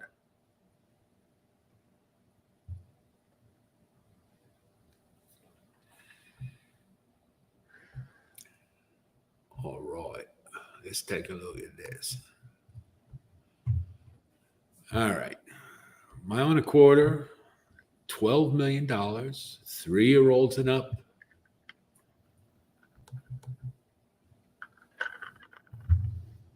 Clapton. Dylan Davis is a very intriguing rider on a horse who's not the favorite. He tends to get a lot out of him. And this one's been in Dubai for 2 starts and third both times, but that's what he basically does, is finishes third. So maybe underneath it, 59-1. I took a look at this race a little bit, and I didn't notice a whole lot of speed.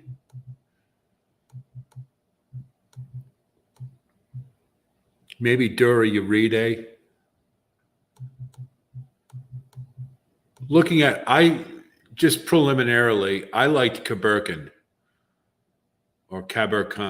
Khan, or however you pronounce it. See, I can do it too. His last race, I thought the fact that he was up near the leaders and drew off, and he's fresh at 4 years old, there's still upside. Did you have a thought on this one, preliminary? I don't. Kerberkin sounds cool. I would have never guessed to say it that way. I think it's Kabir Khan, but I think so. I don't know. I've never heard anybody say it. I'm a hypocrite. Yes, shoot me. Big on pronunciation, and I just fucked it up, but okay.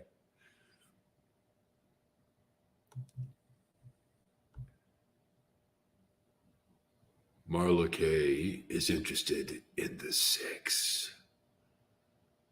Oh, let's take a look. But would you say Kabir Khan? That's Kabir Khan. Yes, I agree. Kabir All right, Marla, we're on the same page here.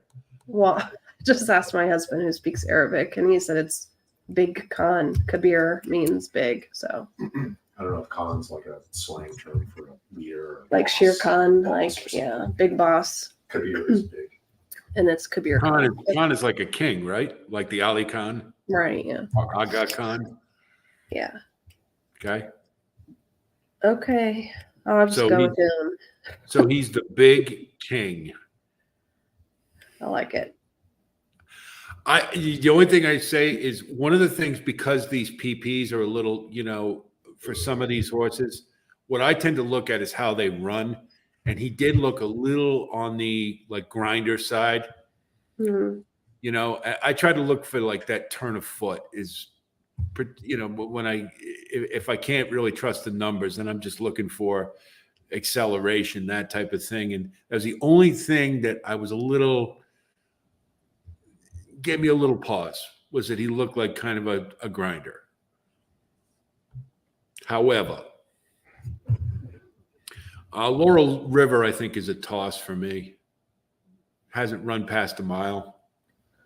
I mean, he performs well here, but he just hasn't made a grade 1 performance for me yet. I like the horse. I think he's matured very well overseas. Okay. It's hard for me to put him as a grade 1 winner right now. Well, you know what I look at is when Baffert had him, he never ran past a mile. He was just like a slower developing horse. It takes him a while to warm up. And I don't know if you remember 2022 Keeneland Breeders' Cup. They ended up scratching them, but that's just how the horse moves, sort of out of the barn. It takes a little while to warm up and loosen up. But of course, with the spotlight being on the Breeders' Cup, the vets were overly cautious. Had it been a vet that knew the horse or had seen him go before, he just takes some time to grow up. He's into mischief also. Yeah. I think he's developed a lot, in the last year. Of course, he's been overseas, so I haven't seen him go as much. But even with all that, I just think that he's not a grade 1 caliber just yet. Yeah, I've been wrong about everything else today, so who knows? No, I mean, I think that makes a lot of sense. The fact that you that's excellent intel, actually, because it makes me all the more negative on him. Even at a longer distance, maybe that helps him to get going a little bit, but still, no. I think it would just leave him too much ground to make up. Yeah. Military Law, I saw watched his last race, the Al Maktoum Classic, and he looked pretty well, though. I believe he got the rail, and that kind of, sort of had things his own way there. That's never something I get excited about going into the next race. But he's been there for 4 races, and this could be the second in the form cycle, too. Possibly. He's raced at Dubai a lot.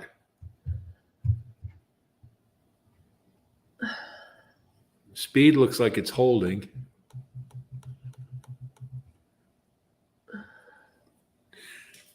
Is Bob Baffert there today? That's the other angle. Is he there or in Arkansas? I don't think he went for. I saw Tom Ryan, but I didn't see Bob there for Hopkins. Okay, because he may never go back to Dubai after his heart attack. He may be. That's a pretty traumatic experience to have to go through a serious medical event overseas. I don't know. Perhaps. Well, I've always considered Newgate kind of JV, and one thing I did notice in looking at him is that he's never run in a field. The last time he ran in a big field was the British Futurity, and didn't factor terribly well. And if you consider the big cap isn't what it used to be, one against the 7-horse field at Santa Anita, he doesn't excite me in this race. Yeah, I don't. I would never count him out. I don't think he ships over here for nothing. True. No question. He hasn't shipped out of California at all, so yeah, it's tough. Yeah, I'm not sure. I haven't watched much of his morning works, and well, I'm against Senior Buscador, and here's why. And only reason is this: he ran just such a monster last time, and that's basically 2 monsters in a row. And that Pegasus World Cup, I don't know how. I mean, that was a hell of a good race, but this Saudi Cup was really just a phenomenal race. Yeah. And he's so consistent. You got to love him, but I just got a feeling he's due for a bit of a bounce.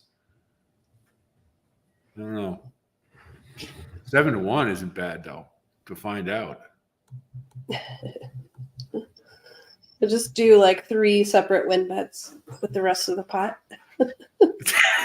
Yeah, right. Take the longest odds on the board, take Senior Buscador, and take Kabir Khan.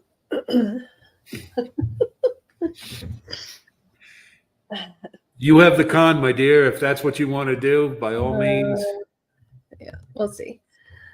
I wish, but Tesoro, I kind of have I've liked this horse. I loved him in the Breeders' Cup Classic before the race, anyway. Yeah, a lot of people have been secretly supporting Krupe here, and he did really well at Aqueduct. He was also another slow starter. Curlin, of course, God. obviously He's the has slowest no starter issue I've with ever seen. perfect distance, but He definitely he's one that is a classic example of your impression of a horse at 3 has to change when they hit 4.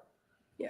Because he broke so butt awful for so many races. I was like, what is this horse doing in stakes races? He can't get out of the gate, but obviously he's improved. I think he's still a little slow out of the gate, but he definitely has some hops.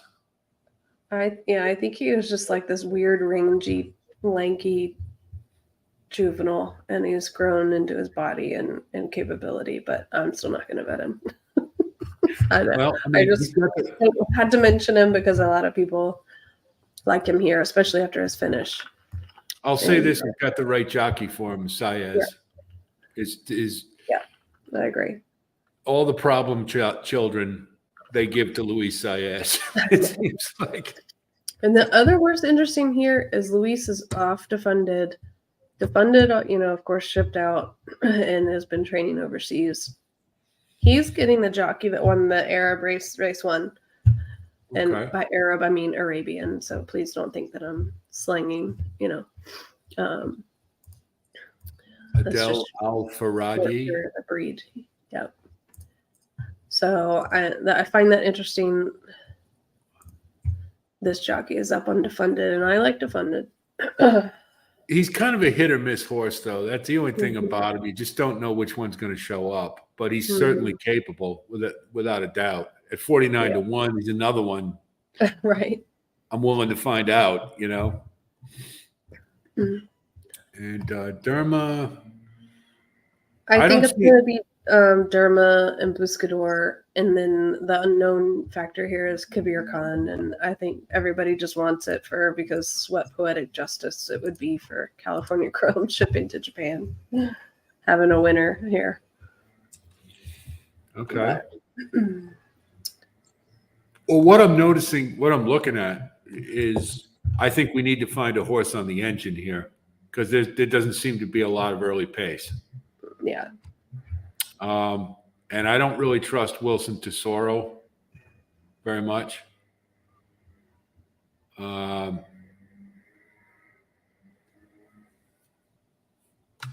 see. Yeah. So I think Kabir Khan, to me, makes the most sense. I think he's tactically in the best position. And that's the one I like anyway. I mean, Military Law might be around too. Is possible. Yeah. But I think it's got to be a horse up near the leaders.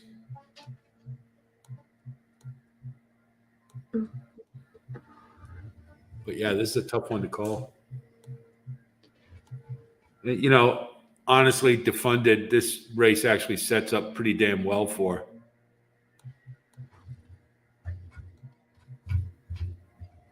I mean, look at how much late speed there is. Mm-hmm.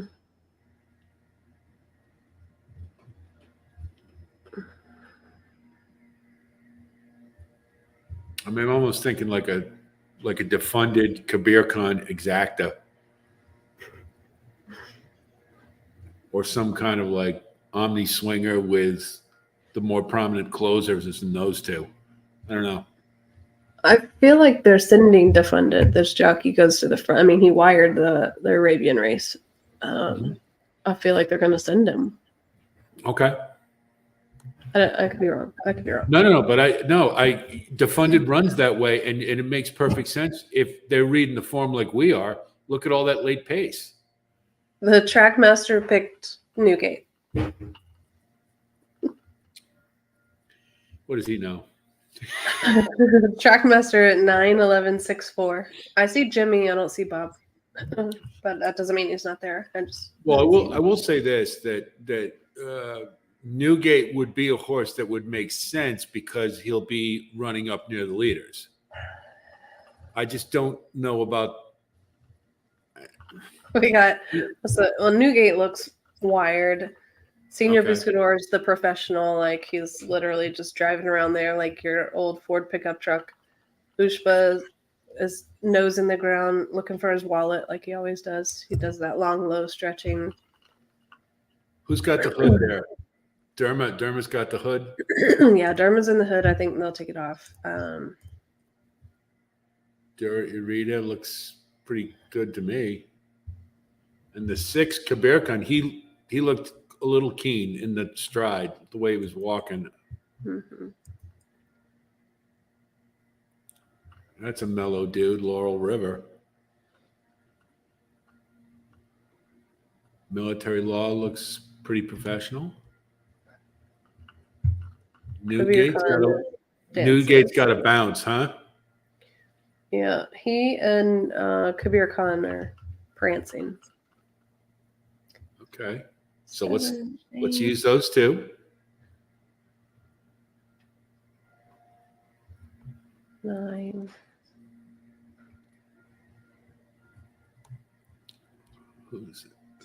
Who's the 11 there? 11's Ushba. That's what he does every time in the paddock. He drags his nose.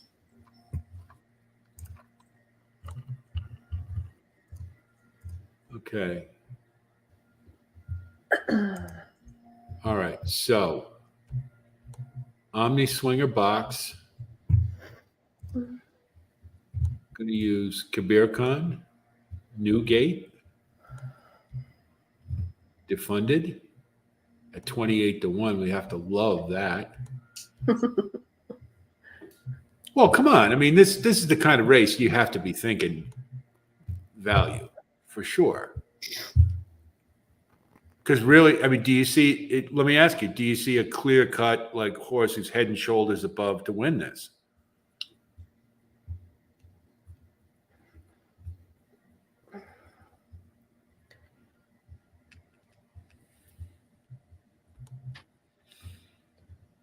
I mean, the favorite's 4.65 to 1.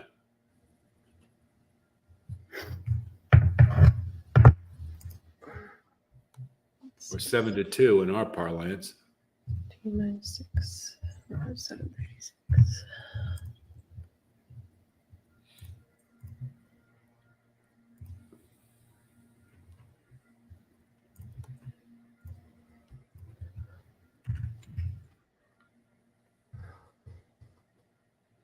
Okay, Marla says screw Newgate. She likes our 6. She likes our 2. All right.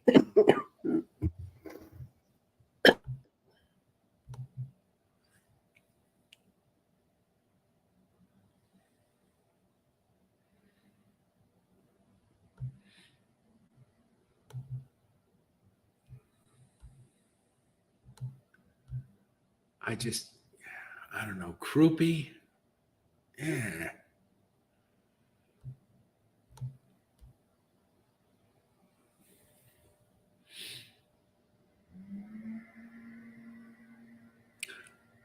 Let's go. How about this? Can we narrow it down to who's our best closer?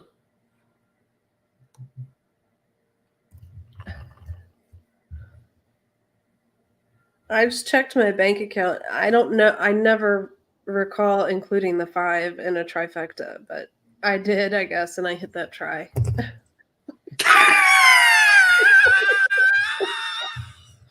Okay. I just had to check myself. You're holding out on us. What did that pay? I just did a 20-cent. It paid $211. Who cares? I mean, Yo, I can't with this. see, that's why we lost, because you went against the grain. You went outside the team. I don't remember putting the 5 at all. Like, that's why I was like, I have no idea. That's what they call pennies from heaven.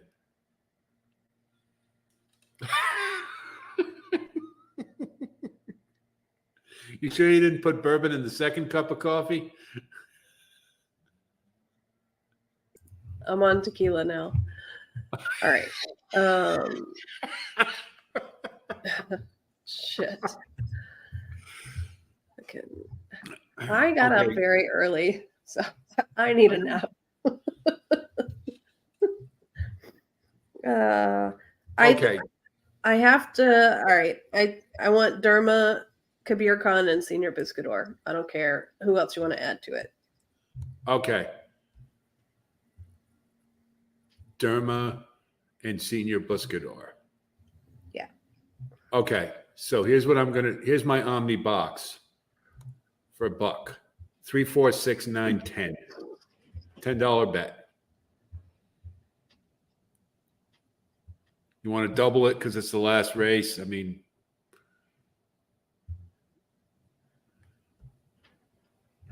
I just added your 2 horses to mine. Okay. So Omnibox, $1. Yep. Are 3, we, 3, 4, 6, 9, and 10. 3, 4, 6, 9, 10. All right. And then you want to double it? If you want to, sure. Sure. It's the last bet of the day. So. Yeah. All right. $2 Omnibox. 3, 4, 10.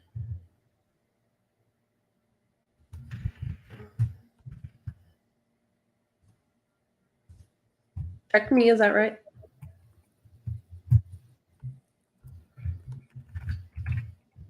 Yeah. That's it. Okay. Oh man. What? I'm just laughing at myself.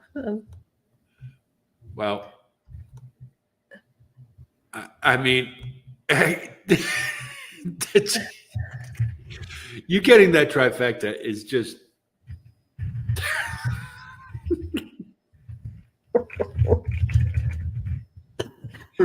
God. What kind of tequila you got? This is Dolce Vita, I think. Some organic gluten-free crap, but I'm like, isn't all tequila gluten-free? Because but whatever. Now we have to label everything, whether it makes sense or not. I usually end up with 1,800 on Yeho, but I got another $20 from Grandma. So you want to do a straight win bet on somebody with $20? Oh, sure. Who you thinking? I know who I'd want to go with, but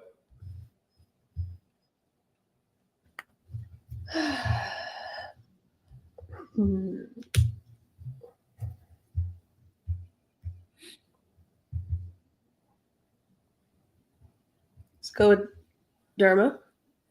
Or who are you going with? well, I would take defunded because of the odds. Okay. And because of the race shape. All right. I mean, 33-1 on defunded is pretty damn good price for a race lacking early lick. I think is going to be right there. Could very well get and wire the field.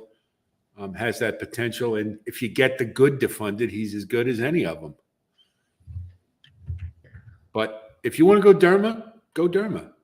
If you think that's, I can see it. I mean, can you really throw anybody out in this race? No, that's not anymore. Not after the day.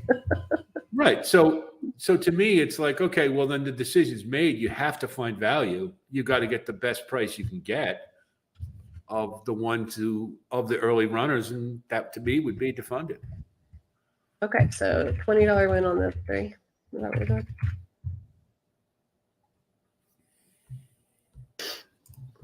And thank you for your faith, Grandma.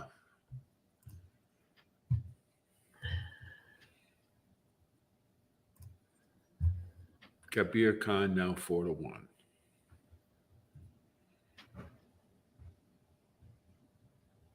We probably should have gone 10 to win, 10 to place, just to be have a hedge for Grandma. But Okay, it was not too late. okay, well, that's what I would do. I mean, as people who watch my my videos know that whenever I have a value play, I go across the board to hedge. But it's my little. I like to Dutch, so because if you're going to take a price on a horse, if they just get nipped out at second, do you really want to get shut out completely? That's the way I look at it. But, however,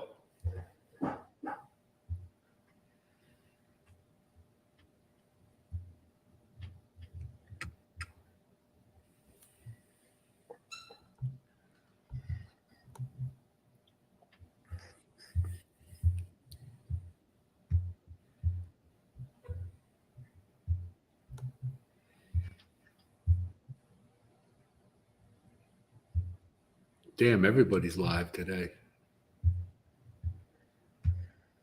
Oh, boy.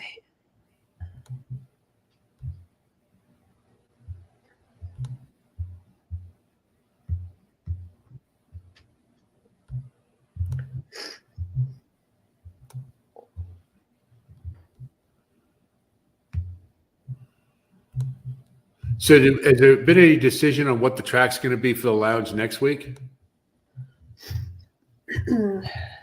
Sorry for what?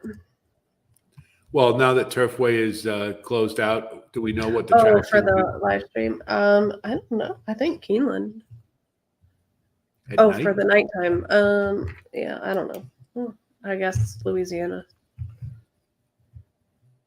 No, what is it about Louisiana? You just in general, is it your problem with them more like the smaller tracks like Evangeline or Delta? Because I know that's where most of the problems with horses occur, is these smaller tracks. My problem with Louisiana is they continue to issue registrations and race entries to connections that dump the horses. Excuse me. They'll pull the foal off the mare and dump the mare.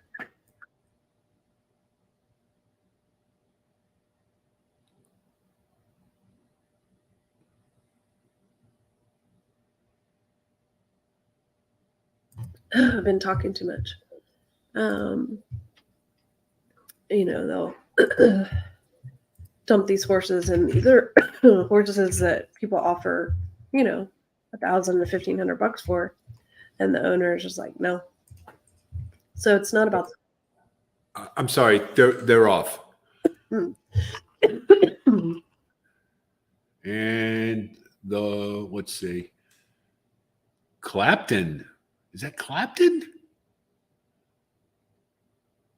No, the 7. Oh, Laurel River. Okay. Who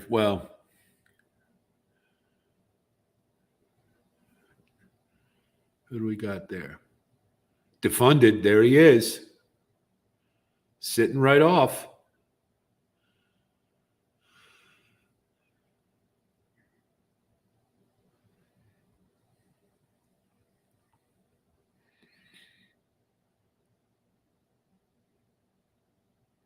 Laurel River looks pretty good. I think that's who that is. Yeah.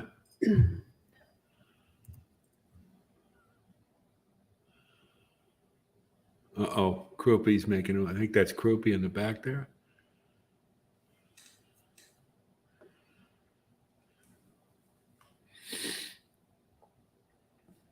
He's getting away. Come on. Defunded. Come on. Here comes the cavalry lookout. He's gone.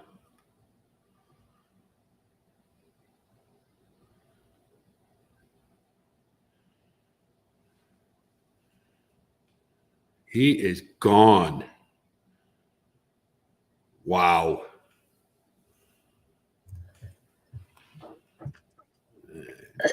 Who do we got coming up for second and third?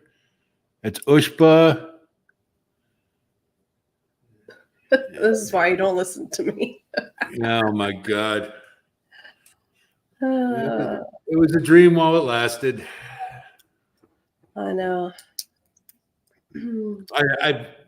I was totally in agreement with you. I'm just as culpable. I didn't see much out of that horse. And again, the fact that he'd never gone 1.25 miles,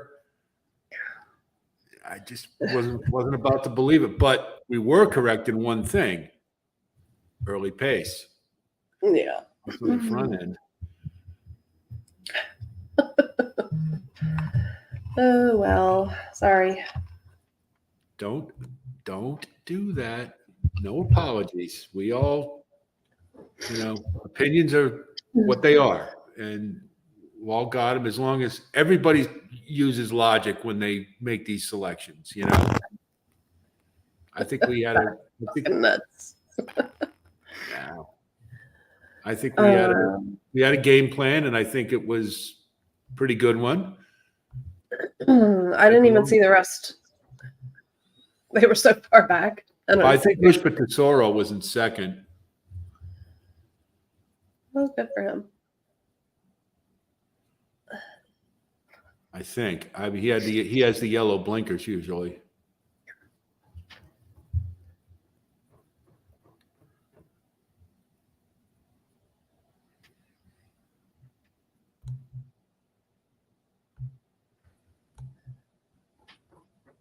That guy had 2 winners today.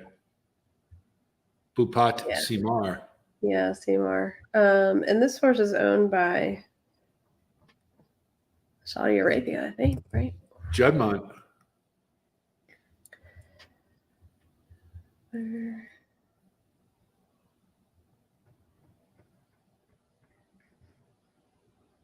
He just had he freaked. I mean, he had so much horse.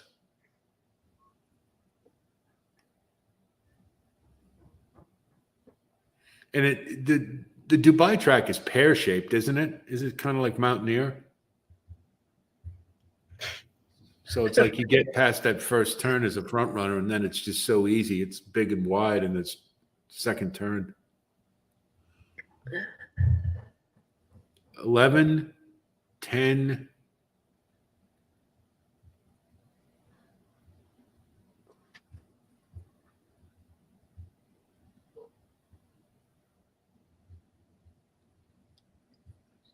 Okay. Bob Baffert's probably kicking himself.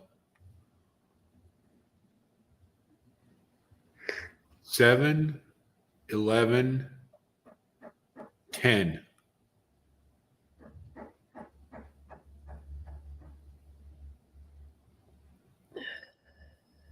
I don't say, and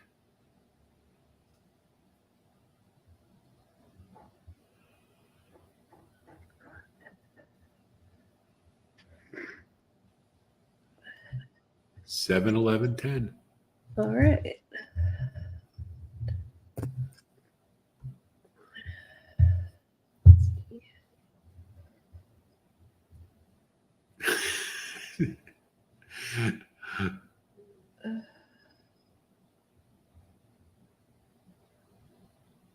Oh, Grandma wants you to come back tonight to do Turfway. I'm clearly an idiot. Come on. Oh boy. To be honest, I mean, could you really see that coming from that horse? I don't think it was that evident. He obviously likes it here, and I thought he performed well. I just not see him doing that against this company. Yeah, and I think that was legitimate.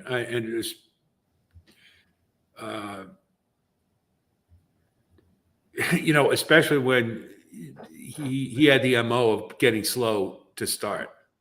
And clearly they worked that problem out because he was extremely keen.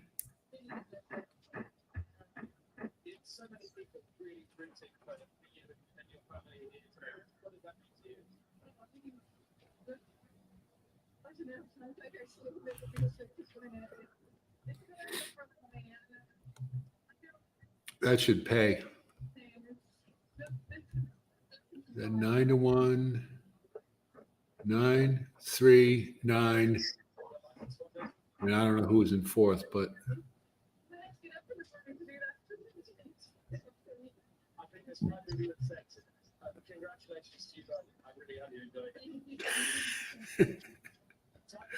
Grandma says, take a nap, Carson. You'll be fine. Yeah.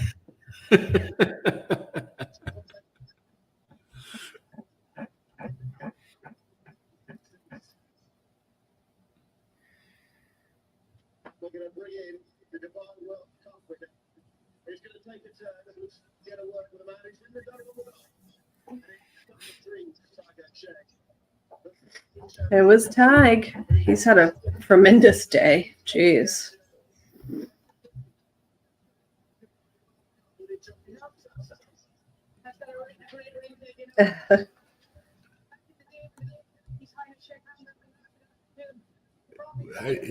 Tig? Is that how you pronounce that? Yeah, Tig. It's Gaelic. Tig O'Shea. Another Irish jockey that we have to worry about. See, I do all these accents to keep my acting chops up. I've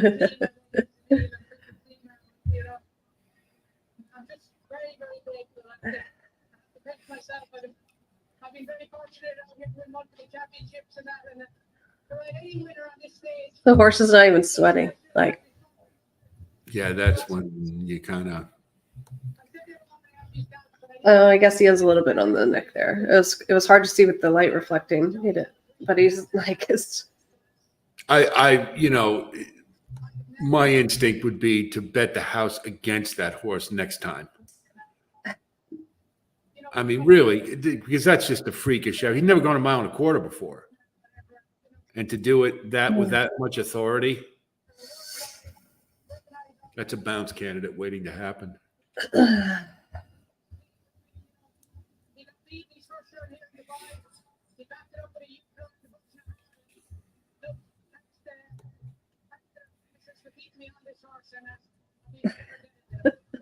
Thanks to your highnesses.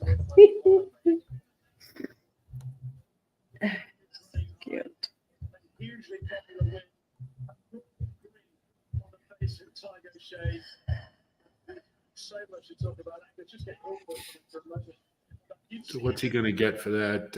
Like 700 grand?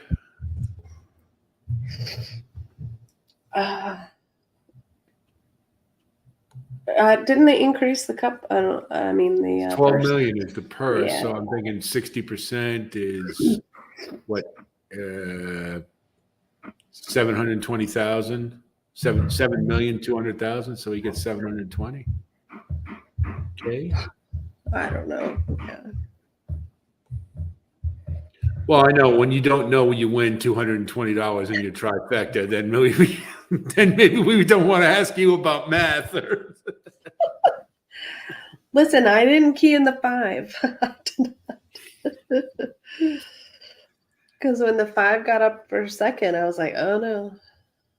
It's the magic of Carson. That's, Oh, Lord. I'm trying to find this this girl. The girl they just interviewed, Carol. I think her name's Caroline. My goodness.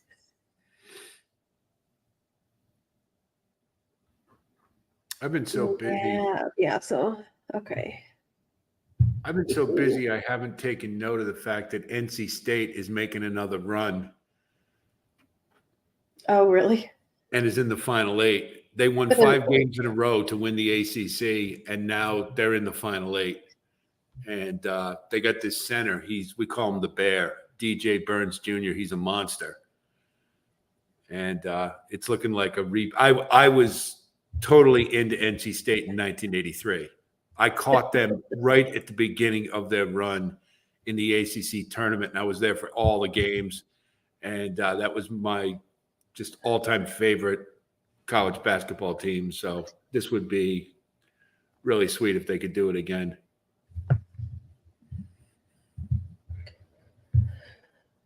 Oh. Of course, the Kentucky people need somebody to root for now. So. Well, I was confused. So I thought when Laurel River shipped over that John Lott sold, but they kept him. So good for them. Pink and green looks good. He got like 18 months off too. He ran like it. I mean, yeah. Not in the last, but they gave him 8. So he left here September 2022. Didn't have his first start over there till January of this year, and like got his race that he needed, and then won. He was like first out of 16 the last race, but well, that to be grade honest, 3, and just if there was one thing that would have maybe warmed me to him a little bit more, it would have been that, because whenever they win in a big field, you have to upgrade them. Yeah, But, no, I saw that and I thought, oh, grade 3, it's gonna take a lot. Yeah, yeah, it did, and he had it. Defunded ran a great race, though. He was chasing a freak winner. I mean, yeah, for real, that was crazy. But no, that's horse racing, as they say.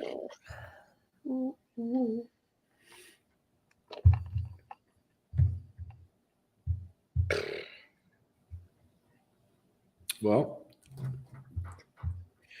for an inaugural effort, I think A.M. Carson was a success. It was fun.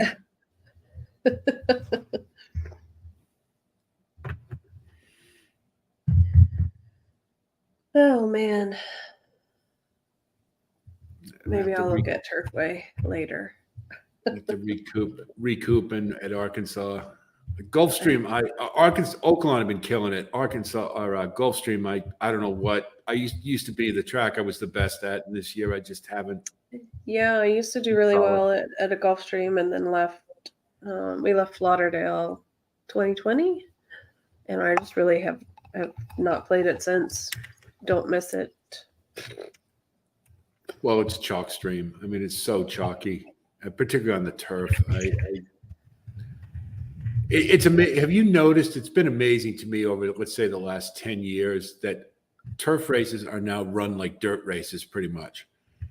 When I started getting into racing, I mean, the closers were always the ones you watched for, and it was rare when you had a horse get on the lead and take them all the way. And now it's the reverse. The horses on the front end seem to have so much more of an edge. And I don't know if it's because some of the turf tracks are harder and faster, like Gulfstream, but it's just something I've noticed.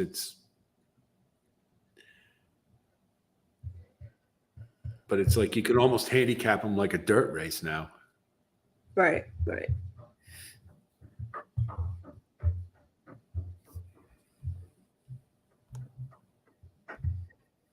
Oh boy.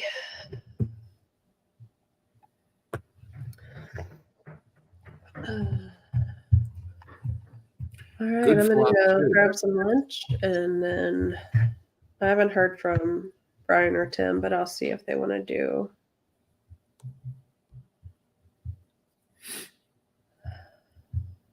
Yeah, I'm preoccupied tonight. I'm sad. I'm going to miss. I did well at Turfway this year, but I'll be doing Oaklawn and Gulfstream all afternoon. Yeah, I'll probably just post pics for the Derby preps, and then check back in on Turfway card. Okay. So I enjoyed being the Regis to your Kathy Lee. Yes, thank you so much. It's nice to have somebody talk back. Oh, I couldn't stand it. I couldn't stand it. I was like the poor kid sitting there. Everybody's staring at her. And she's trying to handicap and nobody to offer idle banter. I was like, I just can't do it. It's like, I I can't know allow my it. allergies are driving me crazy. But Well, thanks then for you can, suffering through the morning. you can getting make up it up early. to me. When I go live on my channel, I'll bring you on and then we can Sounds good. we can do something there. But okay, thanks all. Enjoyed it. Thanks, Lynn. Talk to you Good soon. night. Be well.